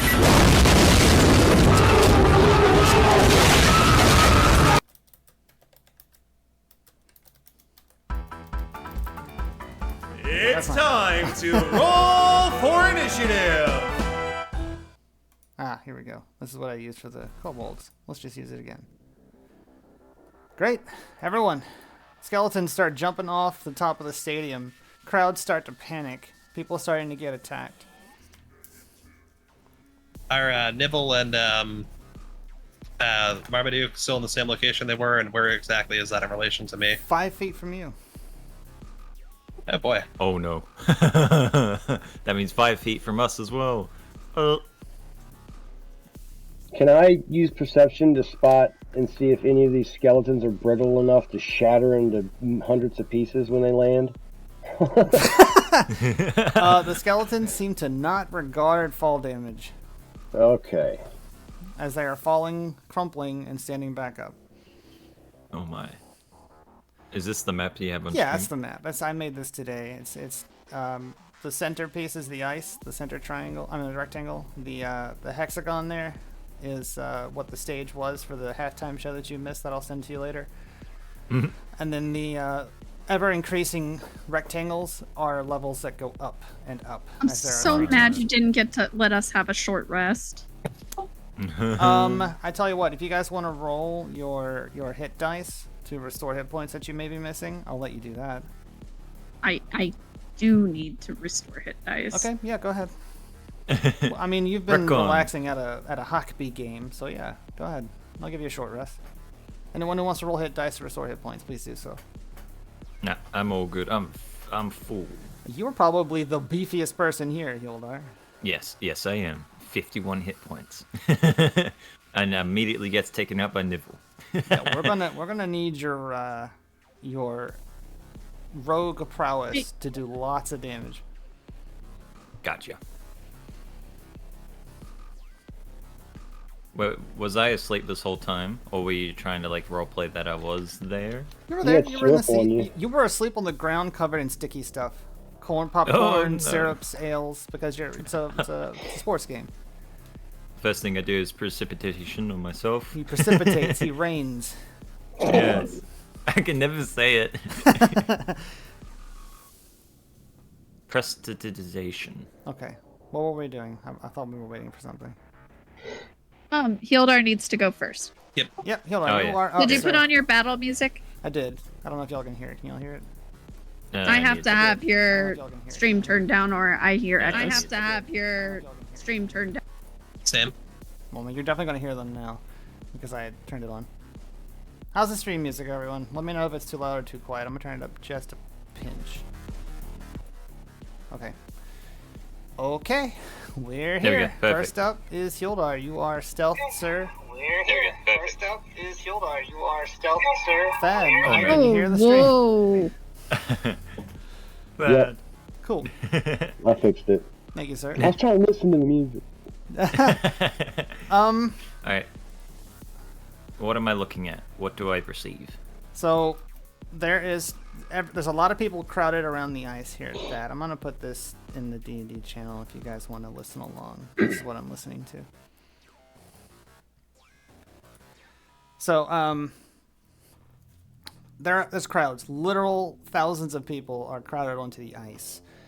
There are more trying to get to the ice. Vivri is ushering a train of people out of a double door entrance to the top of the map there, which I don't have because we added it last minute. So there's a line of people leaving, and then skeletons are closing in. Undead, not just skeletons, are closing in all around towards the center. In the center stands Duke of Marms and Nibble Cogmauler, who is not looking like Nibble Cogmauler. He looks like a human man with short black hair and a very nice kept beard, wearing black armor and a great big two-handed sword. Interesting. Yep. Okay. I summon a beast. No, I'm joking. We're gonna grab my goes. short bow. This is just like the Knoll fight. Whatever damage you do is going to count towards the thousands of undead. Oh my. Okay. Going to get my short bow and aim for a crowd of skeletons. Oh, okay. Yeah, you're just going to shoot. All right, sure. Let's do it. I mean, you can move. Yeah. Whatever you want to do. I don't know where I am. You are in the center with everyone else. I can't really... Maybe I can. Let me... I think that would work better if I did this in paint, wouldn't it? Yeah. Because at the moment I don't have the idea of where I am. Alright. Let me do a really horrible rendition. You could take a screenshot of the map, put it into paint. Oh yeah. Okay. I think... Plus... Man, everybody thought I was paranoid, and I was like, he was not at all concerned. You were a vampire in daylight. No. Trog's like, why do you always ruin my plot plans? Because you and I think too much alike, sir. Display. Nope, no, not that. That's the whole display. I am looking for Prop. I'm looking for game capture. Does that work? Yeah, that's working right now. Specific window. So take the whole screen, but Paint. Hi, Hazel. It's a good girl. Hazel. Not the At the PNG. moment. Not the PNG. MS Paint. Capture maybe a screen, like the paint screen. I tried to set it up to do a specific window.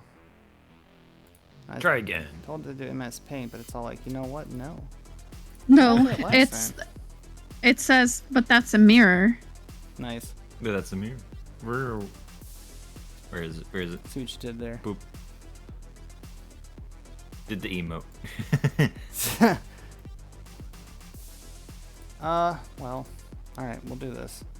Y'all haven't gotten to see V-Ray pop off against Undead, have you? Maybe, maybe not. Hey, Hazel.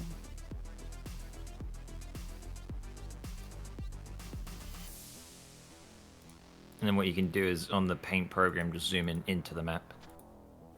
I guess. Yeah, I'll move it around. I'm just gonna assume that my enemies are a straight line in front of me. Yeah, basically. I mean, it's a 5-foot long hallway that you can absolutely hit. Like, it's 5 feet's melee range. So they're all stacked on top of each other. All right, we'll do it like this. And you said I need to kill 50. Yeah, there's about 50 of them, roughly. You don't know how many more are coming. No idea. Let's do it. Let's do some colors and colors and colors and colors.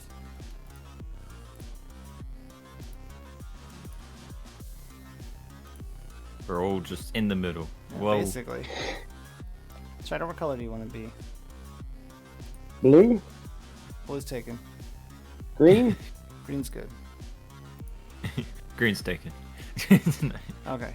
We'll do Jeff. And we'll do Belly. Alright, that's what we look like. That's where everyone is. Everyone's pretty close to each other. What color am I? I made you blue because you're Sonic the Hedgehog. Okay, good. That's what I wanted. And then I'm assuming yellow's me. Yeah, you're yellow. Blonde Brown is hair. Belly. Gray is Jeff because he's a robot. Green is Scheider because that's what he picked. Red is Northerra. And up on the top, lavender is Avery. Alright. Let's start this. Yeah, so bow to hit. Yep. Yeet. We don't have to do to hit. It's guaranteed that you'll hit. Unless you're trying to attack Nibble or the Duke. Nope. And are you sneak attacking Cross? He is because he's hidden. So just make sure you add your sneak attack bonus. How do I do that again? Right click. Crit damage, no. Oh, that's rapier. Wrong one. 8 damage. You did 8 whole damage, bruh. Cross, did you add your modifier for sneak attack? No. You should have I need to figure 3d6 out- for sneak attack. Yeah. So what? Press it once or 3 times? Just once. Yeah. Oh yeah. Or you could roll 3d6. So 9 again. So 9 and 9, Wow. 18? Yep. Or 8 and 9, 17? Oh, it was 8. I think it was 17 8. And don't forget your bonus action. Yep. Bonus action is disengage. You can if you want. To where? Disengage. We're surrounded. Disengage. No, we'll do hide again. Okay, miss stealth roll. Damn it, 5. Okay. You have advantage, right? Or do you not have advantage? Those are yeah, your boots that Scheider created 12. that I passed on to you. Oh, I did not know. 12 for Okay, stealth. 12 stealth, alright. So you fire your bow, you take out 18 skeletons. What's that look like? Just I try to load multiple arrows. One of them falls into the ground and we go shit, and then pick it back up and just yeet one of the arrows by hand and then shoot with my bow. Cool. Yeah, he takes out a whole bunch of skellies. So I'm gonna say, obviously that's one attack, but he can't kill 18 skeletons with one arrow unless he's super, super cool. So you just do a flurry of arrows on your turn. Yep. Alright, that's Yep. Scheider. Next up. It's Jeff, who begins to head towards Thievery as he is. Unless, if you guys want to command Jeff, like I know he's not super intelligent, unless he drank an intelligent potion, then he can just assist you guys. Do we want to take that chance right now? You might be able to yeet some of your potions down some of these skellies' throats, I but thought about that. I've been thinking of a clever way to do that. You can. I mean, I'm not gonna say no. You've got Mage Hand. You can carry any of the water skins anywhere you want. But Jeff's just gonna come to you, Avery, and give you a hand. okay. He's gonna. What he wants to do is body block. So Jeff is like assistance, and he just starts running towards Avery. That's Jeff's turn. Okay. So I'm gonna assume that did Jeff get to me? Yeah, I can put him to you. Okay. No, So I'm gonna no, use him as partial cover. Yeah, I like that. It gives you +2 AC. That's literally what cover works. How cover works in this game. 50% cover is 2 AC. 75% is 3. Full cover is you can't be hit. Cool. That's Jeff's turn. Next up is a 16, which was the Undead Swarm, who are going to, let's see, let's put a number on these people. How many are here?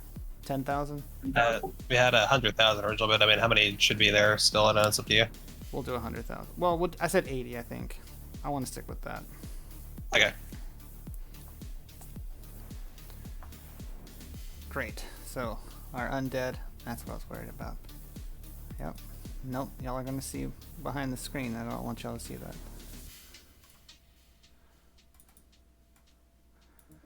Okay. That means I'm not going to be able to see the screen extremely well. Okay. I will do my roll.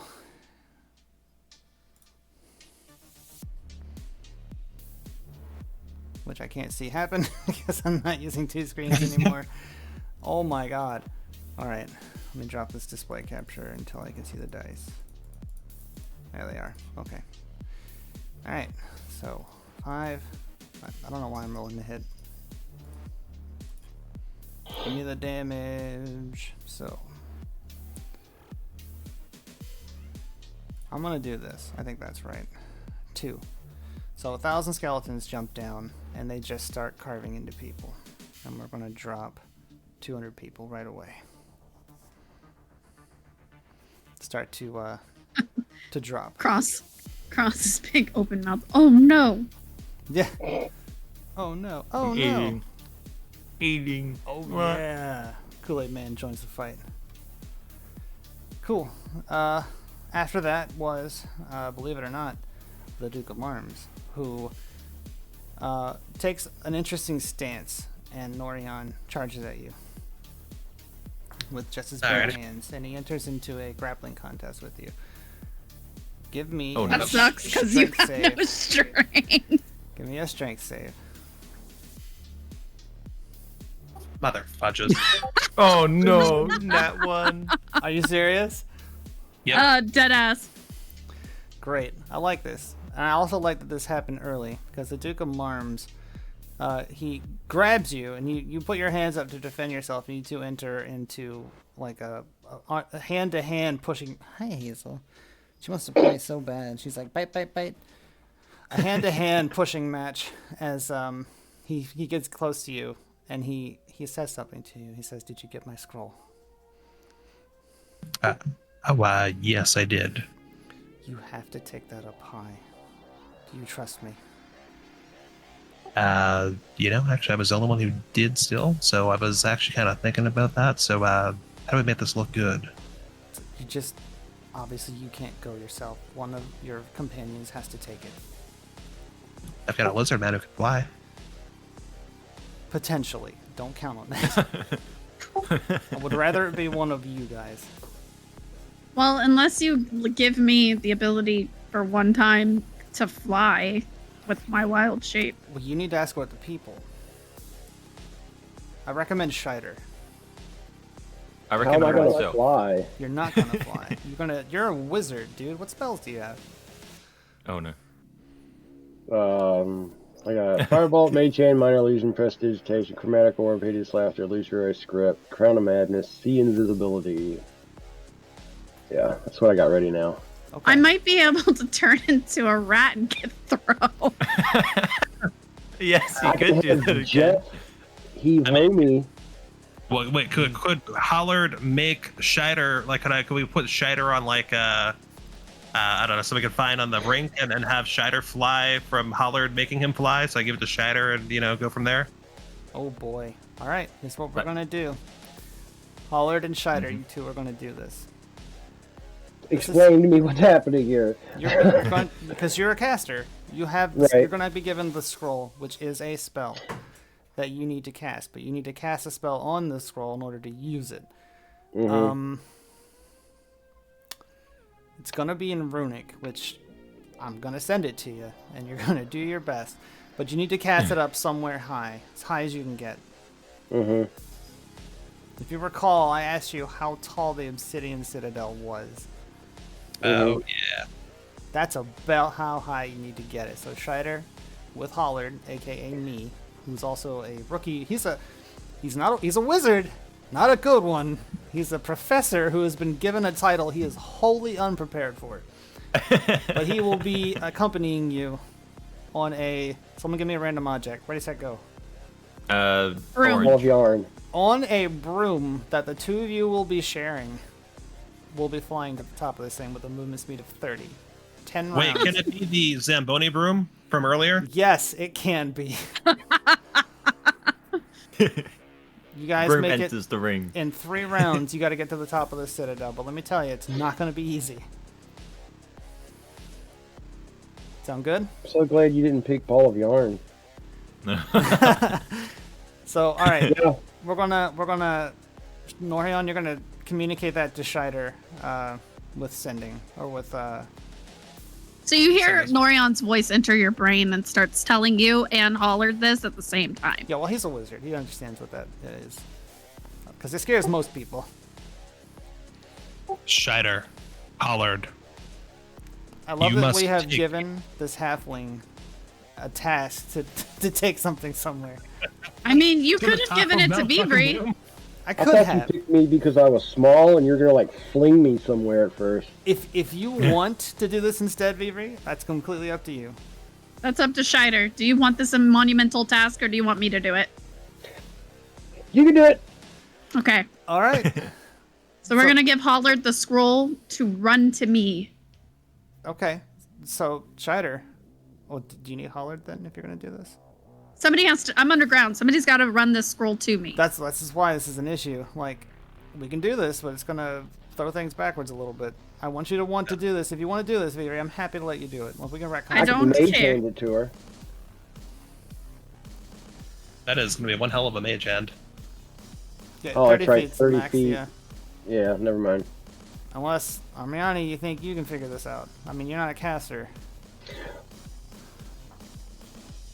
Or Hildar is a caster. Hildar could do it. Hildar could do it.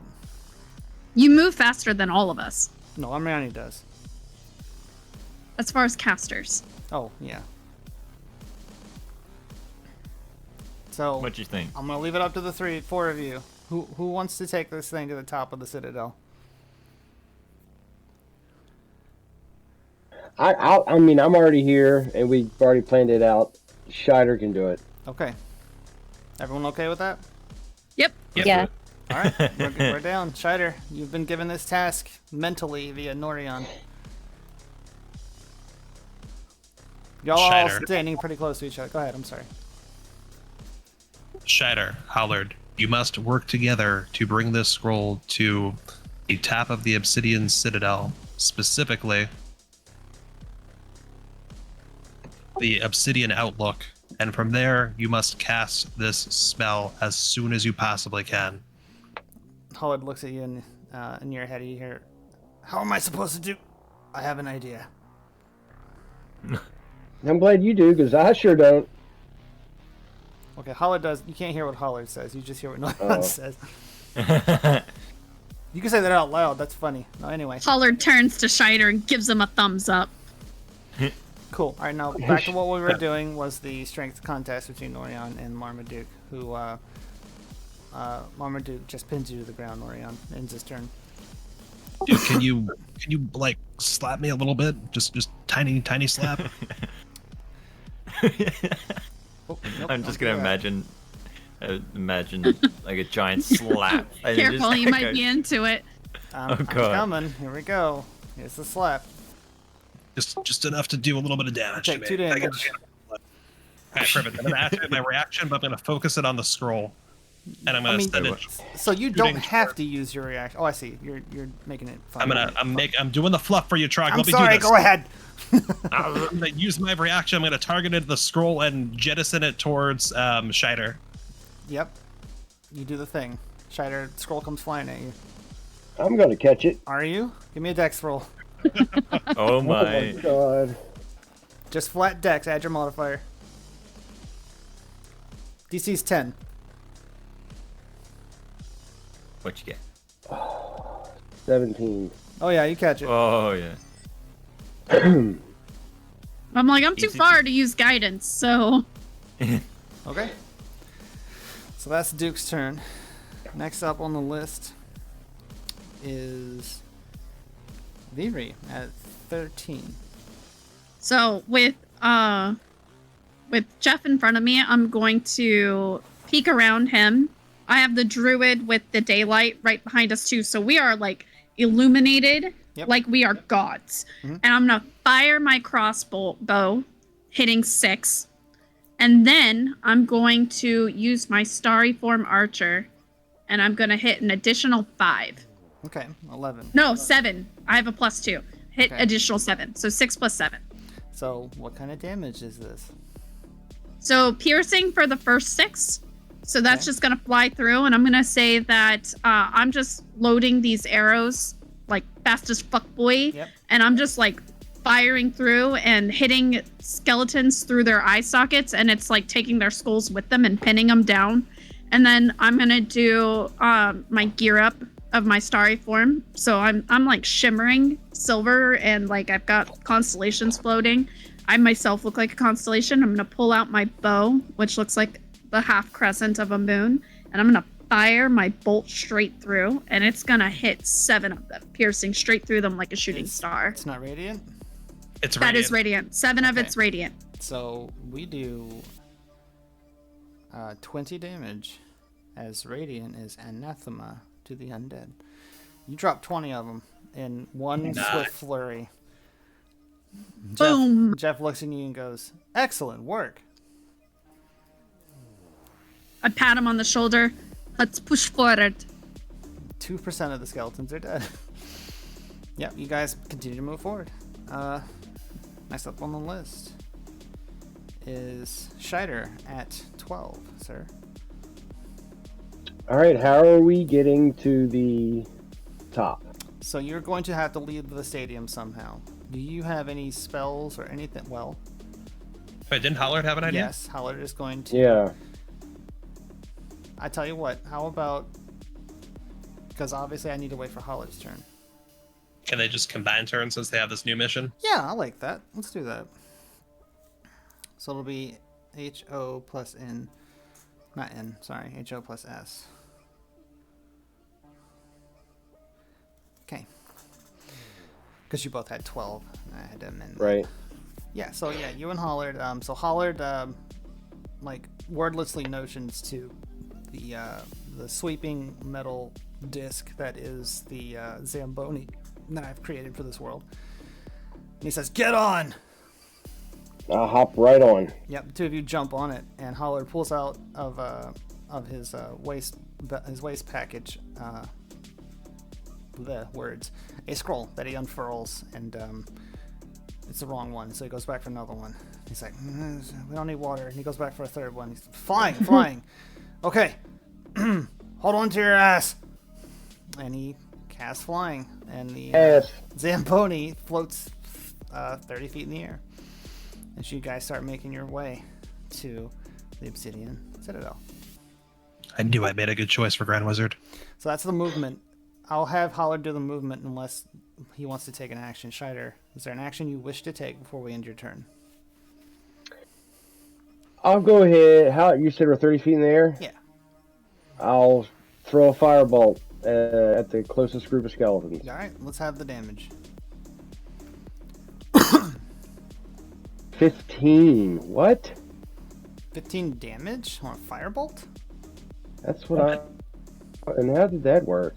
Oh yeah, it's that's 2d10, so it's possible. Yeah, it is. 15. All right. Yeah. Oh my. You see, but tell me what that looks like. I don't want to speak for you. So as we're going up into the air, I kind of look behind and I'm thinking, I wonder if I can use this firebolt to give us a boost of speed. But that was my original intention, but it just shoots out and hits the closest group of skeletons. And it's like just a big fiery ball of mess. Bones, charred, go everywhere. Love it. All right. So that is 15 minus. Good. Next up on the list is Belly, who's going to grab 2 tankards that are very big metal tankards, punch them into the ground so that they're all dented up, and start charging at the nearest group of skeletons she sees. And a whirling dervish just starts flailing around as the music picked up. That was nice. Yep. And she's going to do...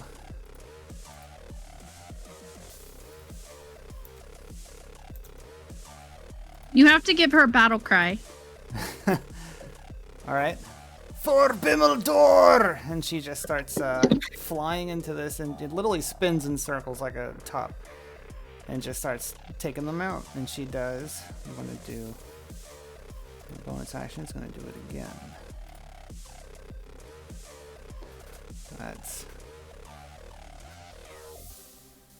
It's about 20, yeah. As she starts toppling skeletons, as bones start flying and fracturing as she's bringing them down, taking 20 out. Jeez. 20? Holy crap. Amriani, you are up, madam.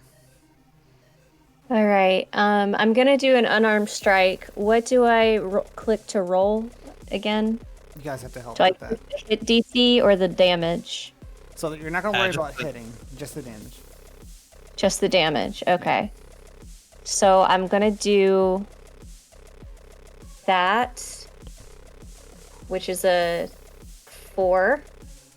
Okay. And then I'm going to use a key point to do Flurry of Blows. Okay. Which I think means I can make 2 more unarmed strikes. Yep, that's right.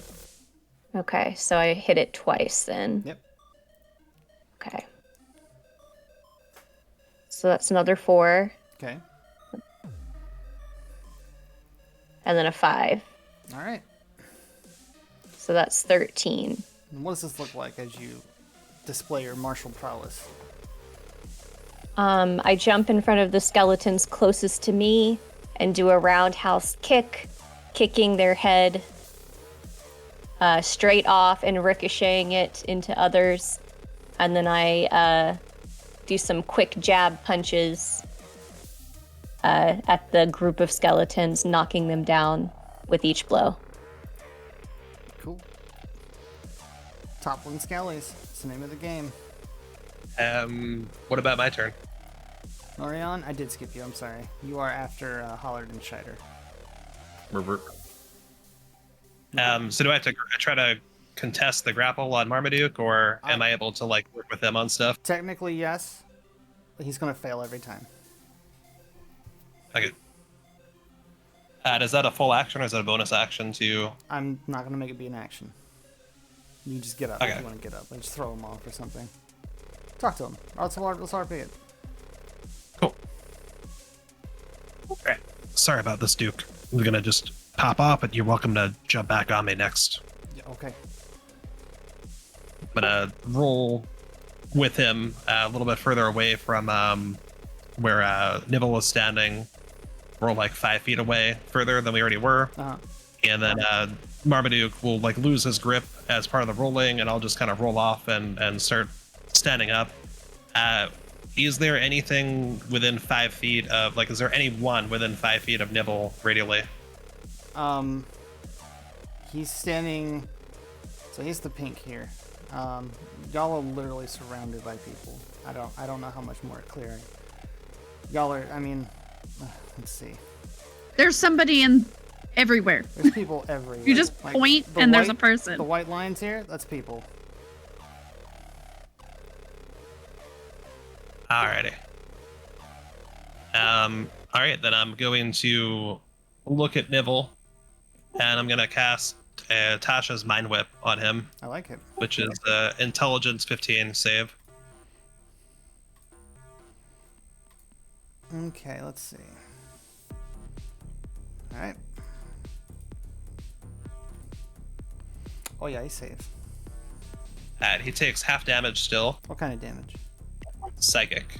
No, he So doesn't. it'll be 4. Oh, he doesn't take psychic? Okay, well, I'll take You nothing. feel then. a spell go off, and everything looks like it should work. It doesn't. Alright, let's see. He smiles at you.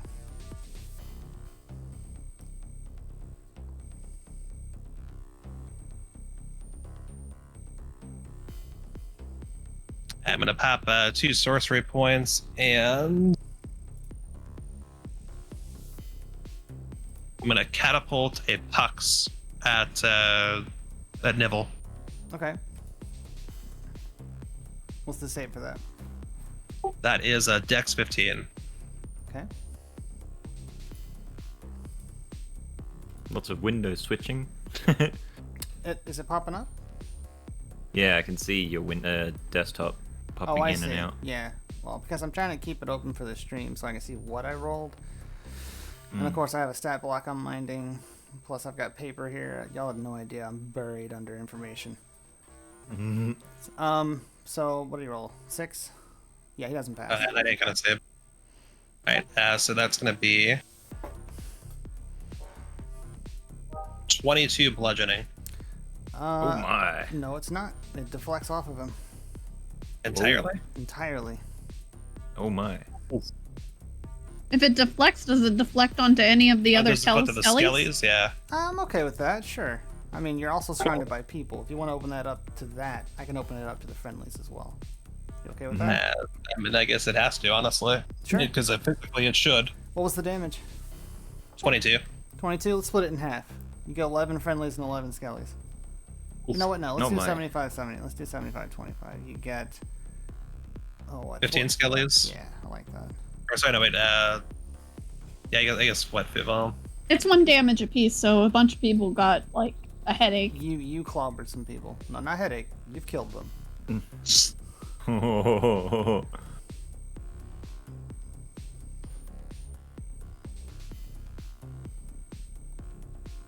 Or no. It got really quiet. What was the damage total? I forget. It was 22 total. I said it was going to be like... So 7. You've taken 7 friendlies out. Alright. As it bounces around, I mean, to be fair, it killed the skeletons first. It just kept its momentum. Yeah. Okay. This is meant to be a tense situation. There are no right or wrong answers here. Well, there are some wrong ones. Just don't make those mistakes. Okay. Hilda aims for a crowd of innocent people and blows them up. Basically. All right. So bottom I set of the myself list. face down and end my turn. Not end. I'm sorry. What else you want to do? I said I set myself face down and end my turn. Face down. The next up is Nibble, who let's have a look here, because this is the first time I actually get to play with something like this. Oh no. Yeah, this is not good. We all explode. We got some viscera everywhere. All right. Nibble is going to turn around and regard the crowd of people around him, and he's going to cast Frightening Gaze, in which all of these people are going to fail. Well, I'll make a roll. Let's make it fair. They're commoners, though, so they don't get any additional to this. They critically succeed. Get out of my freaking face. Go Northerra. So I'm going to say about 60 people are standing. You know what? This makes sense. 60 people stand their ground as Nibble turns around and peers into their souls, and they stand hardy. Huckabee players, commoners, people who just came to see the game, stare him right back down.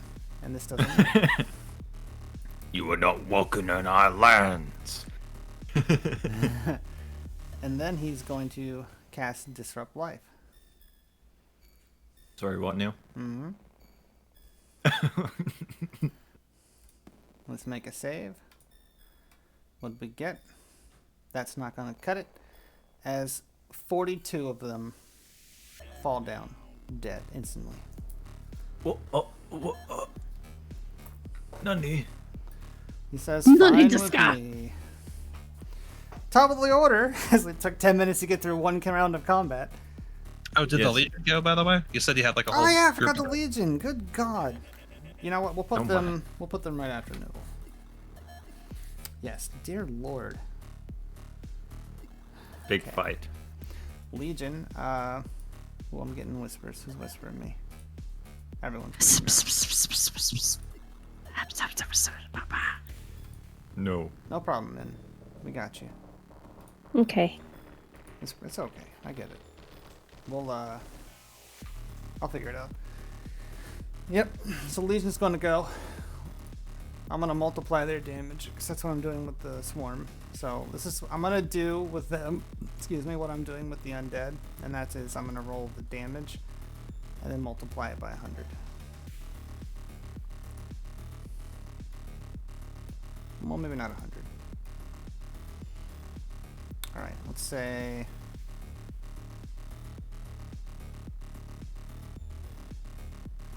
All right. Because there aren't quite as many. No, you know what? I'm gonna keep with it. The Legion takes down. We'll do that.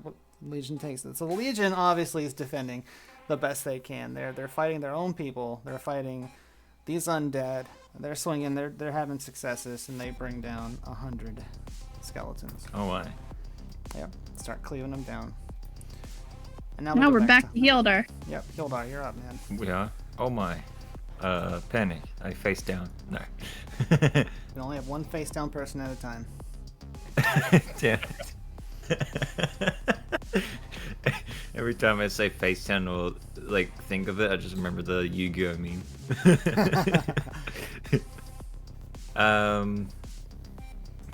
I'm going to recommend charge. you do as much damage as you can. That's what I'm doing. I'm going to charge into a crowd and go "Roar!" with my rapier.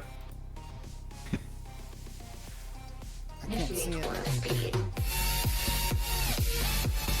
I can't see it either. But thanks for the follow, whoever it is. Yeah, because the map's in the way. I'm juggling so much stuff. Thank you for joining our D&D stream. I hope you enjoy the literal undead army crowding a stadium game. All right, Yoda, what are you doing? I'm gonna charge into the crowd with my rapier. Right, let's do the thing. Let's see. So 10 damage, and then the advantage, right? With the stealth. Yeah. Give me yep advantage on. I mean, you've already stealth, so you get sneak attack. Yeah, that's the one I was looking for. Sneak attack. Crap, where is it? Now, if you guys Just want had to roll to see if you crit, we can do that. There it is, I think. There it is, sneak attack. So, add on, it's 9. 9 damage with sneak attack? Yep. What about your regular attack? 10. Oh, so 19. Mm-hmm. Okay, tell me what that looks like. I charge into a crowd, skewer them like a kebab, multiple skeletons, and then start to run backwards, like reverse out, then go back in. It's great. Gonna roll out stealth. I'm in the crowd of skeletons, so I'm gonna do disengage. Yeah, okay, that's fine. Yeah. Cool. Boop, boop. All right. And then next, I believe it was Jeff. Yep, Jeff, he pushes forward. He's being your shield. He's going to take the defense action. If anyone gets attacked down here next round, they'll take half damage. Excellent. I'll be your shield.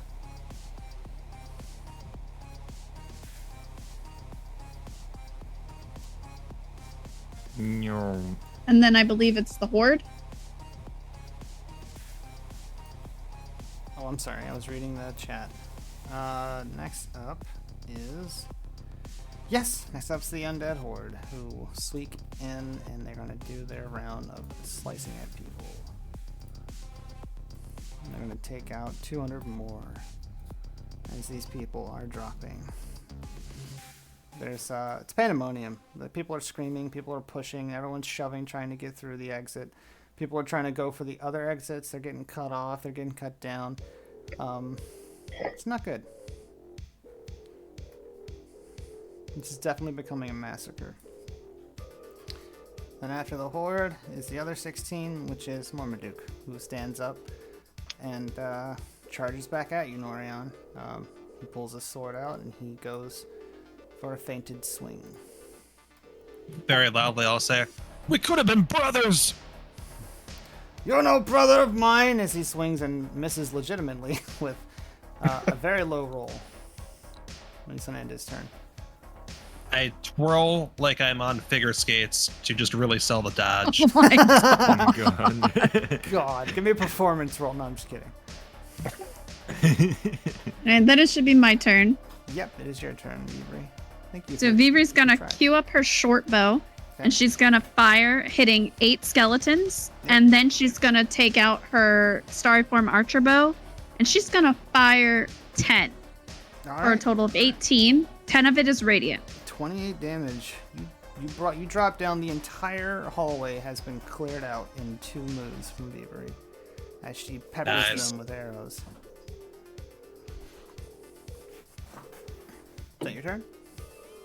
Yep, that's all I can make. Okay. 12 up next is Hollard and Scheider, who are going to continue to fly up towards the Citadel. But as they do so, they encounter some interference as giant skeletal bats begin to swarm them. Hollard points, goes, "Look out!" Scheider.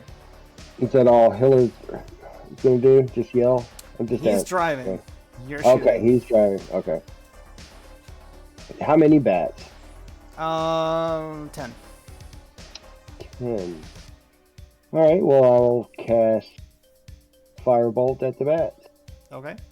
Saving your spells. I like it. 13. Oh, yeah. What's that look like? It kind of like ricochets off the first couple ones and it just sprays toward the others. You created a flechette of firebolt. I like it. Mm-hmm. As you disintegrate these bats as their bodies fall to the ground. Can I do a bonus action? Yeah. If you have one. Do you have one? God, I'm not going to let you invent one. Does your class have one? Right.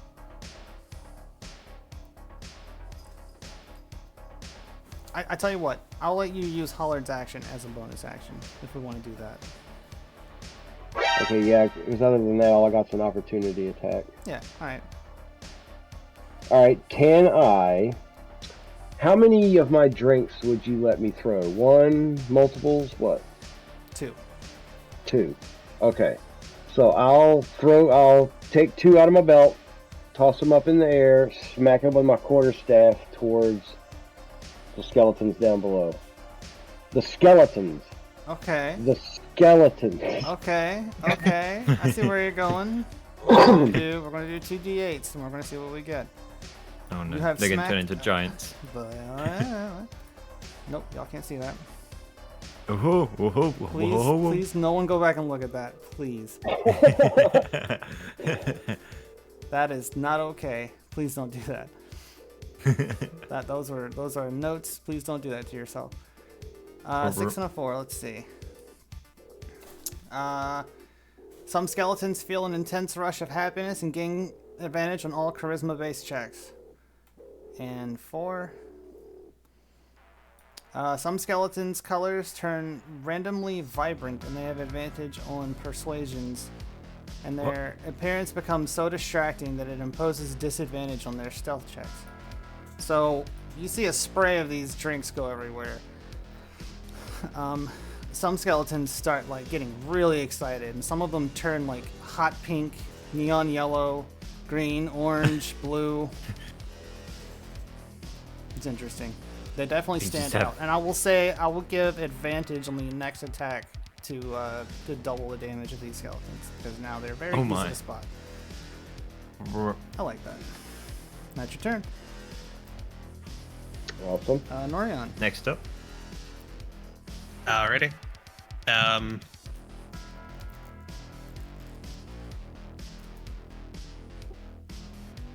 Let's see. Get up like and, the Punisher. So my understanding is that Vivri cleared the hallway now, right? So there should be people rushing out. Is that helping the situation up top for like how many civilians are clustered? Sure. Cool. I know you he so is- badly want to do some AoE stuff. With having advantage on what you just gave, I have a thing I want to do. Right. Let me give you the look. Is there a 20-foot sphere of just skellies? Let's put it here.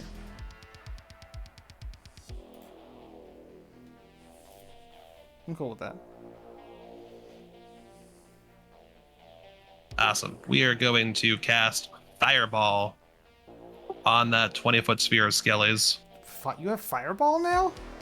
I have fire for my staff. I cast that's right. 3 charges, but yeah, I haven't used it yet because it's, and a ball of fire is so awesome that, it's 50-50 on which is better, but Yeah, let's have the damage. This is gonna be sick, y'all.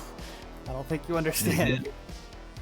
Let's see, and then I add so 32, because it's 28 plus 4 because it's fire. Yep. And then whatever modifier you got from that we got from our good friend Scheider. So 32 damage, right? Yes, 32 fire damage to start, and then whatever you do from there from Scheider stuff. Double, 64. Nice. In one single swoop, you torch an entire area of the stadium, burning to a crisp a legion of skeletons. And wait, there's more. We are going to also go ahead and meta magic and quicken. Okay. To make it a bonus attack. Yep. And then we're going to use my signet ring to add +1 per hit. And we're going to use Scorching Ray on Nibble. Okay, let's have it. It's a DC what? It's a hit. Oh, that Right. worked up. Hold on. Oh, I see. So it's against his AC. Yeah, so it's rage. Hold on, let me fix this. Why is it not rolling right? Hold on. Alright, we'll do. Alright, so the first one is 22. That's a hit. Second is 14. Not a hit. The third is 19. No, what? Why is that? Alright, I guess 8. Nope. Sorry, the die is showing something different than what it's churning out. Alright, so I guess just one of those hits then? Yep. Alrighty. It'll be 10 fire damage. Okay. You hit him as he's standing there, and the first 2 miss, and the third one hits him square in the chest, and it sloughs off for a moment. You see the lavender robes underneath the visage. Then he stares daggers at you. I see you, Nibble. I see you. I'm standing right here, dude. No. Okay. That puts us at Belly, who's going to continue her broken tankard onslaught.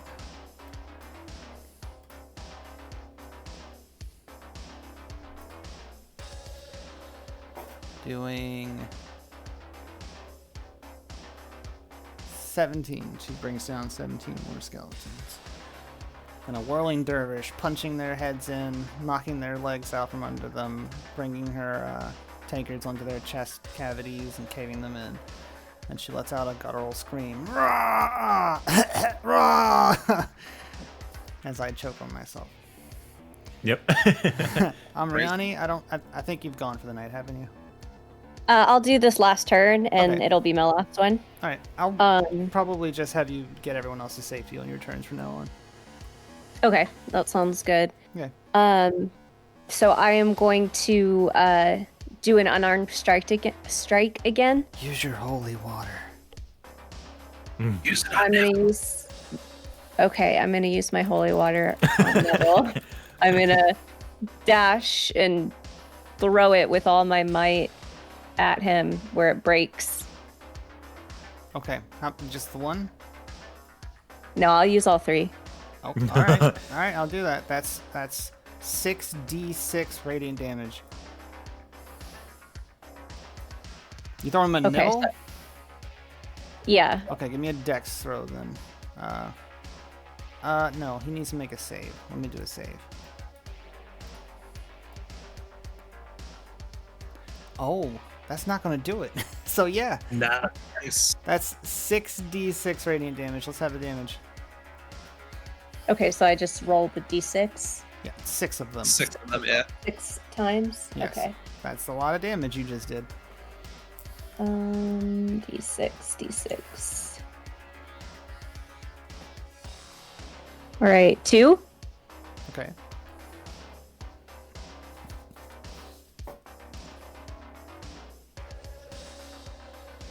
One. Not good so far. Yeah, not going well. 1. Oh boy, Amriani.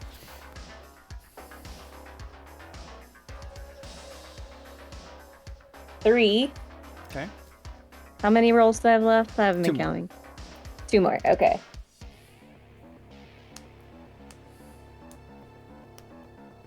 Two. Okay.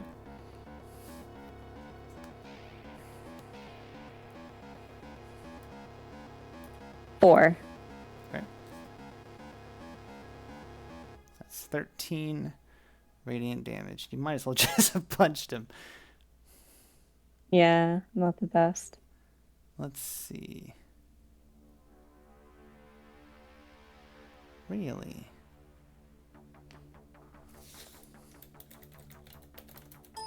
Nope. Okay. I like that. That's interesting.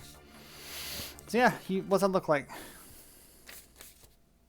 I run towards him. I pull each bottle of holy water out and throw like a pitcher at a baseball game. Yep. I love it. Putting him in 3 different areas. They and hit he him. screams. Oh yeah, they hit him, They and hit him. he's not happy. He screams at you as this barrage of radiant damage completely drops his visage, and he now stands before you, and his true might is evident in his skeletal form, clad in this lavender robe, this tall, imposing undead figure with purple fire in his eye sockets. Oh no! And he points at you. Can I use my bonus action to then disengage? So I'll let you do 3 actions in one because using an item's an action. I'm just going to say that was your bonus action too. Ah, okay. Look. Yeah, you can use your movement to like run away if you want to do that. I will do that. I'll run as far away from him as possible, Okay. or I'll run towards Beavery, or to help people. Yep, I guess. that sounds good to Get me. out. Yeah. And with that, I'm gonna bid y'all adieu. Thank you so much for coming. Thank Good you for night. having Good me. sleep. Yeah, there was no way of this Bye. one to be a short one. This was going to be a long session. No worries, no worries. Thanks for having me. Yeah, happy to have you, always. Sleep well. Thanks. Make Bye, sure y'all. you watch the VOD. This is going to get heavy. I will. Yeah. Cool. Yep. Neville stands there now. Everyone can see him for what he is. Excellent. 6, who was next? Nipple's next, actually.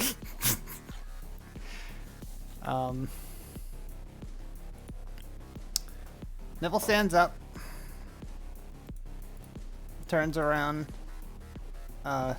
realizes he's been uncovered, and let's see.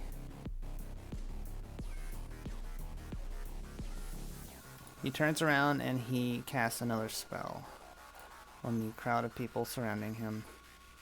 No. Wait.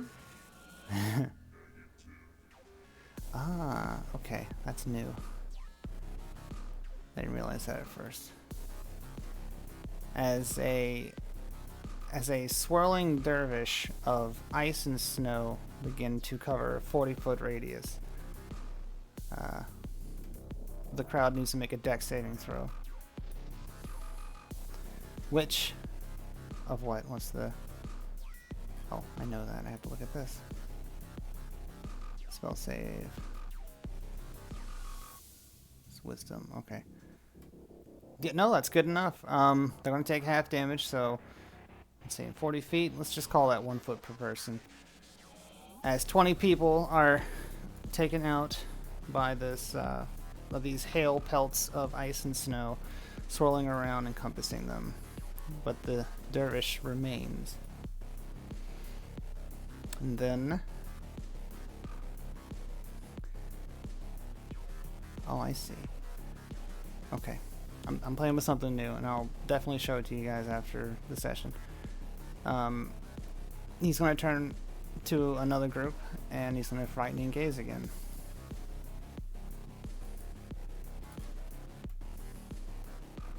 Oh my god. Yeah, they don't do so well this time. And what's the radius on that? 10 feet. So 10 people go running for their lives away from Nivell towards the skeletons, who then cut them down. Oh my. Yeah. So does this mean there's no one around Nivell anymore? Within 10 feet, yep. Well, yeah. Nope, that's fine. I like that. Cool. Alright, that's back at the top. Hildar. Oh no. So, Nibble, just out of curiosity, what is your name again for the crowd? Could you say it? Is it Bobbert Saggy Shit? What? He eyes you. Says, you're next. I shoot an arrow at Nipple. Okay. I shoot the bad guy. Yep. Oh no. 9. 9? That's not a hit, my friend. I'm very sorry. Oh no. Take this. What's it look like when you completely miss?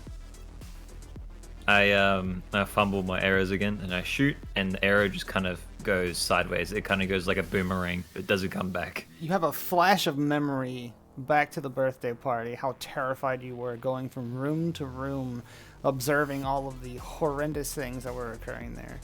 And you stutter for just a second, and you just shoot wide. Yep, that's what I mean. I like it. The arrow hits into a random pillar. Okay. Yep. Bonus action? I shoot myself.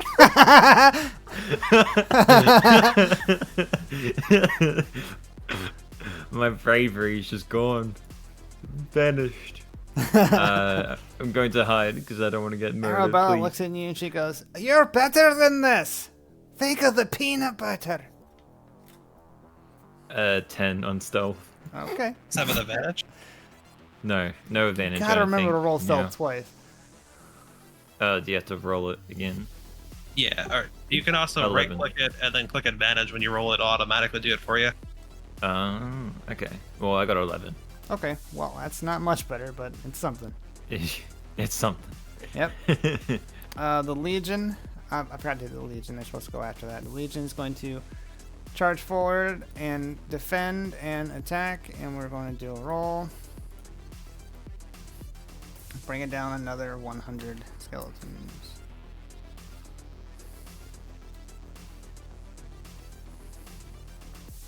All right, we're getting there. Okay. Then after Hildar is Jeff, who is going to double time it. Jeff's going to use his action to dash, so he's going to get 60 feet, and he's going to get, let's see, 300 feet is the length. Let's say you guys have been moving this whole time as well, since you're clearing out the enemies. And so we've done, 3 rounds? So let's say 30, 60, 90. Y'all are about halfway there now. But the tunnel's starting to fill up with people as people are making headway. And Jeff exclaims, "This way to safety!" He produces a sign that says stop, and he's got a whistle all of a sudden.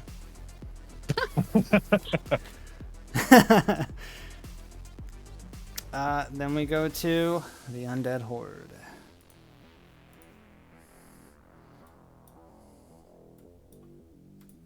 Who does a swing?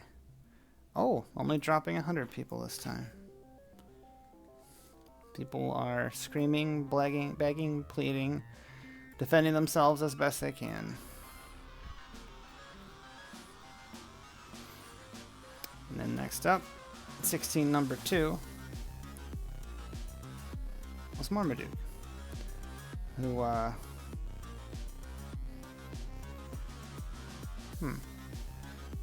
yeah, I can't drop this far, so he's just gonna come at you again, Norian. Alrighty. He's gonna roll to attack. Is a 16 hit? It does. Okay. He's gonna do... You know what? He's gonna roll at disadvantage. Make it look like he's trying. Oh, does an 11 hit? 11 does not hit. Alright, he swings wide again. Shakira hip shake it, and he connects with the ground. And he barks at you. Hold still, damn it! I will figure skate my ass off if that's what it takes to save my duchy. And I, just go, into a crouch and spin. I like it. And then we go to Viri at 13. Alright. I am going to pull out my short bow. Let's see if we can finish clearing this hallway. Well, and I'm going to hit them all. The hallway's clear? Yeah. You okay, so the hallway's completely clear. Yeah, so far. You're halfway through about. So I'm gonna, walking back down through that hallway, I am going to keep encouraging people to calmly get out and back into the city proper. And as I'm coming back, so I'm using my action to get back to where they are, I'm going to be thinking about holy water. Okay. And my Carafe is hopefully going to attune to that thought. Alright, I'll give it to you. Holy water. It's time for the return of waterboarding. Oh, jeez. That's going to be interesting. That's clever. 1, 2, 3, 4, 5, 6, 7, 8. Holy water. That's the last one, isn't it? I think you said 10. 10? Okay, I'm fine with that. Did I not put orange juice? Was orange juice one of them? No. Okay. Nah. Yep, that's 8. So you just continue to move people? Yeah, I'm encouraging them to go calmly, single file. Yep. But I'm walking back in through the hallway towards the arena as I do this. Cool. And that's gonna bring us to Belly, who drops her tankers that are unrecognizable mess now and picks up a 2-handed hammer she's found, which is one of the hockey sticks, and just starts swinging it wildly.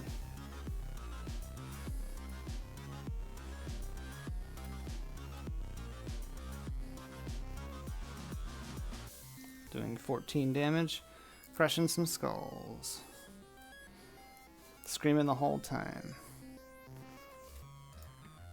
There's too many of them. Oh god. Keep it together, you shite!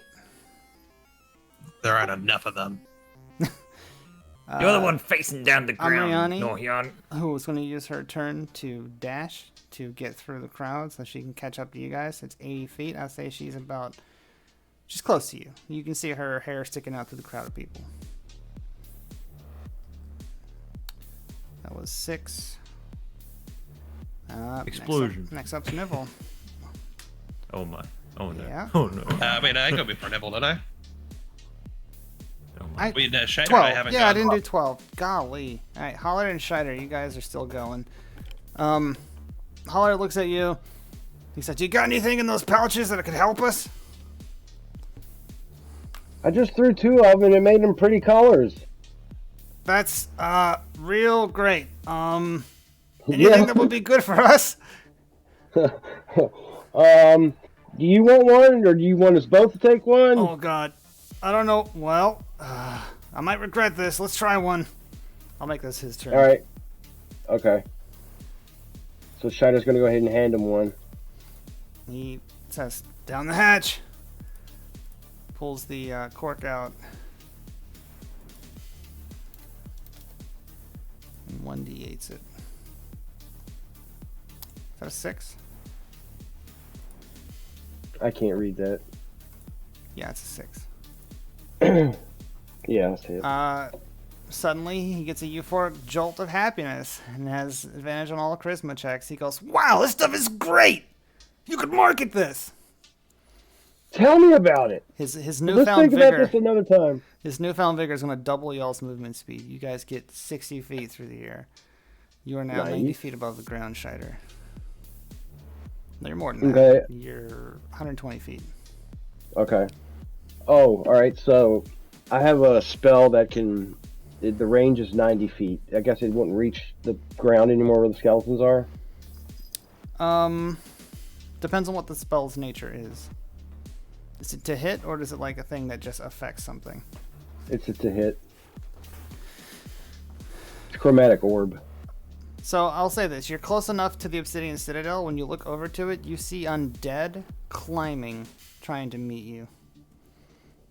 How far? Farther than 120 feet? About 40 feet. I will cast at the Citadel with them climbing it. All right, let's do it. Chromatic orb. Well, I like so I don't that. have to do the hit. I just got to do the The damage. Yeah. If you want All right, to here try we to go. crit, if anyone wants to try to crit with a hit roll, that's okay. Like, I just won't count it as a miss. Okay. Here's the hit. That's poopy. 9. Oh no. I didn't take that into account, that you guys wouldn't be able to crit. I figured, just giving you a hit could count Right. like that. Is 9 crit? No, 9 is not crit. You know what a crit Okay. is. Alright, so here we go. Here's the It's a damage. 10. No, okay. 10 damage. 10 damage. You take 10 of them out, as there were about 30 of them. So 30% of them fall off the side of Nice. the Obsidian Citadel into the ground below, crunching into Alright. bone dust. How tall is the Citadel? So they're... I think the point they're trying to get to is about 200 feet. There's an outlook, pretty much. There's like the Obsidian outlook, which has an external face where they can kind of get in up there. Okay. It's like guarded elsewhere, but maybe a Alright. good landing spot. No, we're trying to get to the top, so... That's all I've got noted down. I don't have noted down how high the actual mountain peak That's is. good enough. We'll do that. It's the highest point that anyone could access going internally in the Citadel, if it makes sense. Okay, well, they're external. How about we make it another 30 feet or so?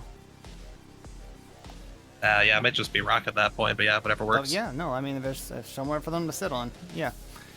So you probably got another round or two before you reach the top, Scheider. Alright. If there's something you can think of you can do, like if you could tell me mechanically to give you guys a boost of speed, I'll let you do that. Mechanically, a...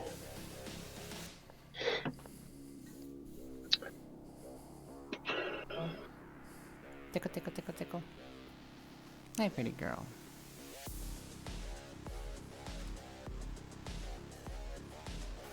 Yeah, I don't know. I'll let you think about it for next round. How about that? Yeah. Okay.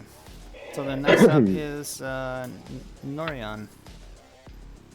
Alrighty. So, Noran is going to look at Nibble. He's going to observe that there is nothing around him for at least 10 feet. Noran is going to wave his wand in a circle above his head. He is going to conjure the infamous, the one, the only, the Tornado of Fire. Oh boy. A Okay. 10-foot diameter wall of flame that just erupts out of the ground, goes 20 feet high in the air around Nibble, and starts cooking him. All right. So tell me about that. What do I need to do for that? So this is where things get interesting. If you think there's any possibility that Nibble could somehow... let's see. Because he's in the middle of 10 feet of... And any direction he goes, he's going to cook, basically. So he should. Yeah. So like I don't know how he would get out of that basically, or how he would like if he has a way he can shield himself. He could do like a dex save to try and be like I dodge some of the fire, but not all of it. But I'm still inside. It's not really clear on how you deal with this situation. I mean, but if you surround him with it, it's going to count as him passing through it, right? I mean, unless you want him to... I'll give it to you the one time, but if he stands there, he's just going to take the heat damage. Yeah, that's the intent, right? Yeah, so pretty much he's got to, on his next move, find a way to move out of the sucker, but right now he's cooking. Okay. So, yeah.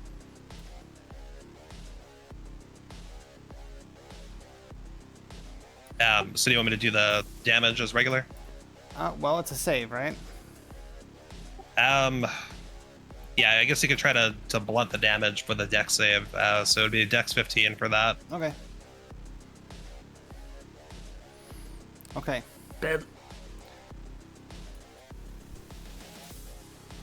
Let me read this really carefully before I tell you what happens. Alrighty. Alright. So he sees the fire go up around him, and he obviously knows what's happening. He fails the roll, but it doesn't count as a failure. He succeeds. Tell me what happens. Alright, so he's going to take 50% damage, but it's a little bit... let's see. Let me do the roll. Yeah, give me the damage. Alright, so it's going to be 28 divided by 2, so that's 14. Okay.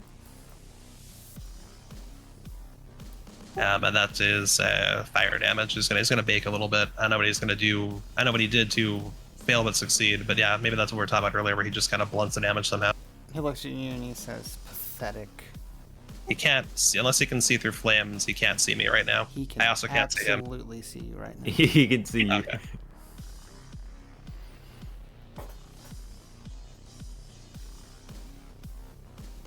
All right. That is well, actually, I'm gonna move 20 feet away and look like I'm running away from Marmaduke.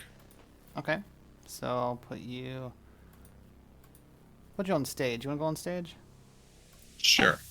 Take the high ground. You're on stage now. You're up about 10 feet. Amiani is also gone. Let me put her over here. Okay. Marmaduke. You want to let Cross do two turns like we were gonna do for Yeah, I like her, that. for him? Yeah. If you want her to stay out here and fight, you know what? That makes sense. Armiani, we'll retcon that. She stays out and Scheider, you'll do 2 turns. Yours and then hers. You can do like a team move if you want. I think that's cool. Like you throw her and she spins into a ball and collects rings. Because she's Sonic the Hedgehog. Anyway. Took y'all a minute. I think Cross might have disappeared because it looks like Scheider's avatar is kind of stuck. What happened?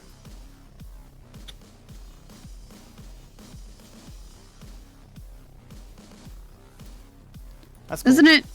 Isn't it his turn? It is. We'll no. just come back to him when he comes back. Okay. Wait, but wasn't it like Amriani's, and then it was going to be like Nibbles and the Amriani Legion? took it. It is Nibel's turn, technically. There you are, Okay. Scheider. We've decided you'll be fighting for Amriani, so that like the two of you will have like a tandem move, just like Scheider and Hollard, and he's gone again. Nope, I'm here. Okay. So you're gonna do a double turn. Yeah, I'm gonna give you okay. 1d8, which is basically Amriani's attack plus her second attack that she gets, added to whatever Okay. you roll, and you can tell me what that looks like. Okay, so you're rolling for me? Not yet. For Amirani? Yeah, you will be. Okay. You'll be rolling for her. What we were gonna do if you weren't back in time is Amriani was gonna go twice because you're melee and she's melee. But you got back just as the fight started. So since she had to leave, you're gonna get a double attack. So you'll go take your turn and then you'll roll a d8 as if you're doing a partner attack with Amriani. Gotcha. Let's have it then. Well, it's Nivel's turn right now. Gotcha. Let's see. Okay.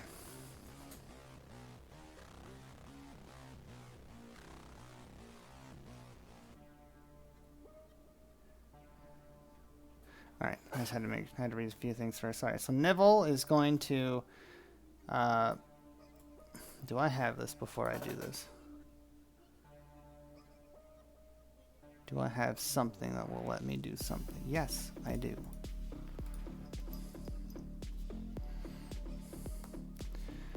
So it's Nibble's turn, as you are all staring at this tornado of fire in the middle of the ice, which might be an interesting thing that could happen after that.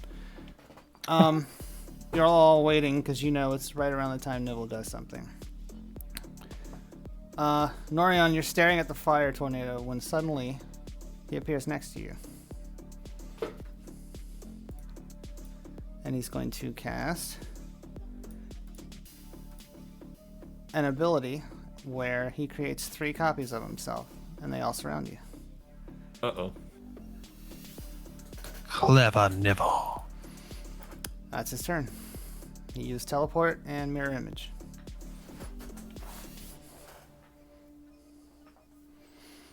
That brings us top of the order. Hildar, before you do that, I really have to pee again. I'll be right back. Okay. If anyone else has to go to the bathroom, it's probably the time. Beep beep. You okay, Scheider, to stay up this late? Scheider, are you okay? You good to stay up this late? Yep. Okay.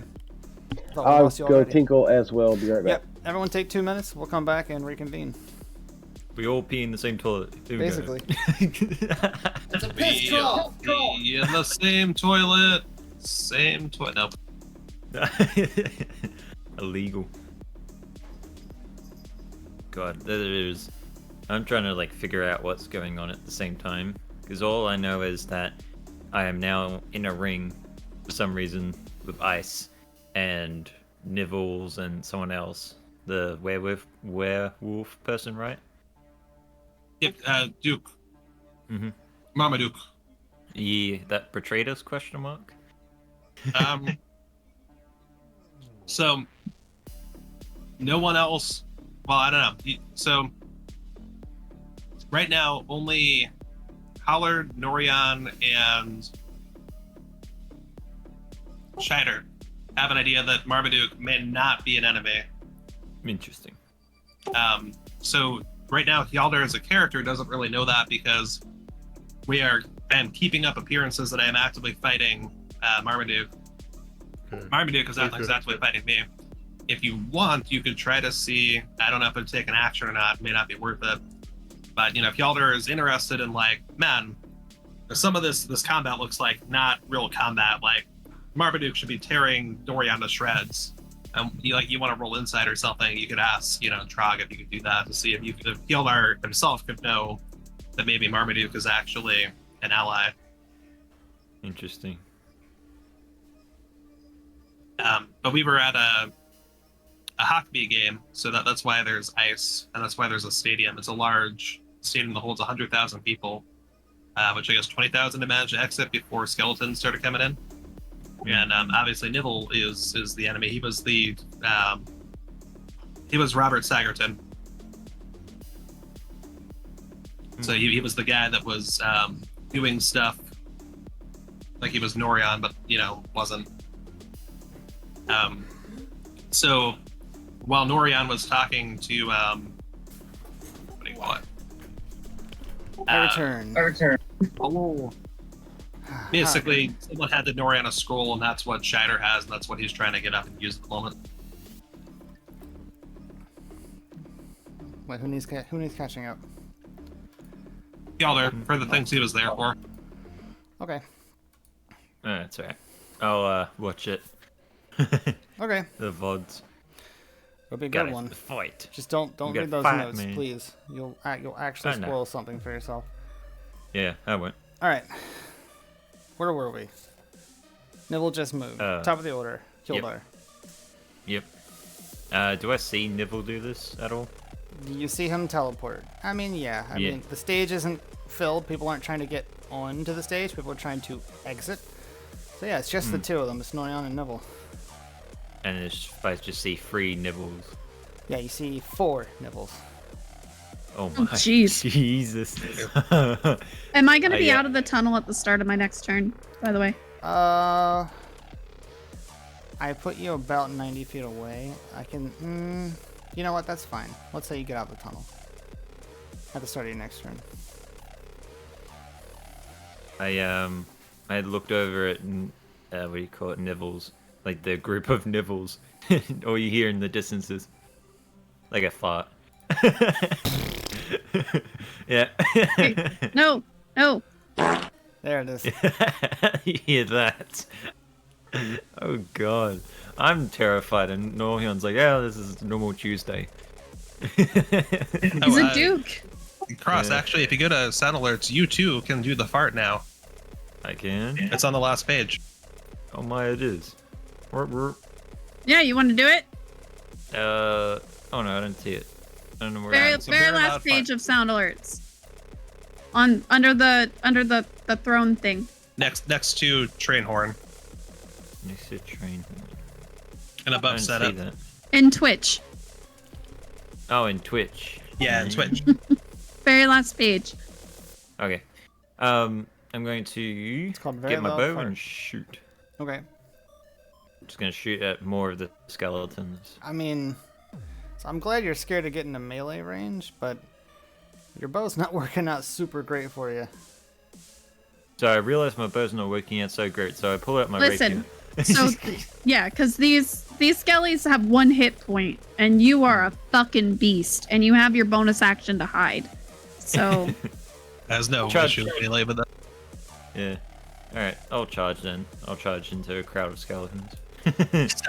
Stealthily so you can sneak attack. So remember, you and Amriani are both going at the same time.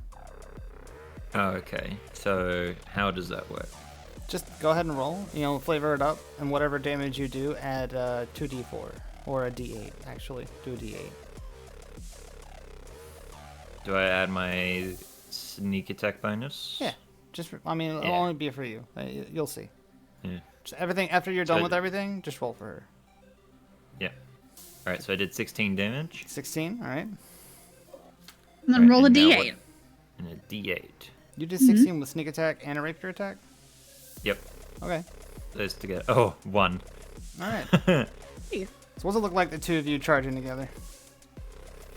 She's doing the classic anime, just arms back, running in, and kicks drops a skeleton by just jumping up and kicks them in the face like a horse, just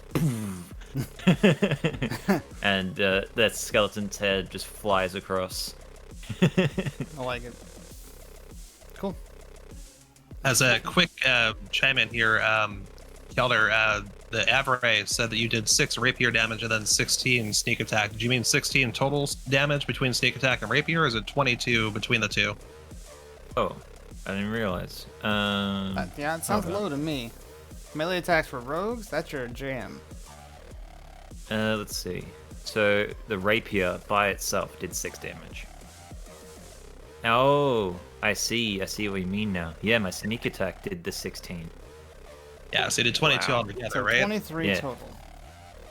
Yeah. With plus her 1, so 23 skellies. Flip, floppity, flop, bop, bop. See? And I didn't realize. Yeah. Damn, my sneak attack damage. Gonna hide. Hide. I forgot the Legion again, so we're going to do the Legion's attack. 13 stealth. Yep.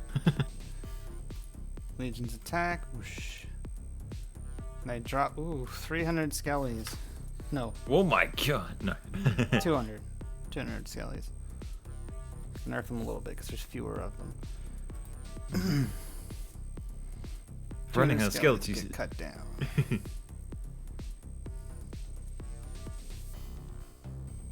Skellies are looking pretty sparse. We got them now. Charge! There's about half remaining. So then next up is Jeff, who's in the tunnel with Vivre, who's just going to keep hoofing it. He's going to be next to you pretty much at all times, Vivre. Okay. So I'm gonna have, as Jeff's turn, that he is holding my carafe for me. Sure. So that I could dunk my arrowheads into the holy water.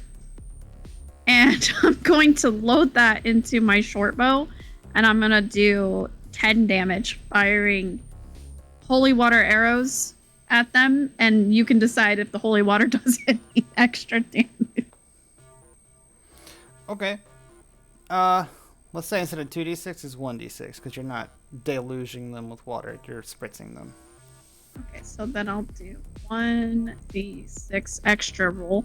Yep. So that it's going to do an extra 5.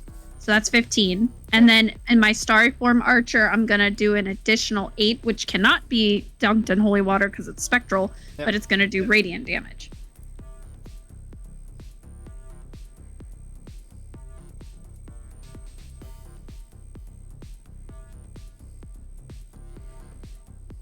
How much spectral is it?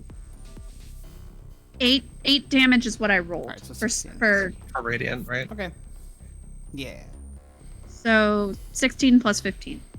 So, alright, let's say that clears it out, right? Because a few of them had run in. And you make it to the door. And you open up the door. And standing on the other side with his son is Snev, who has his shield tied to his stub arm and holding his spear in his other one. And he says, "It's about time." As Snev enters the fight. Yeah. Could it be a warhammer in his other hand? Yeah. A spear with a warhammer at one end. Works for me. It's supposed to be a vicious warhammer, so I'll take it. Or the tip of the warhammer is speared. Whatever. That works as well. Cool. Yep. I'm gonna have him go right after you, Norion, just to keep things succinct. Do you want me to do the stuff for him so you don't have to manage another NPC? Yes, I would like that I've got very his much. So just do your Cool. turn and then his. Awesome. Okay.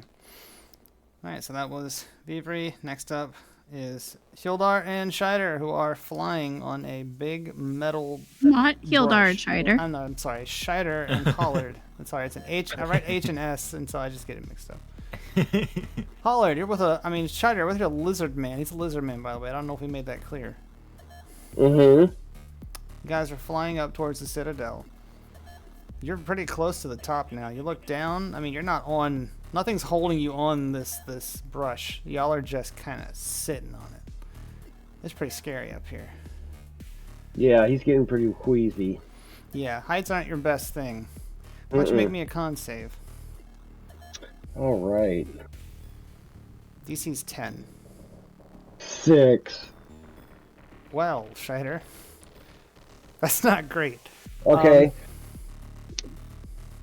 Go ahead. Yeah, I have an idea, but you go ahead. Yeah, you. All right.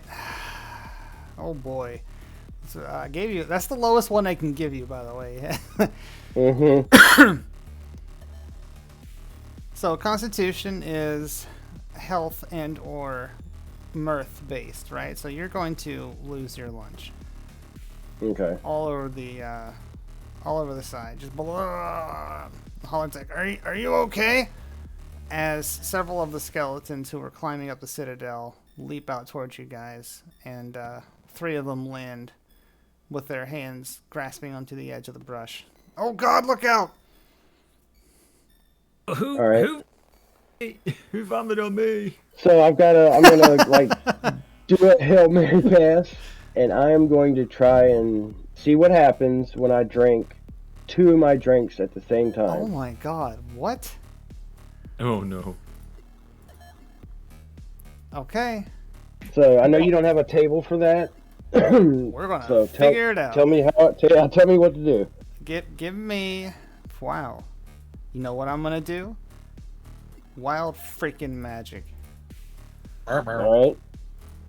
Let me pull up my wild magic table. All right. Roll me a D100 and then a D20, sir. I don't know what's about to happen. This could be really cool. It could be terrible. It could be inconsequential. 64 on the 100. And the 20.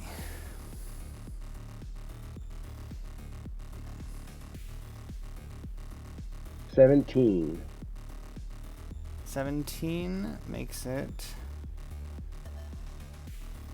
a nuisance. Okay, so 64. For the next hour, you are unable to read as the letters all appear jumbled. You are... Oh, no. Oh boy. Oh, no. You kidding me? You're kidding me. Oh, no. What have you done? What happened? He downed a potion or he had a thing, and now He he downed can't two read. of his potions at Yeah. once, and I counted it as wild magic, and he is now illiterate. Oh no. Scheider, what have you done? It's all on Hollard now. God, he's gonna have to earn Grand Wizard. Well, that's your turn. Can I do an opportunity attack with the skeletons that jumped on me? You know what? That sounds right. Let's do that. Hollard will do it too. Okay. You're illiterate, but you can punch things. I may be stupid, but at least I ain't stupid. Oh god, that means you can't cast. He can cast. He knows spells, and they're copied in his spell book. But, whoo boy. Yeah. Right. All right. I'm gonna try and get them off by casting Thunder Wave. Please don't use that terminology. Hold on. Okay, listen. Thunderwave affects everyone. Oh, that's right. Wait, no. Oh, shit. Okay. Yeah. Good point. Good point. Phrasing. Boom. Mage Hand. I'm gonna swat him away. Mage Hand can't attack. Nobody can manipulate an object. If it's 10 pounds or less. Shoot. Opportunity attack is you swinging your staff. Oh, my staff. All right, then I will swing my staff. Which is what is your you've got an attack for your staff actually in your D&D Beyond. I'm looking. I think it's a D6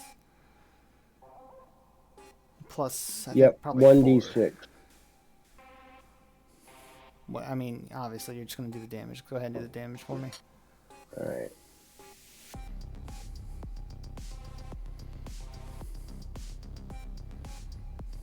Six.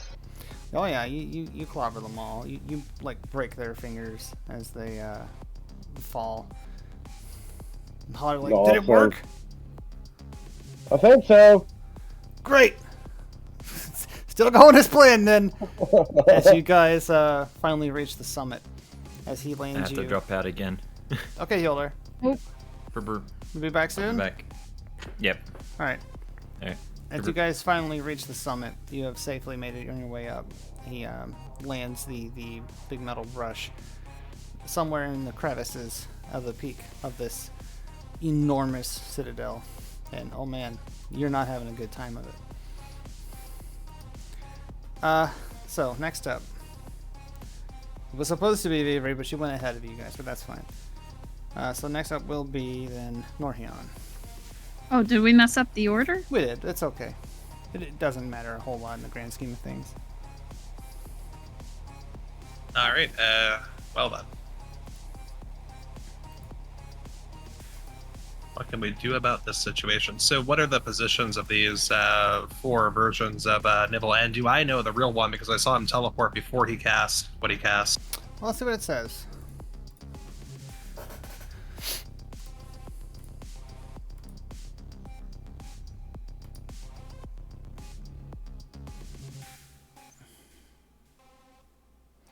Shifting position, so it's impossible to track which image is real. So they're not stationary.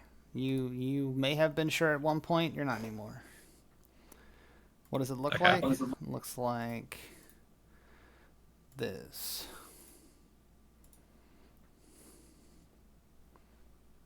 If that's clear. I'm waiting for it to show up. Let's see. Are they in a 15-foot cone of each other? No. Okay. They are four corners of you. And where in relation to where I am now is the tunnel? Tunnel is up here. To the... I'll wait for it to show. They are basically underground, but there's people funneling, like right here. Let me make this a bit more clear. It's like a pyramid's worth of people funneling into this opening. Oh, my music went Okay. off.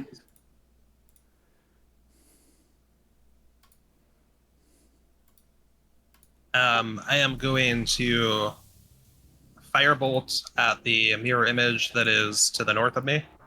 So Or, attacking like, the north. Nibble at this point will be just the mirror images. Yes, that's what I'm expecting. So, like, Nibble, the mirror image or Nibble, whatever is, to the north of me. Attacking Nibble will be attacking all of them, basically. So, yeah. Okay. So, yeah, what are you doing to attack? Firebolt. Okay, yeah, give me the hit. 13. 13 to hit. Defender wins. Alrighty. And, or hold on. Can I do a thing about that? Let me look.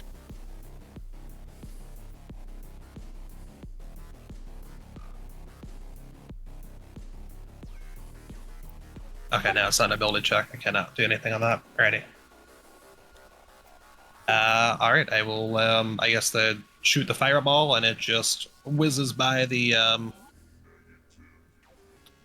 image of Nibble that's there. Okay. And, I guess I'm stuck in the middle, so I'll just kind of slowly turn around and with my staff looking at all the Nibble. I like it. That's a cool image. You fire your fireball. What's the damage it would have been? It would have been 12. 12 as you torch 12 skeletons. Yay. Great. That puts us at Belly, who, with her new hammer, starts running for the exit to start protecting the people who are trying to exit. That's going to be her turn, because we're getting low on skeletons. After Belly is Amriani, who already ran. That puts us at Nibble.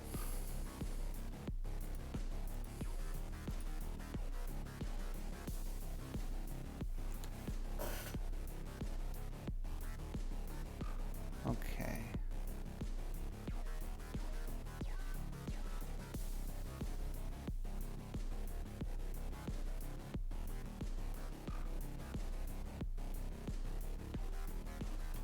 I just want to make sure, because I know what's going to happen.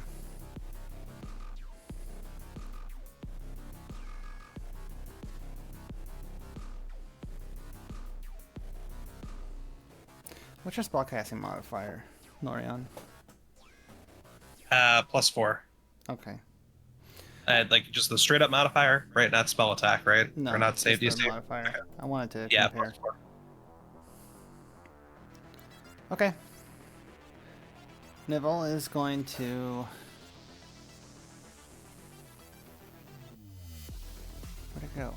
I just had it.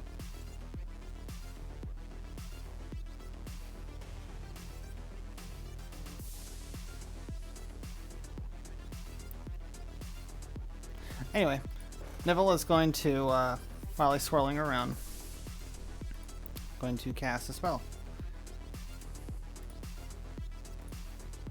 He's going to cast... Counter. I thought you would do that, and he's going to counter your counter.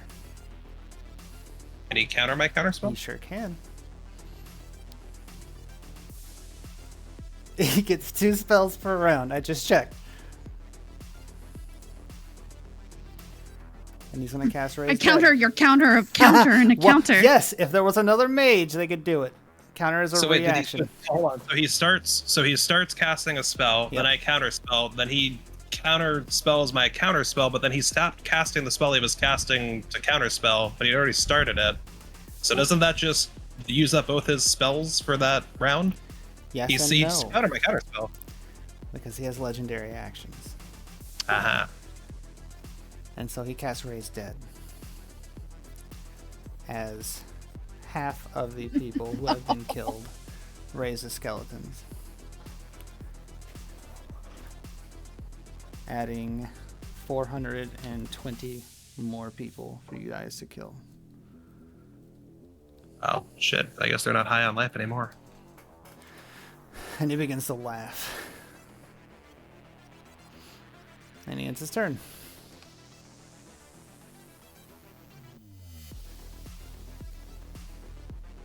I know that didn't feel good, and I'm sorry. Well, we don't know whose turn it's supposed to be. The Legion. Yeah, it's Legion's turn. Legion, seeing their fallen civilians and comrades raise back up, renew their fervor, and roll to attack. Taking out 50 people. 50 skellies, I mean. And that puts us top of the order Hildar, who's AFK. So I'm gonna roll for them. Okay. I'm gonna do what a rogue would do. Hildar is going to sneak up behind. I've been skipping Marmaduke actually. He's supposed to be going right after the undead. I'll make sure to do his turn this time. We'll just play it off as he's lost in the crowd. I don't know. Nibel's kind of distracted. He's not noticing anyway. Let's say Marmaduke was acting like he was gonna hit legionnaires and then hit skeletons on accident. Mm-hmm. So yep. Let's see. We're going to do. His rapier is D8 and 3D6 for his counter or sneak attack.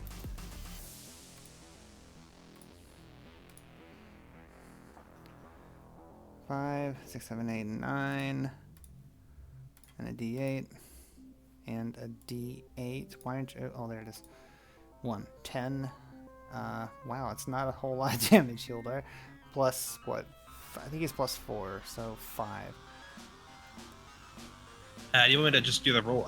If you want me to do the rolls on what do you call it, I can actually click his buttons for that. Yeah, do that, won't you? So attack. sneak attack. Yeah. And rapier. Yeah. So 8 on the sneak, and on the rapier is also 8. And then you want me to do the hit chance in case you? Well, yeah, you can roll a nat. Okay, whatever works. We won't worry about that. I'll roll a D10. So 16 total from Hildar. Well, that's a critical fail, so we'll say that Amriani whiffs it.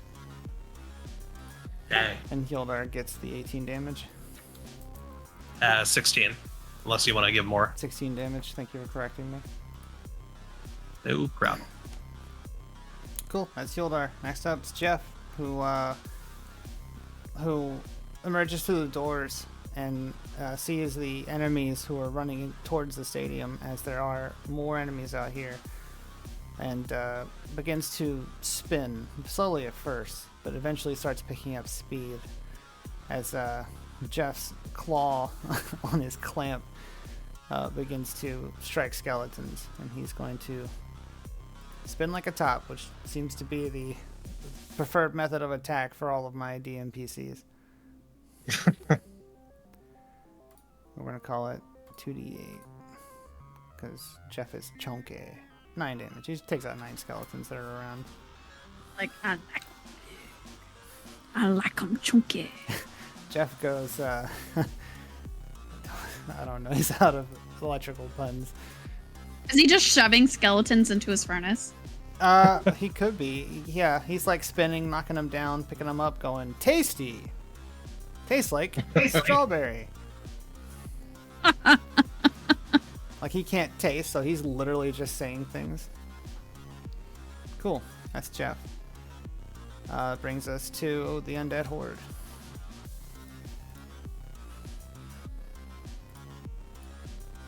Who drop 200 more people.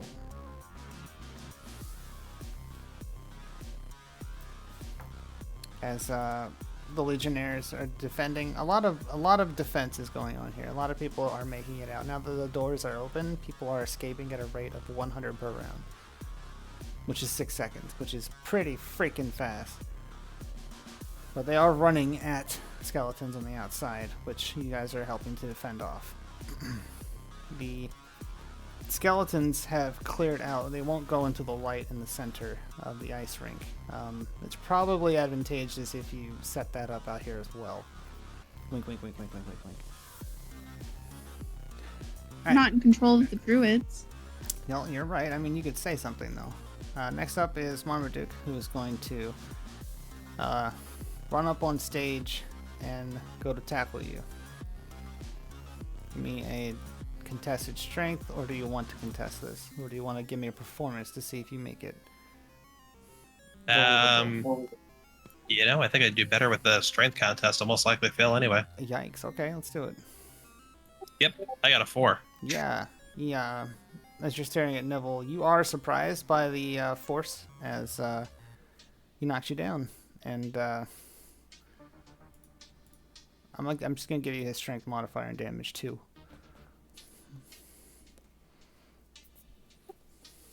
So what do I need to do for that? You're not. He just hit you for 2. Okay. Just to make it convincing. Unless you want him to roll for it. That's fine with me. No, that's fine. I was unsure when you said strength modifier if mine was involved at all. No. So I figured it out. I understand now. Yeah. Cool. That's Marmaduke bringing us out of Vivre. You're outside. The town or Goldbath isn't close to you. It's about 100 yards away. No, I'm sorry. It's about 20 yards away. You guys have traveled the 100 yards underground.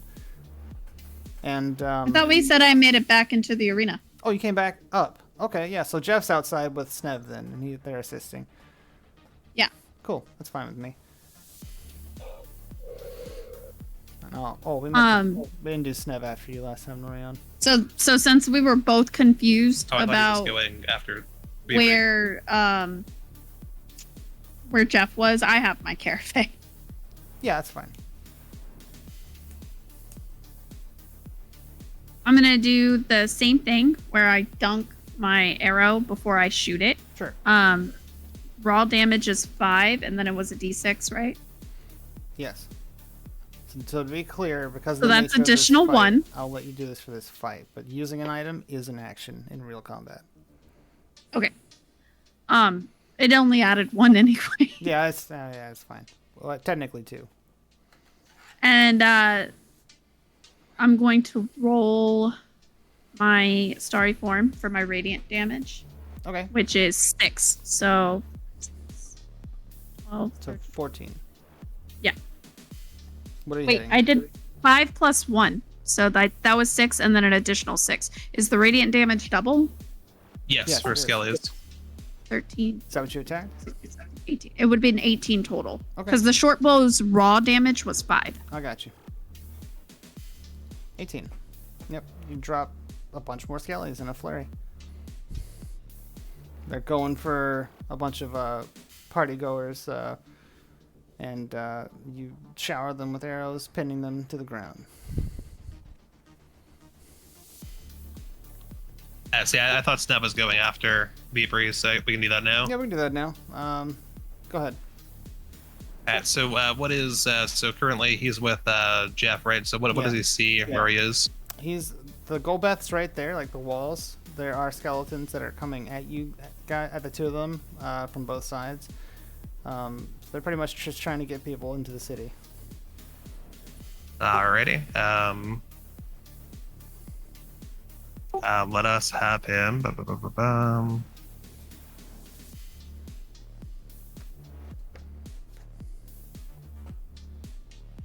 He's a fighter. Yep.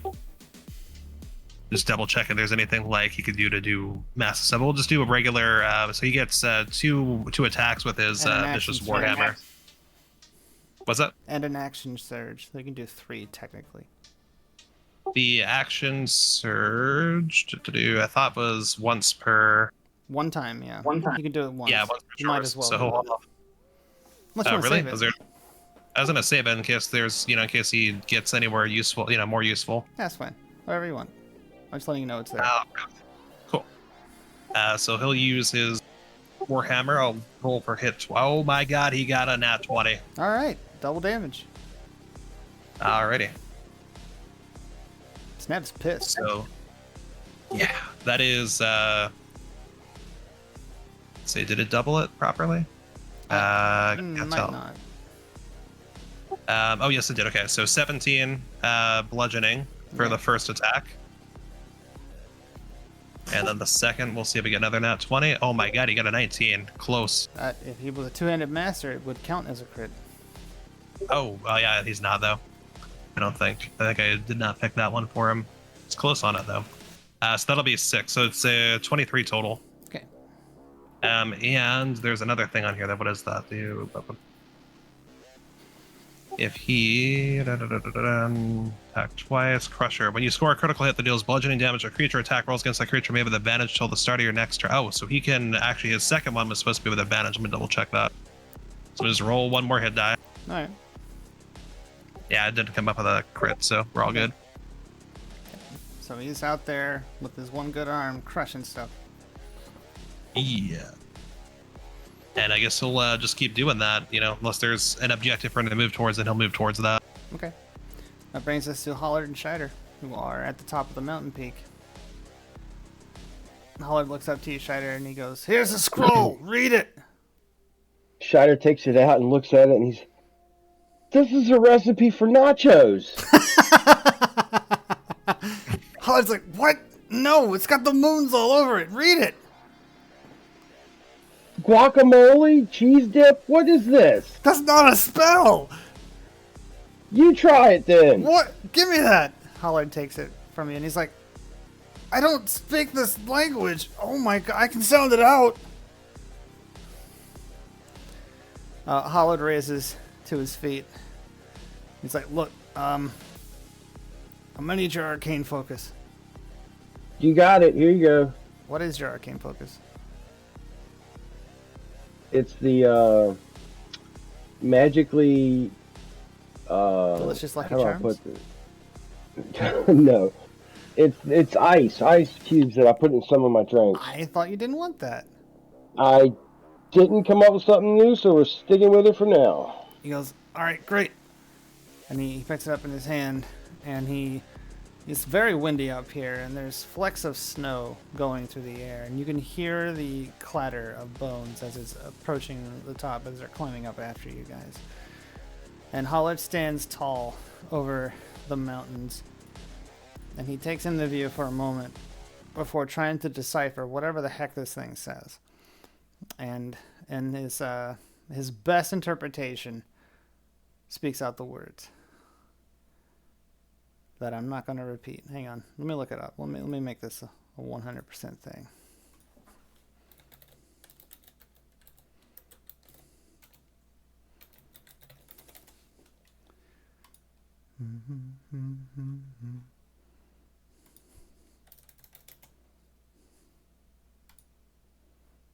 Wellen. Okay. That works for me. Hollard stands up. He holds the paper out in both hands, and he has an instant memory of when last time he did this was when they were falling through the air on a galleon ship heading for a forest. And he takes a big, deep gulp, and he says out loud, "Wellen! Wellen! Wellen! Wellen!" I don't understand the connotation. "Wellen!"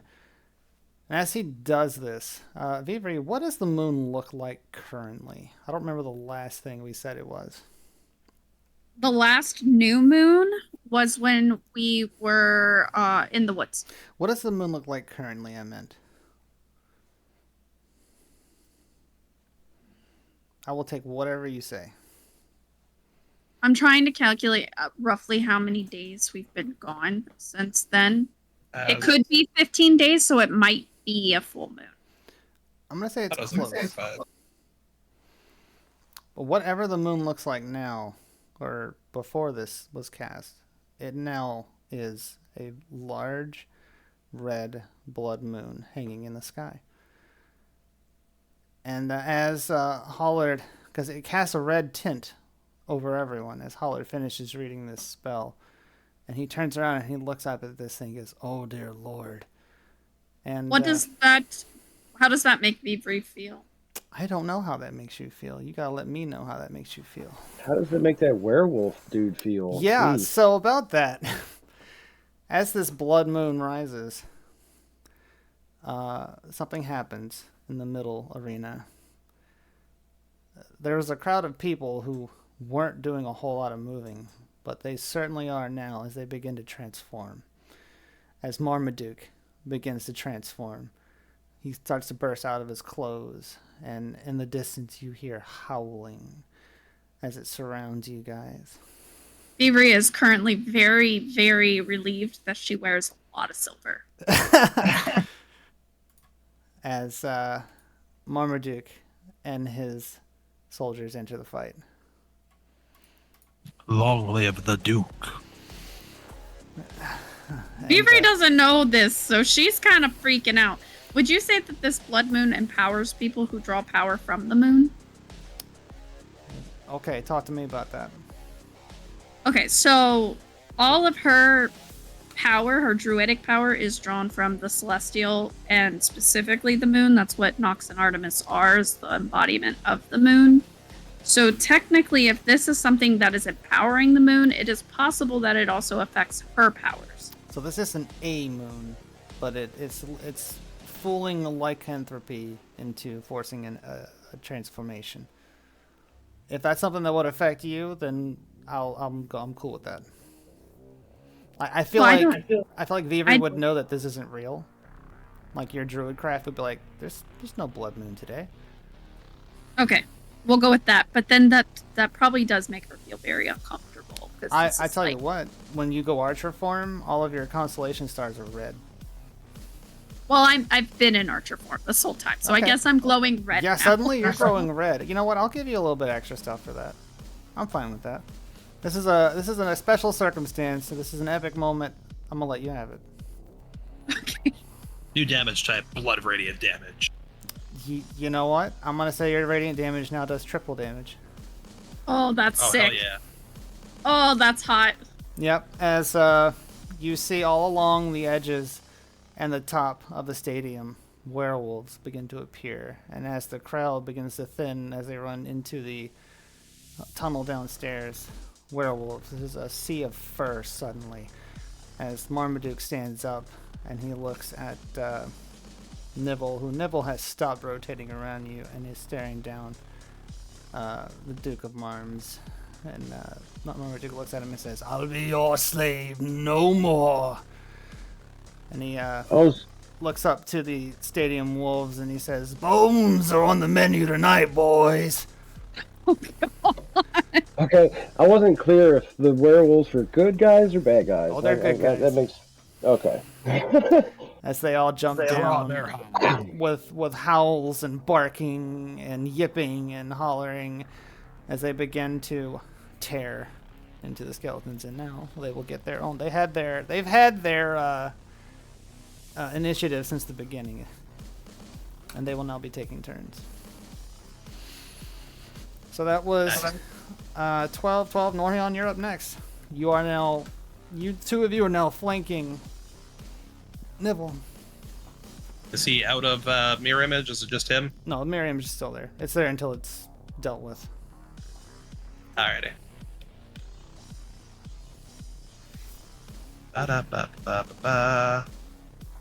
Go into Firebolt, one of the mirror images. Alright, let's have it.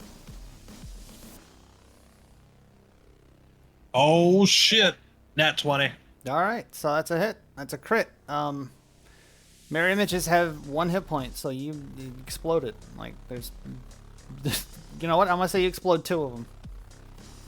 Yay! He now has just 2 floating around you guys. There's 3. Man, I'm sorry, there's 2. that would have been 29 damage if it, That you're would've lucky, been great. Nibble. I did give you 2. It technically should have just been 1, but this is fun. Let's have some fun. I appreciate it. I'm going to so I Firebolt, and I guess it's just such a, after the last one just kind of fizzled, this one just pumps up so big that it knocks off one mirror image, and it's like, just keep going. It goes boom right to the other, ping pong. I like it. And they both just come apart in cinders, even though there shouldn't be anything to cause ash. Just all of a sudden there's ash in the air. You don't know why. The Cenorion does this, looks super cool. Then he's like, wait, hang on. Big thanks, Marmaduke. I'm going to go back up a little bit, though. And I'm going to run as far as I can. The direction from Nibble towards Vibri. I'm sorry, are you leaving melee range from Nibble? Is he actually in melee at the moment? He was circling you. Oh, alright, well, You can. It's up to you. Let's see if I've got a thing for that. You could, you already used your action. Yeah, I'm looking at my bonus. I have some bonus stuff. I have a few more meta magic things that I had last time. You can quicken spell and then cast another one as a bonus action. Yeah, it'd be my last one I could do though. So no, I'll just, you know what? I'll stay where I am. On second thought, I'll hold the line. Great. I thought you were leaving me for a second there.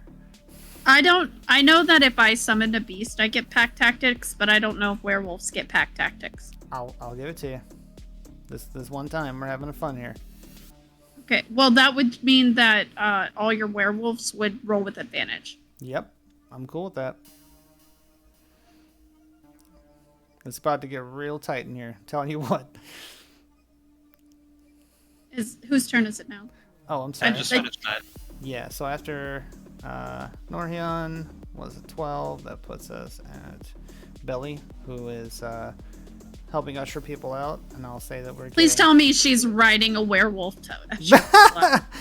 Belly, Belly grabs onto the coattails of one of them and hops on his shoulders, and she's going, "Let's get him, true boys!"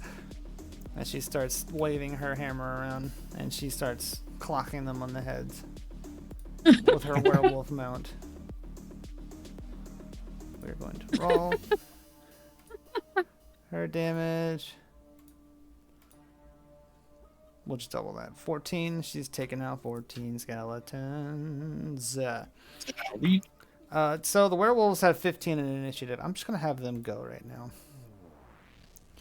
As the werewolves begin to bite, tear, and gnash at our bad boys, dropping 400 of them. Oh, finally a max roll.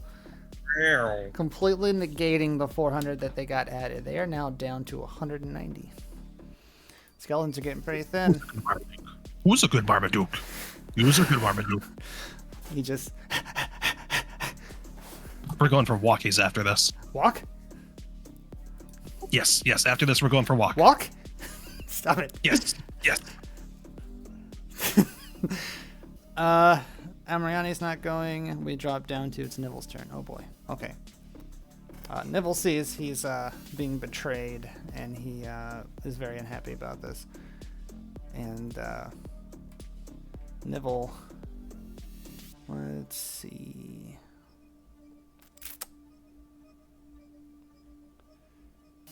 Nivel begins to grow in size. Easily 3 times larger than he was previously. His voice. Did he make any motion to do that, or is that just like a thing he can do? It's a spell. You want to do something about it? Yep, let's counterspell the shit out of that. Okay, you counterspell it. He looks at you and casts it again.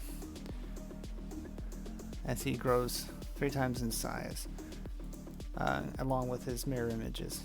So there are, well, his mirror image. There are 2 Nivels. I wonder how that affects spells. Hang on. That might be something. Let me check.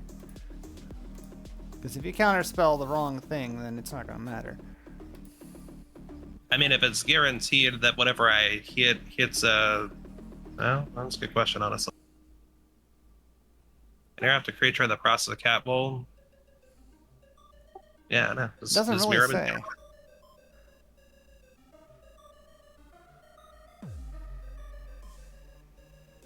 Each time a creature targets you with an attack during the spell's duration. It's not an attack, really. Alright, that's fine. Yeah, he grows. Alrighty. So it's one big nibble? It's 2. And he's shouting. He's really pissed off, and he's like, "I will be the ruin of you all!"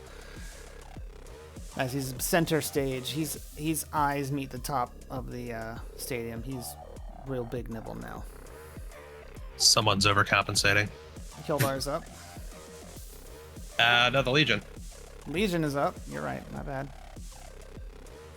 I will tell you, Cross and I were planning for Cross to use his bonus act or his movement to get to me to get some holy water. I'm cool with that. We were gonna fill up his stein. That's fine with me. So, Legion attacks. They drop down another 100 skeletons. There's about 90 left. Nice. As you all As, start closing adding- in on them, as most of the people have gone out. There's still probably 1,000 or so people in the stadium. Adding some flavor to that, by the way, Blix Cashflow, Goblin, and Minister of Money, pretty much, just walks up to one of the skeletons and pops out his little punching fist from his artificer and just knocks a pelvis out, kills one of them. Nice, I like it. And he sees that they drop like some nice, nice bling, and he just picks up the bling and Ooh, piece of pockets it. candy. Wait, so does that mean he made Sniv an arm and now Sniv has 2 arms and he's like punching with a robot arm? Hasn't yet because they are nowhere near each other, but he absolutely could make that for him because he is an elite artificer. He's sock 'em bopper. I think he's like a rogue artificer combo, ironically. I gotta do his thing eventually. Okay, so that's the Legion. Now we're up to Hildar, who is going to make it over to you, do the thing you said. Amiani's going to do an attack.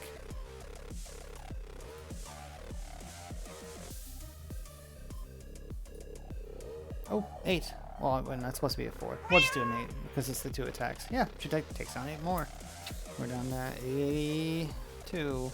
I counted that right, right? Yes. Yep. 90 minus 8, 82. Cool. That puts us at... He was... Okay, 21. 17 is Jeff. Jeff's outside. Jeff is ostensibly holding ground. He and Nev are assisting the escape, so I'm just going to keep them down there. Until something happens to them, people are going to get free. Explosion. Welcome back, Hildar. A lot Yo. has happened, bro. Oh my. Be So- gone. Just come to the rescue. We Yeah. have a giant nibble. There's a giant fake blood moon in the sky. my. Vivery's glowing red because it's affecting her starry form. And there's werewolves everywhere as Marmaduke says he will be a pawn no longer. And Nibble is big mad bad. Big bad. Oh no. He's also overcompensating. And you still need to come get some holy water from me. Okay. I'm going You may to want to do like that, just I guess. dunk it your entire body. Why? Why am I dunking myself? So that Nibble can't touch you. Oh no. It could. It just, does that give you a reaction for like radiant damage? That'd be cool. Or like, oh I'd no, like it's to blood. spice Wait, something up. Here Wait, we go. no, it's not blood radiant. I'm gonna spike some things up right now. Boop. Oh god. Okay, I'm so going to target. They cast it on Scheider. He is already illiterate. and you could maybe make him literate. So he used Scheider. potions of his own on himself, and he made himself illiterate for an hour, That was which is a problem. hilarious. I put her on Scheider then. Well, Scheider's 300 feet in the air. I'm going to That's put it on wild. myself. Wild magic circ. It doesn't matter. Oh, did you cast Wild Magic Surge? I'm sorry. yeah, Good yeah. God, I was reading some stuff. Yeah, let's do the thing. All right, Wild Magic Scheider, are you Surge. ready for some gambling? Jeez. Oh my God. Louise. What did you roll? Have you rolled the D100 yet, Cross? Oh, okay. I thought Trog was supposed to do that. 1 sec. No, Sorry. you do it. I Go guess ahead. it's We I can guess see it's your only fair with all the random drinks. you're gonna explode from all this wild magic. 58. 58. Now give me a D20. D20. Okay. 16. 16 is nuisance level. 58 nuisance level. You gain freedom of movement for 1 minute. It says you touch a willing creature for the duration. The target movement is unaffected by difficult terrain, and spells and magical effects can neither reduce the target's speed nor cause the target to be paralyzed or restrained. This is how I'm going to do this. This is going to give you Featherfall, Scheider. Boop, boop. Oh snap! Oh, so you can jump. So suddenly, the forces that be have made you extremely lightweight. And you're a halfling, so that's Yeah, impressive. down below, you see the stadium, a giant skeletal creature, and werewolves howling in the distance. Holler looks in and he's like, we should probably get back.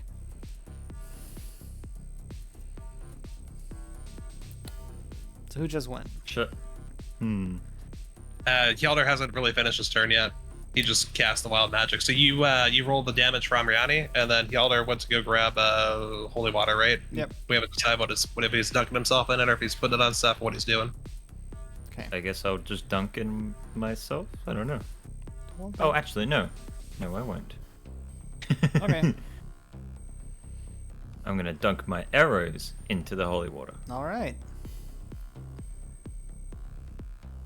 So your turn. All right. What am I? What's the? Give me the rundown real quick. What's going on? So there's two gigantic nivels swirling my. around right in front, right on the middle stage. Right, you are not on middle stage. You are pretty much still in and around the crowd of now werewolves and Northerians.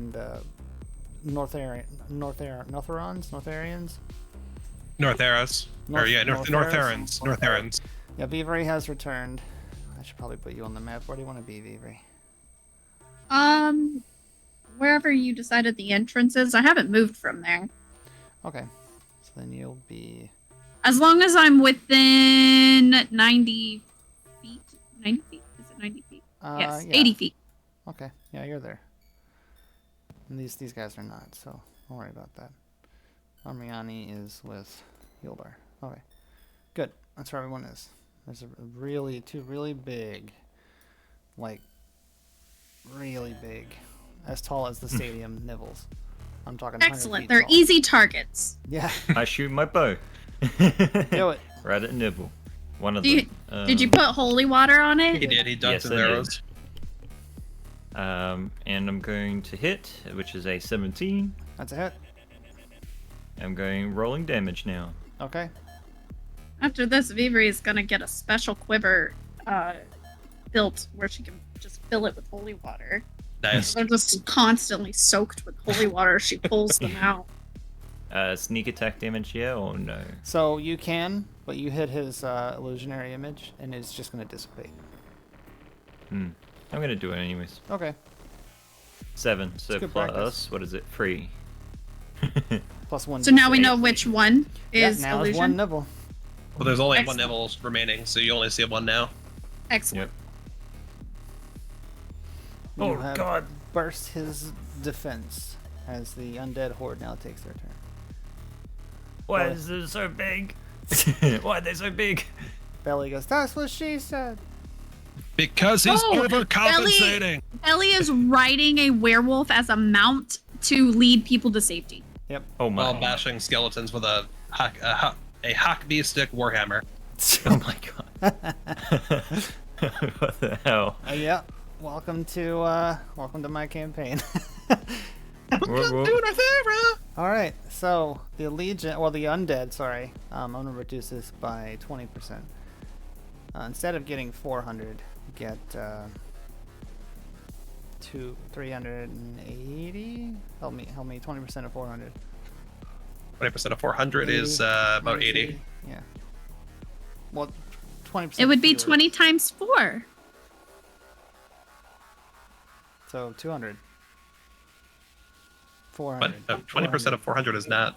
Hold No. on. Solar's right. It should be like 80. Okay. Yeah. So 220. They killed 220 people who were trying to escape. And yep. So that's the undead. 16-2 is Marmaduke, who is ready to have at this man. This floating undead, purple robes. Marmaduke looks at him, gnashes his teeth, flexes his claws, and charges. Oh my! He's going. He explodes. Hang on.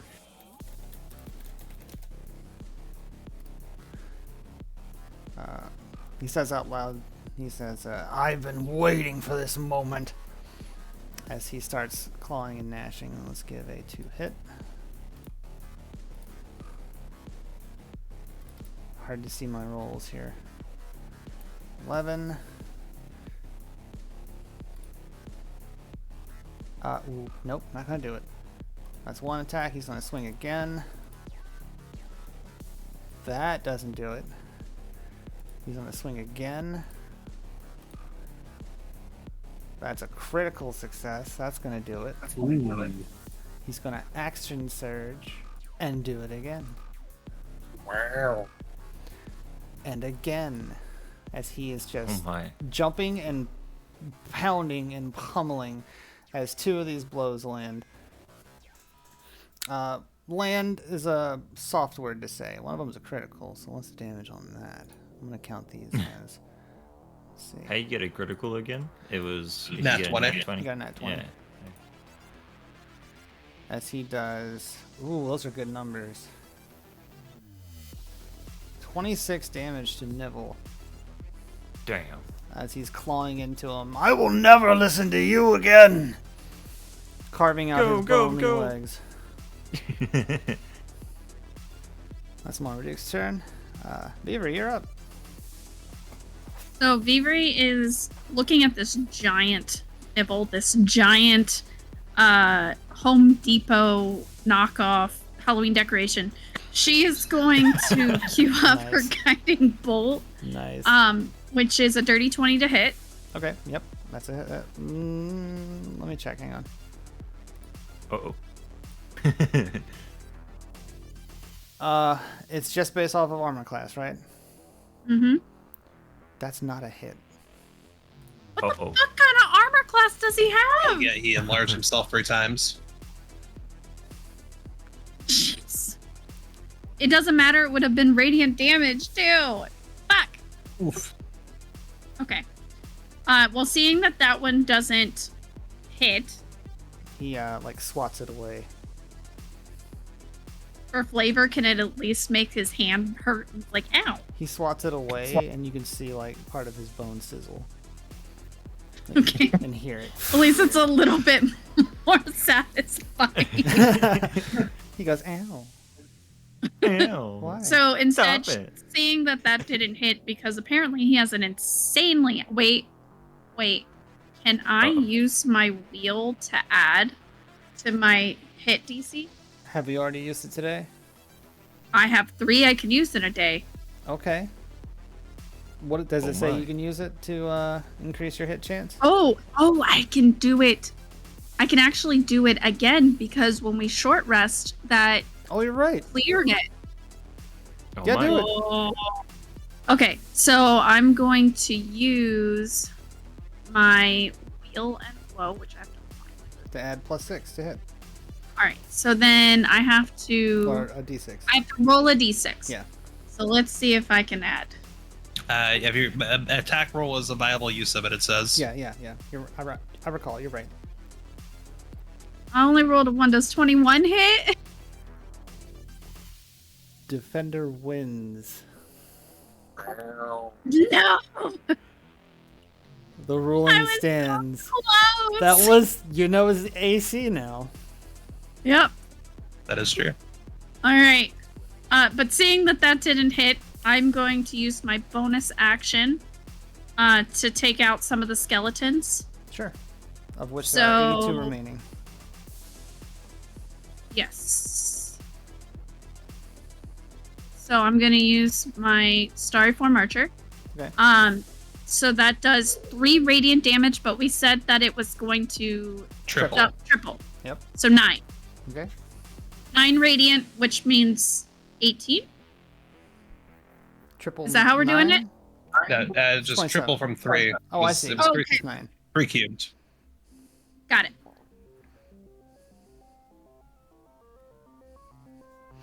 As cool as a triple double would be. Yeah, that'd be Well, wild. I have to ask because like language is unspecific. Yeah. Unspecific. Cool. It makes sense. It's good. You do the thing. Anything else for you? No, that's all I've got. Great. Other than like, my carafe of holy water. Scheider, Hollard. What are you guys doing all the way up here? Mm-hmm. As skeletons Well, are I seem to beginning be kind of approach. floaty. You definitely are lightweight right now, my dude. Yeah. You might be able to hit things. There is a large nibble. He is the height of the stadium. Yeah, so he might be close enough for you to hit.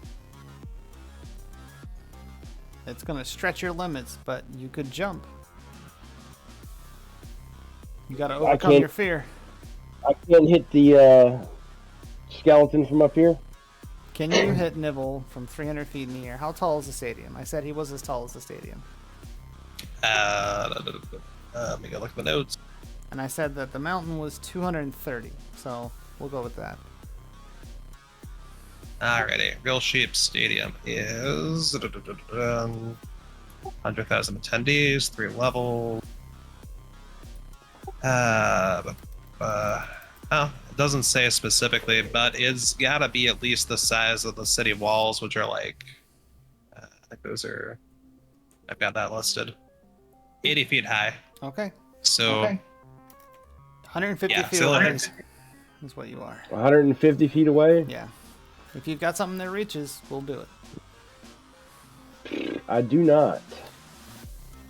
Well, you got a couple things you can do. You're a wizard, Harry. Yep. You have slow fall on you for an indeterminate amount of time.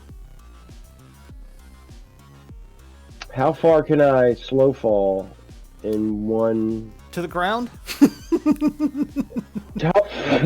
How far can I slow fall? Flying is 30 feet per round, so you could make it within 2 minutes. You'll be all right. Well, no, I'm talking to get close enough to this skeleton. You only need 30 feet, so in one round, basically. But it depends on how much range your spells have. What you got? 120? Is that what you're going for? I got 120 on. Hold on a minute. Nope, skeletons definitely aren't humanoids. If you use your dash, use your action to dash, I'll let you get 60 feet. And, I can get close to them just with the regular one. Okay. It'll put you right at 120. So what would dash do? Would it double it? Dash would double your speed, yeah. What your movement speed is 30, right? Yes. So you'll 60. 60 will get you whatever you want. All right. Put you at 90 feet. So I'm gonna do that. I'm gonna muster up whatever courage I've got, leap, and vomit it first because oh my god. What is this vomit again? It freezes in the air because it's cold. Oh gosh, and then it turns into ice pellets, ice sickles that are sharp and stuff. Yeah, can that go after? Oh no, that's scary. Never mind. I forget I said that. Nope. I heard it. No. All right. You killed 20 people. No. Okay, so yeah, after I vomit, I kind of, I guess, dash in midair. Assume missile formation. Yes, and begin get to close spiral enough like to a football. Hit the skeleton. Okay. And I'm gonna do a 3rd level chromatic orb on it. All right, I'll give you Hollard's turn so you can do this. Okay. And I'm gonna hit it with fire damage. Okay, fire orb. Do I need to do a hit yes, for you this do. guy? Well, I mean that's what the spell says. It's a hit because you're hitting the boss. That's what this is. Okay. Here. All right. Here we go. 12. 12 to hit? 12 to hit. No. Shit. Okay. What's the damage anyway? All right.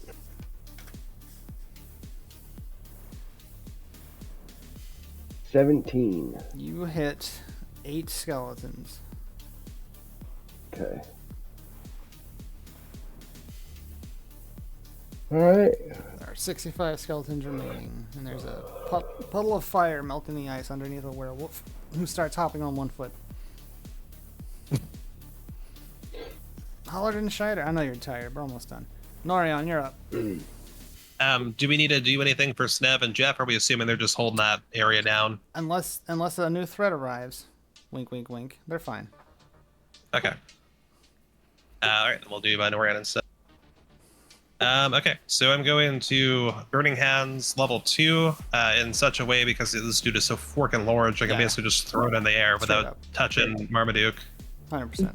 That's the Dex 15. Okay. There it is. What is mine? Okay. 15. Here we go. Well, he critically succeeds. All right. So it's supposed to do half damage even if they succeed. Does that apply with critical success, or how's that being handled? Also, how the hell did he critically succeed? This lord, my gourd. I don't know how any of those things occur. How do we want to count this? It's a save. A critical success on a save generally means no damage. I hate to tell you that you just shot a huge fire cone at him and he just kind of looks at you. Let's say that he saw him gearing up. He sidestepped it, and when he sidestepped, it did burn a hole through his robes, but it managed to not hit any of his bone structure. There we go. You didn't do it. You came out with your best and he bellows at you, pathetic worm. See, at least move out of melee range from that? Because that's a 15. He sidesteps. I mean, he sidesteps 15 feet. That's out of melee range. Can I run now? Sure, if you want. I'll let you run. Awesome. I'm going to move 30 feet towards Vivre, away from Nivell. You've been stationary almost this entire fight. I moved up on the stage at one point, but yeah. Wait a minute. That means I'm standing right in front of just Nivell, just staring him down. You and... You have a cup of holy water. It's you and Marmaduke, Hildar, the two melees. Well, plus Amriani, but she's whatever. Yeah. Okay. Marianne, that's your turn. That brings us to Belly, who is ushering people out. I'm going to belay her turn because we're she'll attack. Why not? She, getting tired of holding the hammer for this long, she just kind of chucks it. Well, not 4. That's a bit OP. Taking out 7 more skellies.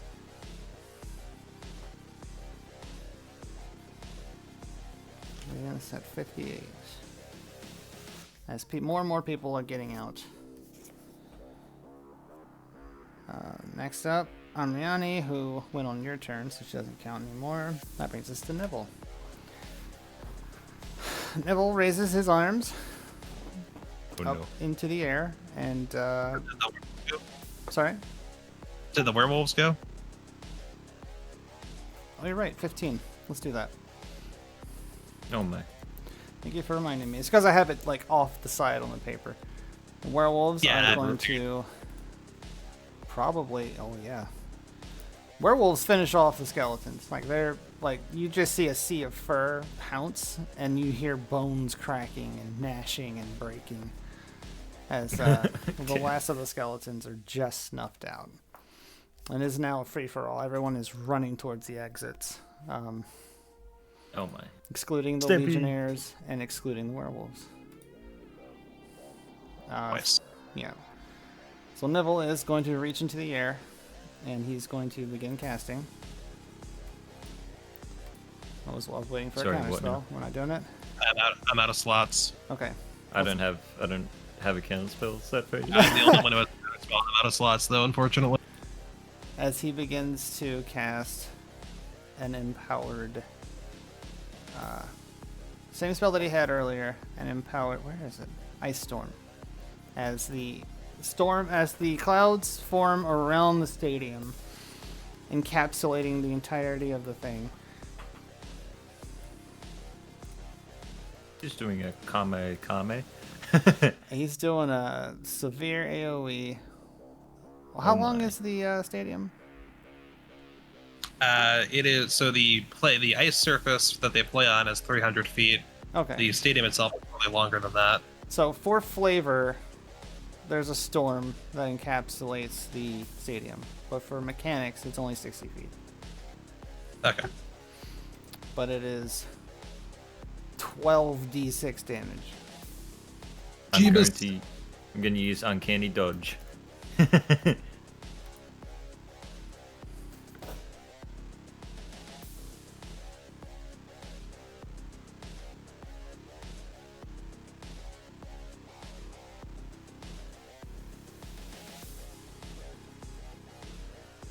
$47 damage. Ow. my. Well, Who is I'm that down. hitting? Well, it's not to you guys. The biggest threat here isn't you guys. It's the werewolves. Oh, no. Oh. Of which are not surviving. More than half of the werewolves are wiped out in a single ice storm, leaving Jeez. about 50. As Marmaduke looks up to him and says, "You monster!" Where do they go? They are covered in ice and snow as they die horribly. Oh God. That's not over yet. Did he only target werewolves? He did. That was intentional. Where are we? Neville. Okay. And then he's going to... Okay, good. That is a spell. Yep. Oh no. Then he's going to... Well, no, he's going to cast Shield.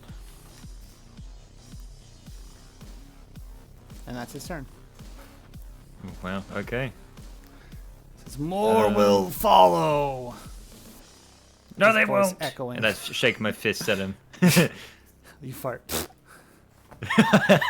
Top of the order, Hildar. Wait, Legionnaires. Legion. Yeah. Legionnaires, sorry. Oh. Legionnaires are going to... Alright, your call, Norion. What do you want them to do?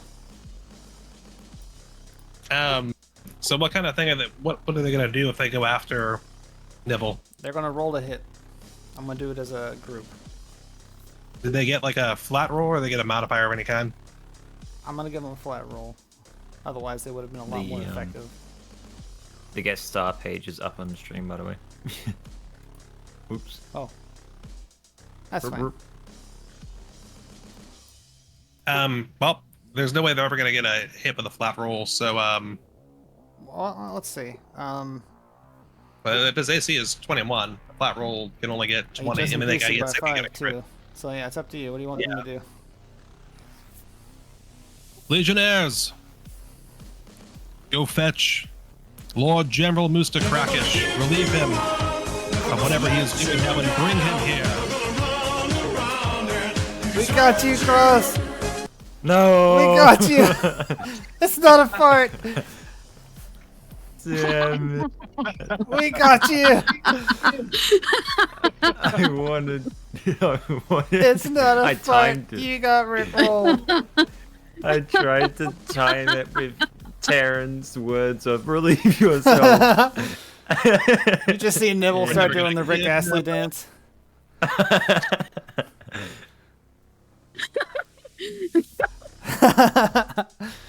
All right. So what are your Legionnaires doing? Because I didn't hear it over Rick Astley. Legionnaires, go fetch Lord General Musta Krakish. Relieve him of whatever duties he is doing now. Yep. Have him come here to battle this demon. The werewolves are going The to rest follow of suit you. as well. Safeguard the city. Safeguard the citadel. Safeguard the nation. Safeguard the duchy. Yep. Long live King Ethelwulfender. Long live Ethelwulfender! And they salute and they start running. All right. That puts us top of the order. Hildar.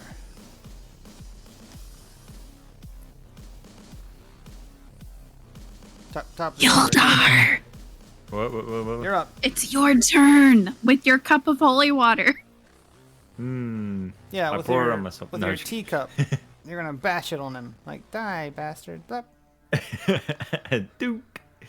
Where is Nibble? How far is On he the from me? stage, about 40 feet Yeah. from you. I'm going to. Where is it? Do I still have it? Yes, I do. I'm going to grab some rope Okay. and fashion some holy water to my arrow. What? What? What? A whole bottle. Oh, oh, he's gonna shoot the arrow so that it. Okay. Interesting. Okay. Let's do it. Does that use typical hit calc, or is that just like a thing that's gonna hit? I'll allow it. Technically, it's So, using what an am I item and doing an attack. So yeah, I mean, true. I'll let you do it because this is an epic moment and we're having fun. But normal All right, combat, that won't fly. Do I need to hit the AC? Yes, you do. This is the boss battle. 14. That does not do it. No. Oh. Unless someone has something for him, do you have a point of inspiration, Hildar? No. Does anyone want to give him theirs? I don't have one to give. I do have a point of inspiration. Yeah, I'll give it to him. I'll give you my point of inspiration. I'm gonna shout, Hildar, you can do it! Hell yeah, brother! This has just become a critical success. Oh, hell yeah. This is going to be triple damage. So crit damage, yeah? Yep. Across the board. It'll be double damage for crit, your sneak attack, and triple radiant. Oh my, okay. Yep. So 10 for the base damage. Okay. Now we go for sneak attack damage, crit. God! 23. Yep. Welcome to Roguedom. And then 2d6 Yes. times 3. 2d6? Yep. Where's d6? So 2 of them? Yep. Yeah? And just roll it? Yep. And then that number times it by 3. Oh, okay, so So 4 12. times 3. Yeah, 12. 12. So how much did we get in total? 45. Oh my. In one Holy attack. crap.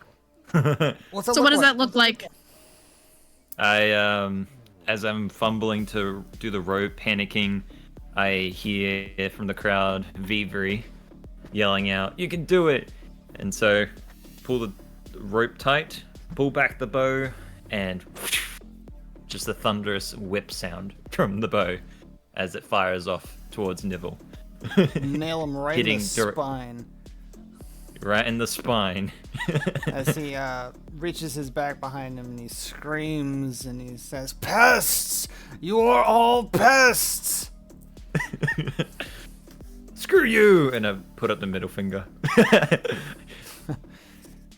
Okay. Hildar. I've lost myself. Where am I? 17's Jeff. Jeff's going to belay. He's going to help defend. Putting us at the Undead Horde, which doesn't exist anymore. Putting us at Marmaduke, who is going to do his triple attack. Miss. Miss. Yeah. Miss. Oh my god, he's missing them. Well, Nivell His has AC is crazy high right now. 26 Oh, right yeah. now. Oh my. Yeah. So yeah, Marmaduke is biting and clawing at the bones. He's just not making any difference right now. He's tired and he drops down. He's like, "We gotta try something else." Got an idea. As now we're going to... Can you move, Marmaduke? Can you move away? Can everyone who's in melee move away? Not safely. Fork. So now we're up to Scheider and Hollard. Hollard, who is flying on the brush. Scheider, you're falling through the air, my friend. What's this like for you? This is probably a nightmare. Yeah, he's like just projectile vomiting. You look up and there's just a line of puke. Is it landing on Nibel's head? Some of it, yeah.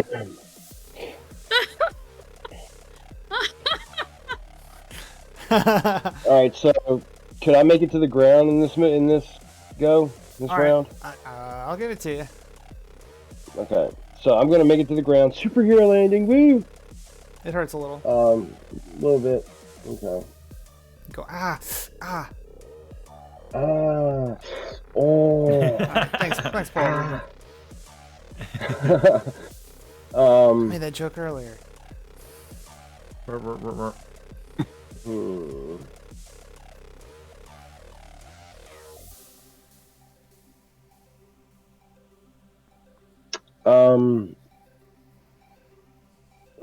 I'm sorry. I'm like battling sleep here, and I know. We're almost done. I promise. Who all is still up? Nivell. Enemy wise, just Nivell. Just Nivell. Is Nivell a creature or a He humanoid? is undead. He's a creature. Okay. So I am going to attempt to do another Hail Mary pass. How far am I from him? Let's say you're about as far as everyone else. Let's say you land amongst your friends. Okay. Or so if you want to within land like 30 on the feet? top of the stadium, that's up to you. No, I'll land amongst everybody else. Nice AoE's position. I like it. Neville likes it. He appreciates it. Okay. So I am going to try to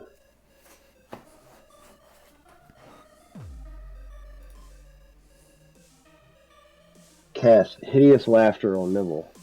Oh boy. Okay. He has to succeed on a Wisdom saving throw.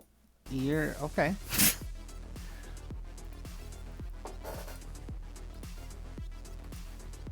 And what is the spell save? 13. 13 wisdom? Okay. Here we go. Roll a 1. Roll a 1. Yeah, he roll a passes. 1. He passed? Yeah. Oh, God. Yeah, he tries to cast a spell and it's just like, poof, nothing happens. And Neville Oh, shoot. chuckles. Hey, it worked!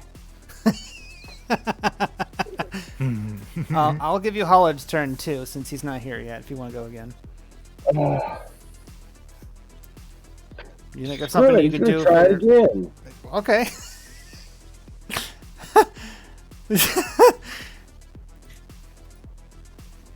Well, that didn't work that time either. Did he chuckle though? He goes, it wasn't that funny Okay. that time. Well, shit. All right. And Neville's no joke. Yeah. Okay. Is that your turn then? That's my turn. Okay. Norheon, do you remember what you did with that pearl? Do you still have it on you? Yep, it's in my pocket. You can hear it crackling. I'm gonna pull it out. Yep. I'm gonna try putting it back in the ear. So you put it in your ear, and from it you hear a lot of static, a lot of interruption, but there are a few words you can make out. You can hear cold, storm, help. Fran, is that you? When you ask that question, there's a break in the clouds above the stadium as an airship appears. On the bow of the ship, you see a figure, a human woman with long white hair in a red naval uniform, and a brand new galleon airship with the head of a dragon at the front. And the name of the ship, Christ. Bad Dragon. Oh, yeah. Oh my god. You named it after a dildo? Yes. As she appears and the clouds break. Congratulations on your promotion, Fran. She's ascending to you and she says, what do you need from me? Do you have a broadside ready? I got something better. Oh no. Sure. If you have a front side, that works too. You see this giant ass lich that's just hovering above everything? You got it. Can you fuck his couch? You see as the airship does a sideways, like a drifting maneuver and points directly at Nibble, who turns to regard it and points his finger at it. As you see Fran standing on the top of what is the dragon's head of the ship, and she charges her hands, and you see this red lightning come from the clouds into her hands, and she pushes it down into the front of the ship, and the front of the ship fires a beam of lightning directly at Nibble. Oh my god. She does that because Nibble was turning to like, do something to her or her ship. I'm going to cast Fireball, and I'm going to cast, because this fucker is so large, a 20 foot sphere is just in the middle of his body. And I'm going to cast it straight in the middle of his chest, pretty much, so that hopefully hits him immediately and distracts him from whatever is about to happen. I hope I get my turn still, though. And so this collision, so give me your damage, because I want you guys to see what this is about to do. 26 damage from Fireball. Okay. As this lightning beam coming out of the ship, you guys hear this horrendous crack of thunder. 8d10 lightning damage from a cannon. Jesus Christ. My. What did it count up to?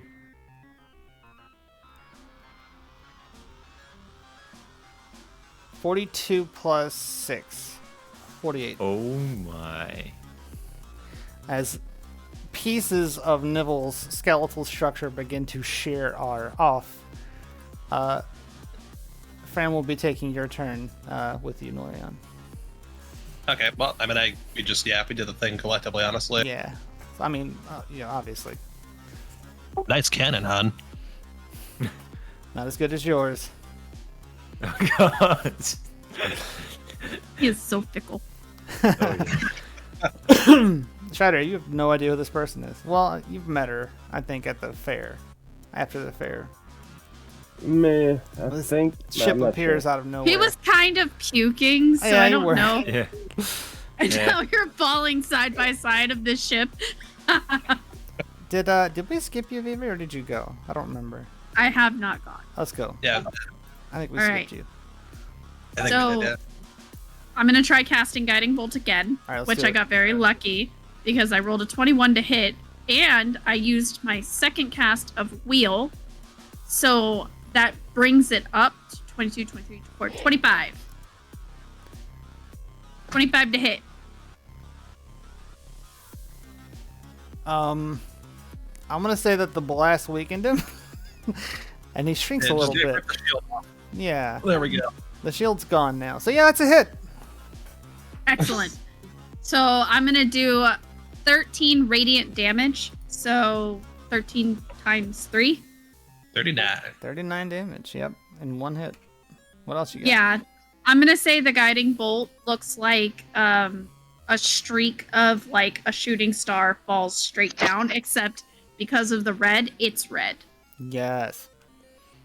And then I'm going to attempt to do my Starry Form Archer attack. That's an 11 to hit. I don't think it hits. That's not gonna hit. Yeah. So I'm going to try to, but like I lose my balance and kind of stumble. Okay. Guy's getting effed up. Oh yeah, he is. He just took some big hits. Cool. That puts us at Belly, who's helping people escape. And that puts us at Amriani, who is absent, and that puts us at Nibble. Werewolves. Sorry? Werewolves. Werewolves are...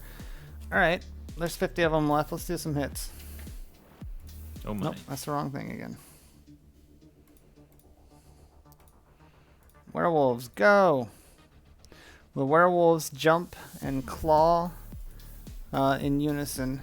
I forgot I need to make them roll to hit. Well, it's not good. The werewolves crowd around him and claw at his feet and femur, and they can't get through. Huh. Now, I could do 50 d20s, but we're not going to do that. There you go. Alright, that's the wolves. That does put us in Nibble. Alright, so Nibble getting attacked at all sides. Seeing very quickly that he's losing. What have we got here?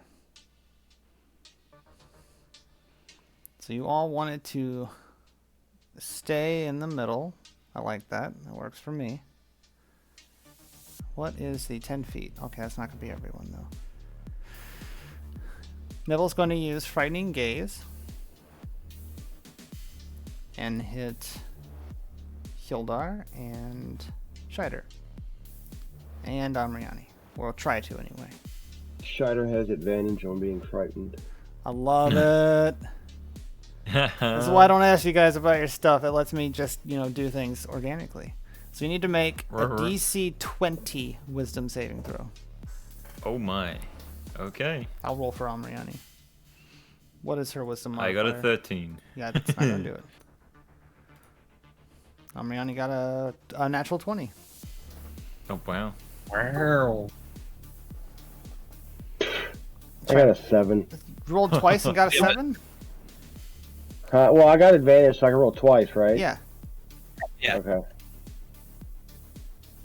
15. It's not good enough. So, Scheider, Hildar, you guys are terrified of him and will actively move away from him for your turns. Interesting. And now he is going to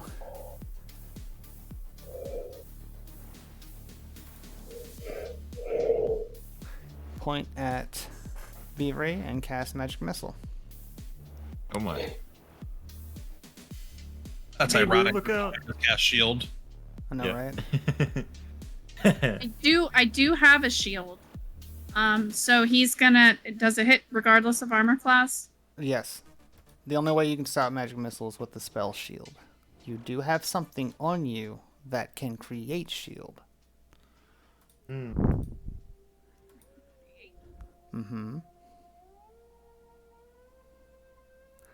1d4 plus 5, so 3. Sure, it's me. Pretty sure. Maybe we haven't appraised it yet, and I just kind of gave it away. Max damage. You take... Well, I mean, I have my ring that creates my shield. I mean, it's just a shield, Right. though. That's what we flavored it as. Yeah. Yeah. So shield Yeah. the spell is the only thing that will stop Magic Missile. I mean, I could throw my bag of holding beans towards his face. Or you could take 17 Magic Missile damage. Well, I was trying to see. I have a spell reaction. Okay. Where it's absorb elements. Okay. And I was trying to see if that would be one that does that. I could also, well, Misty Step is not a. Not a reaction. Magic Missile is force damage. It is not an elemental damage. I didn't know, so I had to see if it was an elemental one. It's cool. We're all learning. Like in WoW, it's arcane damage, but here, arcane doesn't exist. So I guess I'm taking 17? You take 17 magic missile damage as 3 big white bolts of light come flying out of his fingers and strike you 3 times. Thievery! That's his turn. Back at the top of the order, Hildar. I believe that means I'm bloodied, right? If you're half health or lower, yeah, you're bloodied. Oh my. I'm at 22 out of 39. You're not half yet. Not You're half above yet. half. I'm not good I'm at going, Okay, I got you. I'm telling you. I'm gonna yell out to Neville, "Take this, your medicine!" Hildar, you're going to do nothing because you're frightened. Oh, I'm going to take a shit. You are going to run away from Nibble.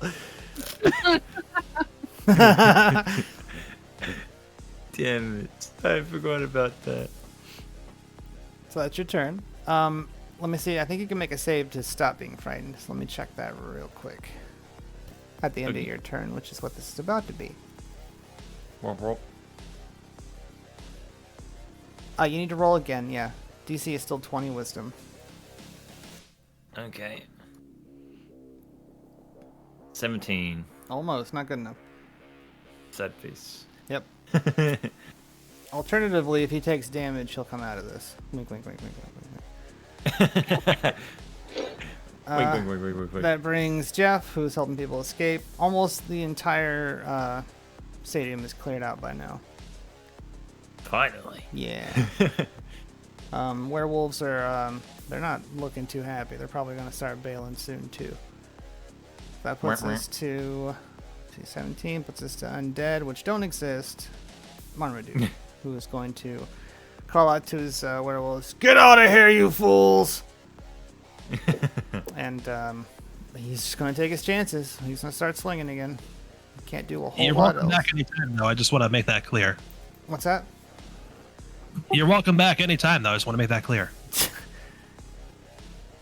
Nope, no hits. Marmaduke, his best efforts forward, swinging, clawing, biting at Nibble. It's just not landing.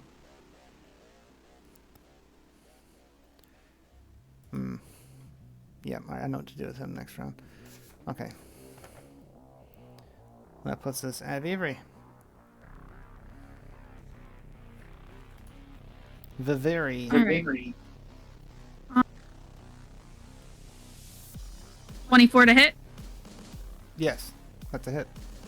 All right, so I'm gonna pull out my short bow, having dunked it in the holy water previously.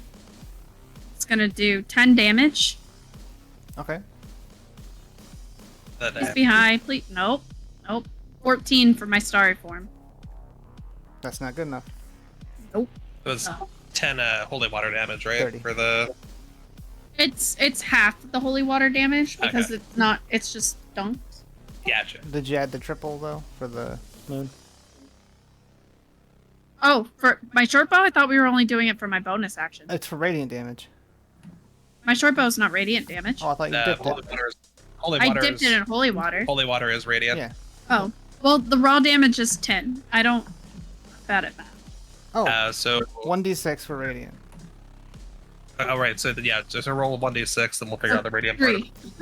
Because I rolled a 1. So, okay. Cool. 19.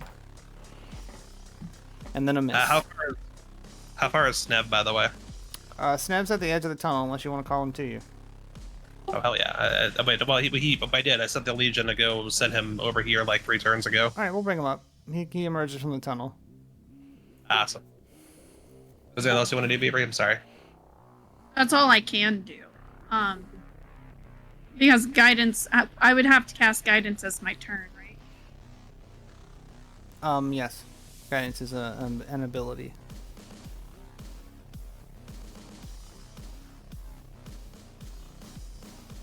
All right. Okay. So then Sneb is usually up next, right? He'll be on your turn. You'll be you, Fran, and him. Next up is Scheider and Hollard. Hollard lands finally on the big metal brush.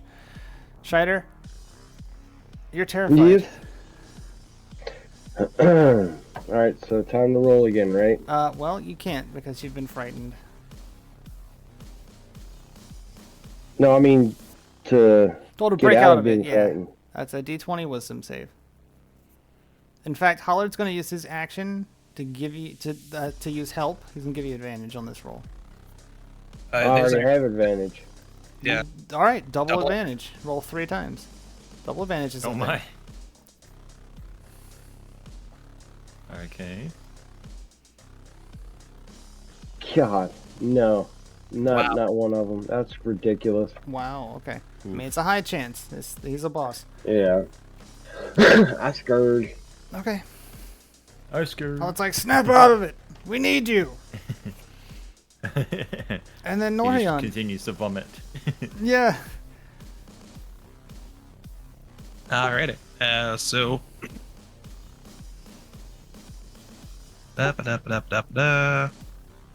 We are going to catapult a kobold's hockey stick towards our good friend Nibble. Okay. What's the dex save? Dex 15. I'm gonna be laughing at this. Yeah, he beat it. Dang. He just swats it away. That's probably missed or something. I don't know. Maybe Your like just frame pipe in. Say the word. Word. fire. Did I lose what it was? No, there it is. Okay, I just had to make sure what the right amount was. Yep, she reaches up into the air, draws in red lightning, holds it down into the dragon's head, and fires 8d10.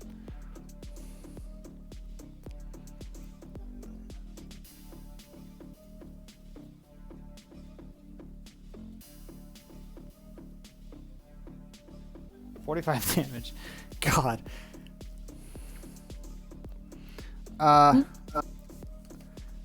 The sparks light up. The eyes of the dragon glow red as a large streak of red lightning come flying out of the front of the ship, nailing Nibble. 45 damage. He falls to one knee he is very bad off. Alrighty. So. You hear him choke out, "No!" Yes. Oh, that was deeper than intended. Well then. Alright, so Sneb is gonna bust the fuck out that tunnel. Yep, Snebs arrives because I'm coming. Is he able to get here in time? Yeah, sure. To actually. Alright, cool. So he is going to just cover the distance from the tunnel to Nibble, like, fucking hot second. He's moving. Going. Like, people will talk about this night as though, you know, did you guys see Sneb? It's like he was a man possessed. He is a fucking kobold on fire. And he's like 3'6", by the way, but he is like all muscle. Some and then say some. they burn through his shoes in a matter of seconds. So he is going to, as he's running, right when he gets within 10 feet of Nibble, he's going to let out a draconic cry. Yep.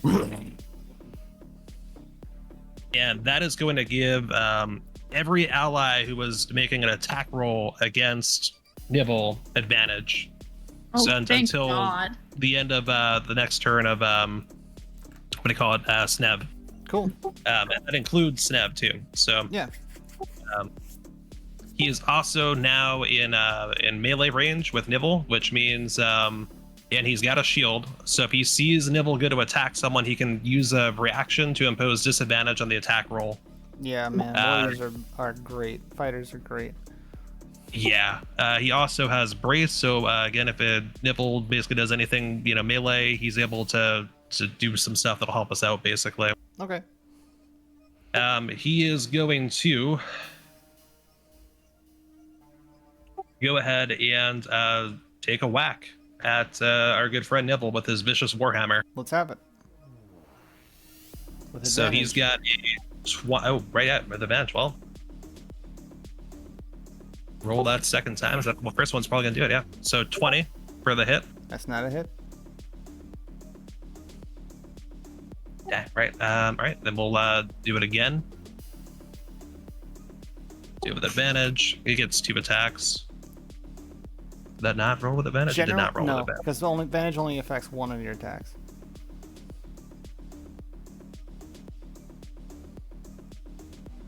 I didn't even put the advantage in the first time.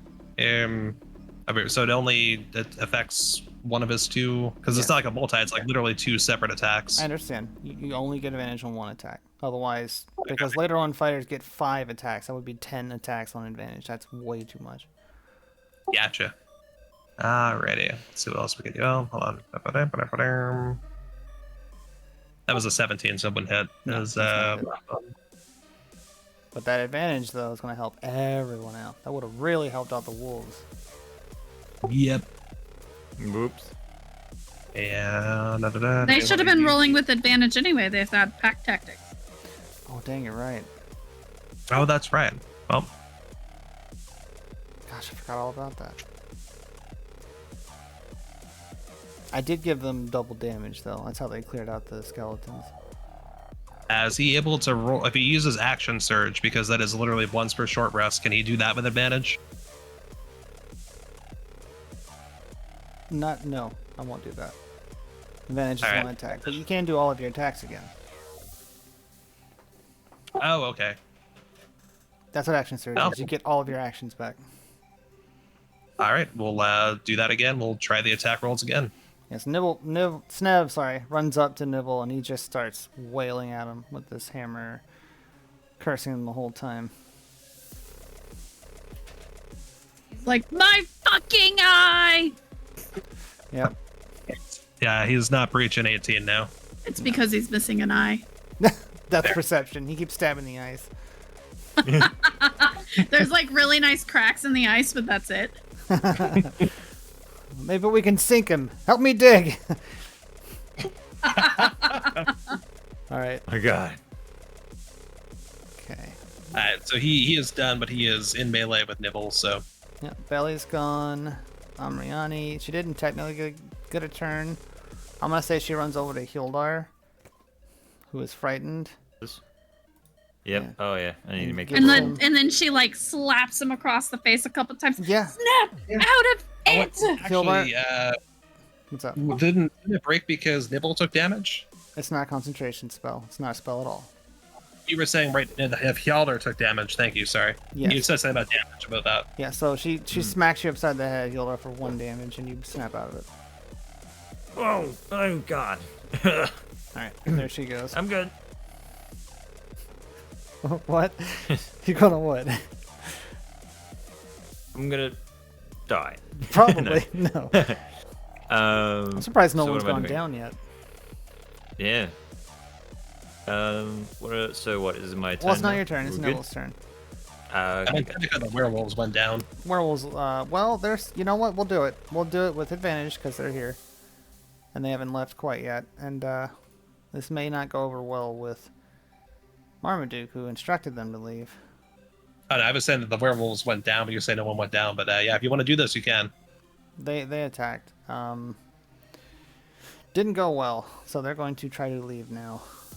Nivelle will I would have them go into the actual Gobdeath city, Gobstopper, and make sure there's no undead in the streets.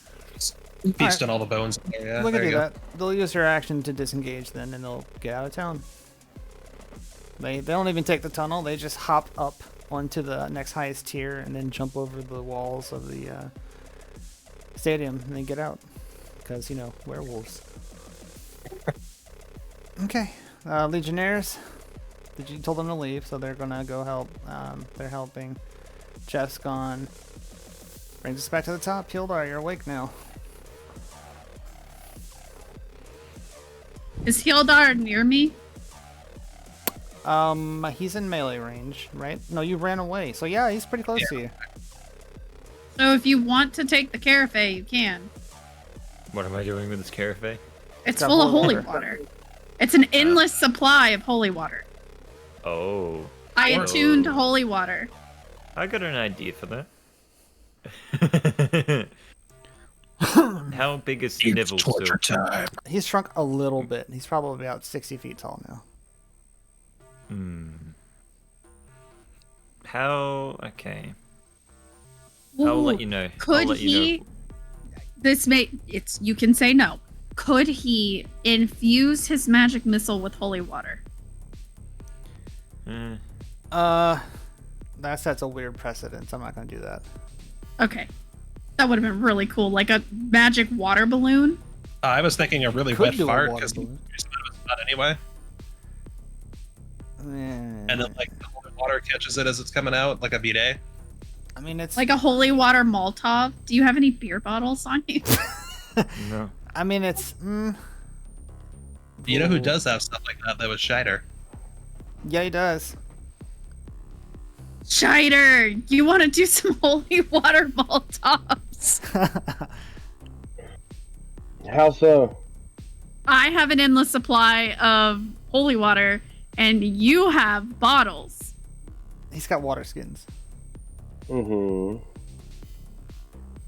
You could use your mage hand to eat it. Hildar could also use his mage hand to eat Sure it. could. You could stuff it right in his eye socket, Hildar. I don't even worry about eating it. Just, hold it up and just start dumping it. It'll keep dumping. Yeah, you could put some holy water in your cup and then eat that right in his face. Like, fuck you! Think about the magical items you have, too. Mm-hmm. What could you do to drive this home? He's knelt over. He's probably standing about 30 feet tall now. But he's 60 feet tall, but he's kneeling over. Confirming that it is my turn, yeah? It's your turn, yeah. Okay. I'm going to yell to Vivri, give me the holy water! We're standing next to each other. You could just take it. He turns and he yells in your face, give me the holy water! Yeah. I've got blood dripping down the side of my mouth, and I'm just like, here! I take it, and I start running towards Nibble. Yep. I'm going to use Mage Hand once I get in range. Him. Oh, okay. And I'm going to pour it on his, I don't know, toe. Or as hard as I can. Hildar. Fortune favors the bold. Fine. Be a rogue. Climb him. Climb him. Climb. Wee. What does that entail? Acrobatics or strength? Climbing reduces, so your movement speed is by half. So you'll get up him about 12 feet. Okay. So you could spray it on his hip bone. Yeah. I tell you, you could climb him. You can. His head's pretty close to the ground. It's about 30 feet off the ground, which is coincidentally the range of your mage hand. Mage hand time.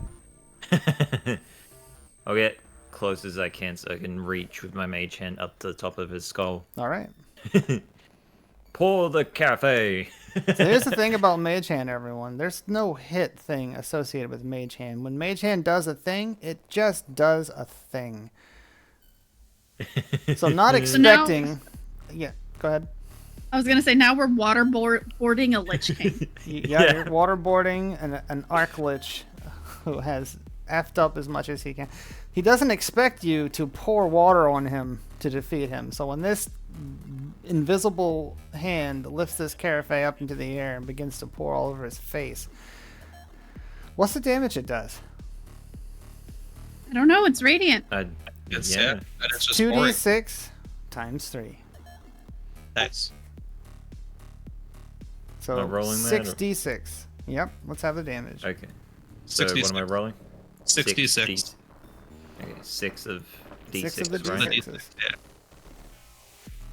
Jeez. 26. You're shitting me. Nope. No. That's exactly the amount of damage he had left. I'm not kidding. I'm taking a picture of this. Nice. I am going to, as I do this, I'm gonna just put up both my middle fingers. Take that, you lich! You begin to pour this carafe all over him. What does this look like, Hildar, as you defeat Nibble? I am literally just putting up both middle fingers with the most angriest face I can and say, "Screw you, asshole!" Can I cast Detect Thoughts in the middle of this? Cast what? Can I cast Detect Thoughts on Nibble in the middle of this? I guess technically, since combat's ended, sure. What's the range of it? All right. So, what is Nibble thinking as he's getting holy water poured on him? About his phylactery and how he's going to come back. Do I get any vision of where? Can I pry deeper and see if I can figure out where that phylactery is? No, because he doesn't know where it is. Fuck. All right. Kiss my shiny ass. And as I do this, I turn around and slap my ass. So it just has gemstones on it. You were the one who stole it. As Nibble starts to grab at his face as the holy water begins to melt the bone in his skull. And he begins to crackle and crumble, gasping, hands on the ground, shrinking down to a normal size, and collapses in a heap on the ground in front of everyone. As he's collapsing, I'm just laughing my now. I can't even say the word. Maniacally. That's the word. Maniacally. Yeah, that one. All right. Fuck you, Lich King. Yeah, Marmaduke gets a whole mouthful of bones and just starts cracking them. It just runs over. Scheider, if you'd like to retire, you can. I'm not going to hold you much Oh longer. gosh, yes, please. Okay. We have slain the big bad. You are free to go, sir. All right, I'll catch you guys later. Bye. See you, man. Vivri's gonna go look at where his corpse is and Yeah. see if there's anything of use on it. His spellbook's there. I'm gonna take that, Okay, put it in my bag. sure. I'm also gonna take my carafe back. Yeah. Kiss it, and I'm gonna put that in my bag. As she's trying to take it back, I will just lift it up in the air slightly higher, out of her reach. I'm taller than you. He's mage handing No, it. mage hand. I'm gonna tickle him. Nice. Give me a con save to she does resist this, my tickling. mage hand. Yeah, okay, sure. I was just DC gonna 12. let it happen. Con save. Oh, 6. No, you lose control of your mage hand. You both get splashed with holy water. I'm gonna take it and put it in my bag. I'm still red glowing though, aren't I? Yeah. The moon Until the disappeared moon yet? drops, yeah. You have slain Nibble Cogmauler. Oh, yeah. Kinda. I dance on the spot. Just doing the shuffle. Marmaduke stands up, realizing he's showing his savage side, straightens out his fluffed collar, clears his throat, and turns to regard the rest of you. He says, well, it's good meeting you all again. Are you very hurt? Quite fine, thank you. Are you sure? Yes. Do you have lodging for tonight, Marmaduke? Well, do you have room for many wolves? I do, with the embassy suite. You are welcome to take a suite there for yourself, and as long as the wolves are comfortable doing more than one to a room, they should be good as well. He surveys the scene, which is not one of rejoicement. There are a lot of corpses in the stadium here. Many of them are citizens of Northerra. Many more of them are past citizens of Northerra.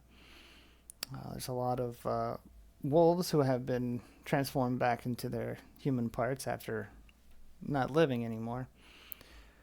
The ice runs red with blood and water and more ice. The last of the people have escaped through the tunnel.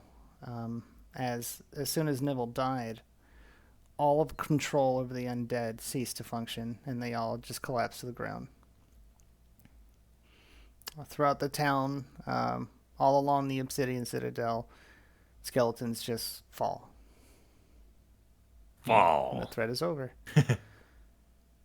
The Duke nods to you solemnly and says, yeah, we should probably stay the night. That sounds good to me. It is nice to properly meet you, by the way, Marmaduke. I am Duke Norhian with us. I apologize for the earlier deception. It was required for a situation we had to extricate ourselves from. He holds out his hand to shake yours. I'll hold mine out as well. He leans in closer to you and he says, I could smell your blood the moment you walked in. I knew you weren't undead, but I also thought maybe you could help me out. I believe we have hopefully helped each other here. Speaking of which, do you happen to have any idea where Nivel's phylactery might be? He looks at you with a concerned grin. I thought you might have the same answer. You walked out with it. Oh, no, I gave it to Zaz, but... Who's that? No matter. Hmm. We will worry about that after we bury the dead. Actually, burn the dead. You should burn the dead. Oh, wait. You are giving me permission to burn the dead? Well, Oh, no. do you want them to be able to come back again? No, I do not. I will happily, I will solemnly burn the dead. I apologize. She kind of As gives they- him a look. She also holds her hand out. Give me your stupid pearl. I was going to talk to you. Do you want to talk to her? I'm going to fix it for you. Yeah, the Oh, ship is all right. circling the skies, and you hear her talk to you from, with sending messages. She says, is it over? Sort of. But the part that is tonight should be all good. Vivri wanted to talk to you, so I apologize for going to shuffle you off to her, but I will talk to you later, as soon as I can. She rolls her eyes, and when she hands him the pearl, she just uses mending to fix it and hands it back to him. Oh, I'm sorry. I was. She said fix things. I thought she meant like metaphorically. Apparently, she meant physically fix the pearl. I am so sorry. Hi, how you doing, friend? Thank you so much for bringing. It's called the Bad Dragon. Yeah. Do you like it? Yes. It shot a whole lot of lightning fire at a very bad lich. She said, yeah, it did. I have my owlbear in the cabin. Sick ship! She waves. She said, I got promoted for all of my work. Larissa gave me a good word. Oh, that's awesome that Larissa did a good thing. She said, I'm not the one flying anymore. Oh no! Whoa, you are the captain's captain now. I'm the You know, captain. you could just come down here. Apparently, Beavery would like to see. Would you be able to land the ship? Actually, hold on. I gotta burn a bunch of stuff. I don't want to burn your ship up. Has a big galleon. I don't know if Goldmouth will. You know what? There's a large, like, blasted piece of land just south of here. Would you be able to land there, and I'll send some legionnaires to bring you and your crew in, and get you good lodging and everything. She looks and she goes, I see it. I'll do it. Talk to you soon. Talk to you soon. Okay, thank you. Bye. Avery rolls her eyes at him again, looks at the Duke of Arms. What was that about? He's such an idiot. That was my girlfriend, maybe. I think so. Have you ever asked her? I want to. I don't know. Did you tell her about the 500 screaming women who follow you around He everywhere? looks at you and he says, you really should put a label on it. That was hollered. You really should put I can't do it. Just pretend like it's a werewolf voice. You should put a label on it. I'll consider it. But in any case, she was the one captaining the large galleon that was murdering the crap out of Nipple. That was pretty sweet. It was. All right, Adam. Thanks for sticking around. Bye. Yeah, this one ran a little long. There was no chance that it wouldn't. Beavery looks at the Duke of Arms. Do you worship the moon? In more ways than I can remember. She pats the ground next to her. He sits. She starts pulling out her hair. Oh, sorry. No, her religious bowl. She's not gonna pull out her outfit because she's not changing in front of you guys. She pours the water into the basin and she starts singing in celestial sending song for the departed.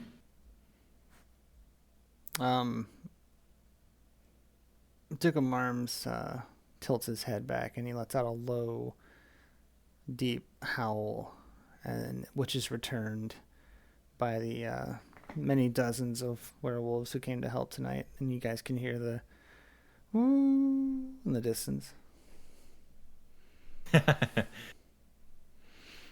The moon in the sky begins to fade back to its original form as the blood moon dissipates as the spell is ending, and Duke of Arms turns back into a human, and he sits with you as you do your ritual. So I rolled a 15 on religion. Do I have a sense on if these souls made their way to Artemis and Nox? Yeah, majority of them. Some of them have already made their journey, and their vessels were merely used tonight. I'm going to convey this to Marmaduke. Your people are at rest with the moon. He thanks you. He stands up. He says, I'm sorry for my appearance.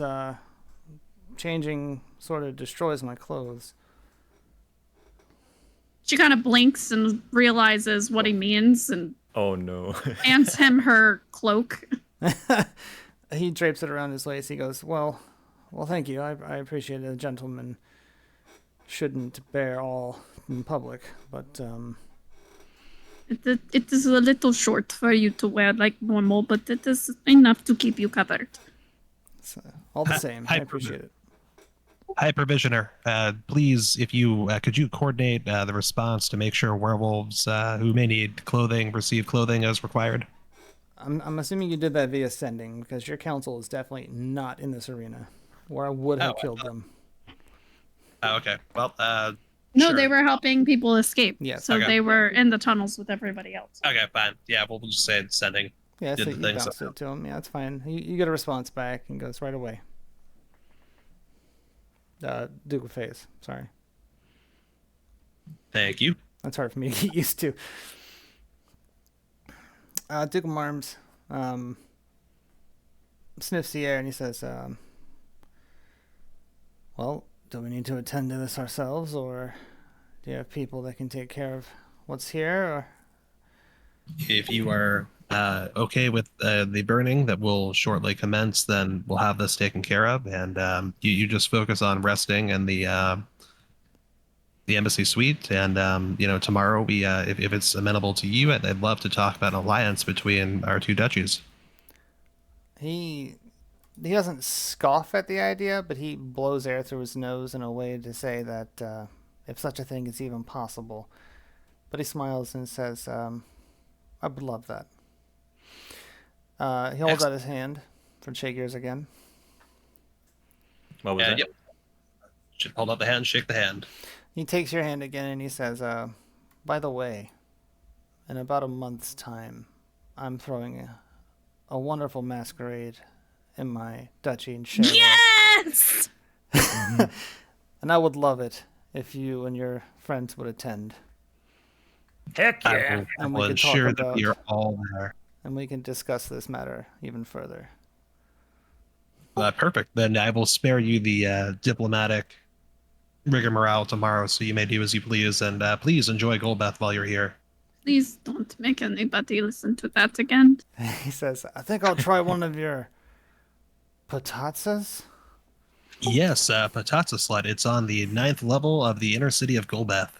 It's the big straw-looking hut out front, and you just walk in there and order as many as you want, and try the peak dew as well. He stops and he goes, I'm so hungry I could eat a horse. They're open 24 hours, so I think they might even be open now, probably through a zombie apocalypse. Do you have any actual horses? Oh yes, we do. We have a waffle horse. It's also on the 9th level. It's a Beaver big gags. glass. It's got gridded glass and everything, and you'll see a bunch of horses right through the glass. Can't miss it. You hear Hildar's stomach grumble at the thought of another horse. Beaver puts a good berry in each one of their hands. Great. What is this for? For So what? you don't eat the horse. Oh. He takes it, pops it in his mouth, and he says, well, that's for me to decide. I appreciate your courtesy all the same. She offers him the silver basin with the water still in it. Drink, it will bless you. And you I as don't know well. about that. No, drink, it will bless you. He takes a sip. He kind of glows. Okay. Says, I feel pretty good now. He says his mood turns a little sour, and he turns to you guys and says, he will be back, I do. We can, if you'd like, we can talk tomorrow about how exactly we're going to get to that phylactery before he pops out of it. Well, you'll be ready for another waterboarding this time. He smiles. She kind of she stops for a minute and ponders. I wonder if we put it in holy water, if he could actually come back at all. So they, give me an Arcana check. It'll be a high DC for you. I do not have anything on Arcana, and I rolled a nat 1. So again, I'm posing this question to the air. I can answer Arcana. Sure. 15. You know that when a lich is reborn, it's instantaneous. It takes an X number of days for it to come to fruition, but when it does happen, it's instantaneous, and it's not within the phylactery. Not within the phylactery. Oh, so like it just pops out of the phylactery within, That's what okay, I'm going to gotcha. give you. Right, so even if you submerge the phylactery, it wouldn't. So yeah, Beaver, unfortunately. Otherwise, Zaz is going to be... Oh, yeah. Zaz is going to get a surprise. Don't you worry about that. Oh, no. Oh, no. Good thing I didn't mention that. I stole it. In a few days' time, actually 1d10 days, I think it is, he'll get a surprise. Oh no, poor Zaz. We'll see if Blix has a way to contact Zaz quickly.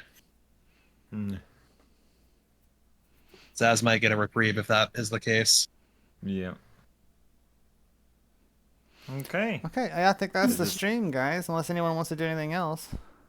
I mean, do we want to get back to the Obsidian Keep, or do we want to just stand in the center? So, because like, if we start from here, we're not gonna have a long rest. So, what do you guys want to do? Let's go rest. Set to in. Yeah, let's go rest. Okay. So. I'm sure y'all are exhausted. Oh yeah. No one died this time. I'm super surprised. Yeah. That's only because the werewolves soaked that fucking blizzard. Yeah. Yeah. Did I receive any damage at all? I can't remember. I don't think so.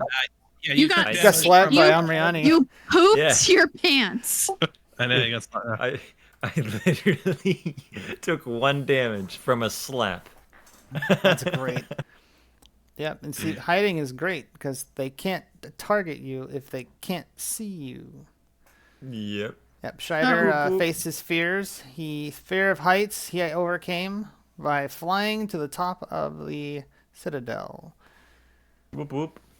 Beaver, you did some serious damage and some serious crowd control, as in you helped the crowd get away. Belly, who's there, did some fun. Belly's fun. I like Belly. Was this a big enough battle that we leveled? Ooh. Yeah, wow. Yeah, I guess so. Yeah. I mean, for sure, Scheider and Amriani. Oh, absolutely. 100%. They're level 5 now, at least. And y'all, I guess, are 6. We are 6 right now. 6. Oh, you're 7 then. Yeah. All right, let's push you up there. Sure. Oh my. Sweet. Evasion time.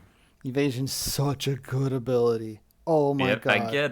I get it. You're just not going to take damage. And with all that health you have, Hildar, you're a tank now. I am a tank.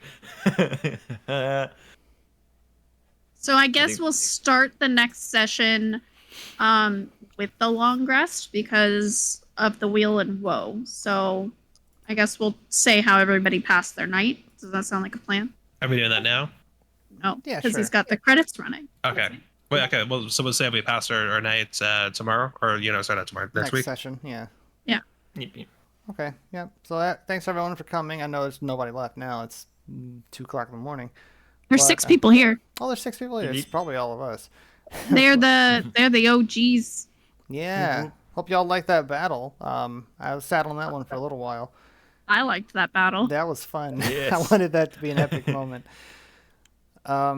Yeah, so we got some stuff done. We figured out the perpetrators. We had some cool moments. We ate a horse. I choked. I've had an idea for Waffle Horse since Autumn Rock. I'm glad that came into fruition. My. Yeah. And we had a good time. We had a new follower. We had some resubs, some air horns, some cheers. It's good stuff, man. Real good stuff. We all had a lot of fun here. Oh, this is sick. I got 4th level spells now, and I can make hallucinatory terrain. Oh, so good. The spells get nuts later. Mm-hmm. Oh, this is going to be cool. I'm going to unprepare all of my spells, and I'm going to just start from scratch. Where is thingy, the new thing I have for level 7 on Rogue? Where is that? Uncanny Dodge? Okay, No. let me go ahead and kill the stream. Bye, everybody! Yep, everyone have a good night. Everyone have a good night. I'm Chogbane. I'm a streamer for VR mostly. Obviously, I do DM for our Dungeons and Dragons campaign. Solar Claire Art, who does the art on my channel, who is my agent, my moderator, my plugger. Marianne, her better half, other half. Yeah, I'm the better half. Yeah, her other half, who is also here. Who makes it challenging for me to run a Dungeons and Dragons campaign. Crossworth as Hildar, our resident non-American, who is up. It's probably like 2 p.m. for you right now, maybe 3. Free. It's free. That's PM wild. Who sticks it out through thick and thin? Who's having a go at it, man. You're rocking it over there. When you get bold, things happen. You killed him. Whoop whoop. Amriani, who's currently not here at the moment, but is Minuet XO, who is a fellow streamer, and hopefully in the future we will be able to do guest star double streams where we're both streaming to the same stream from separate points. So, I'm not sure how that's going to work, but that's going to be interesting. And Scheider, our other wizard, well, I guess everyone's a different class, aren't they?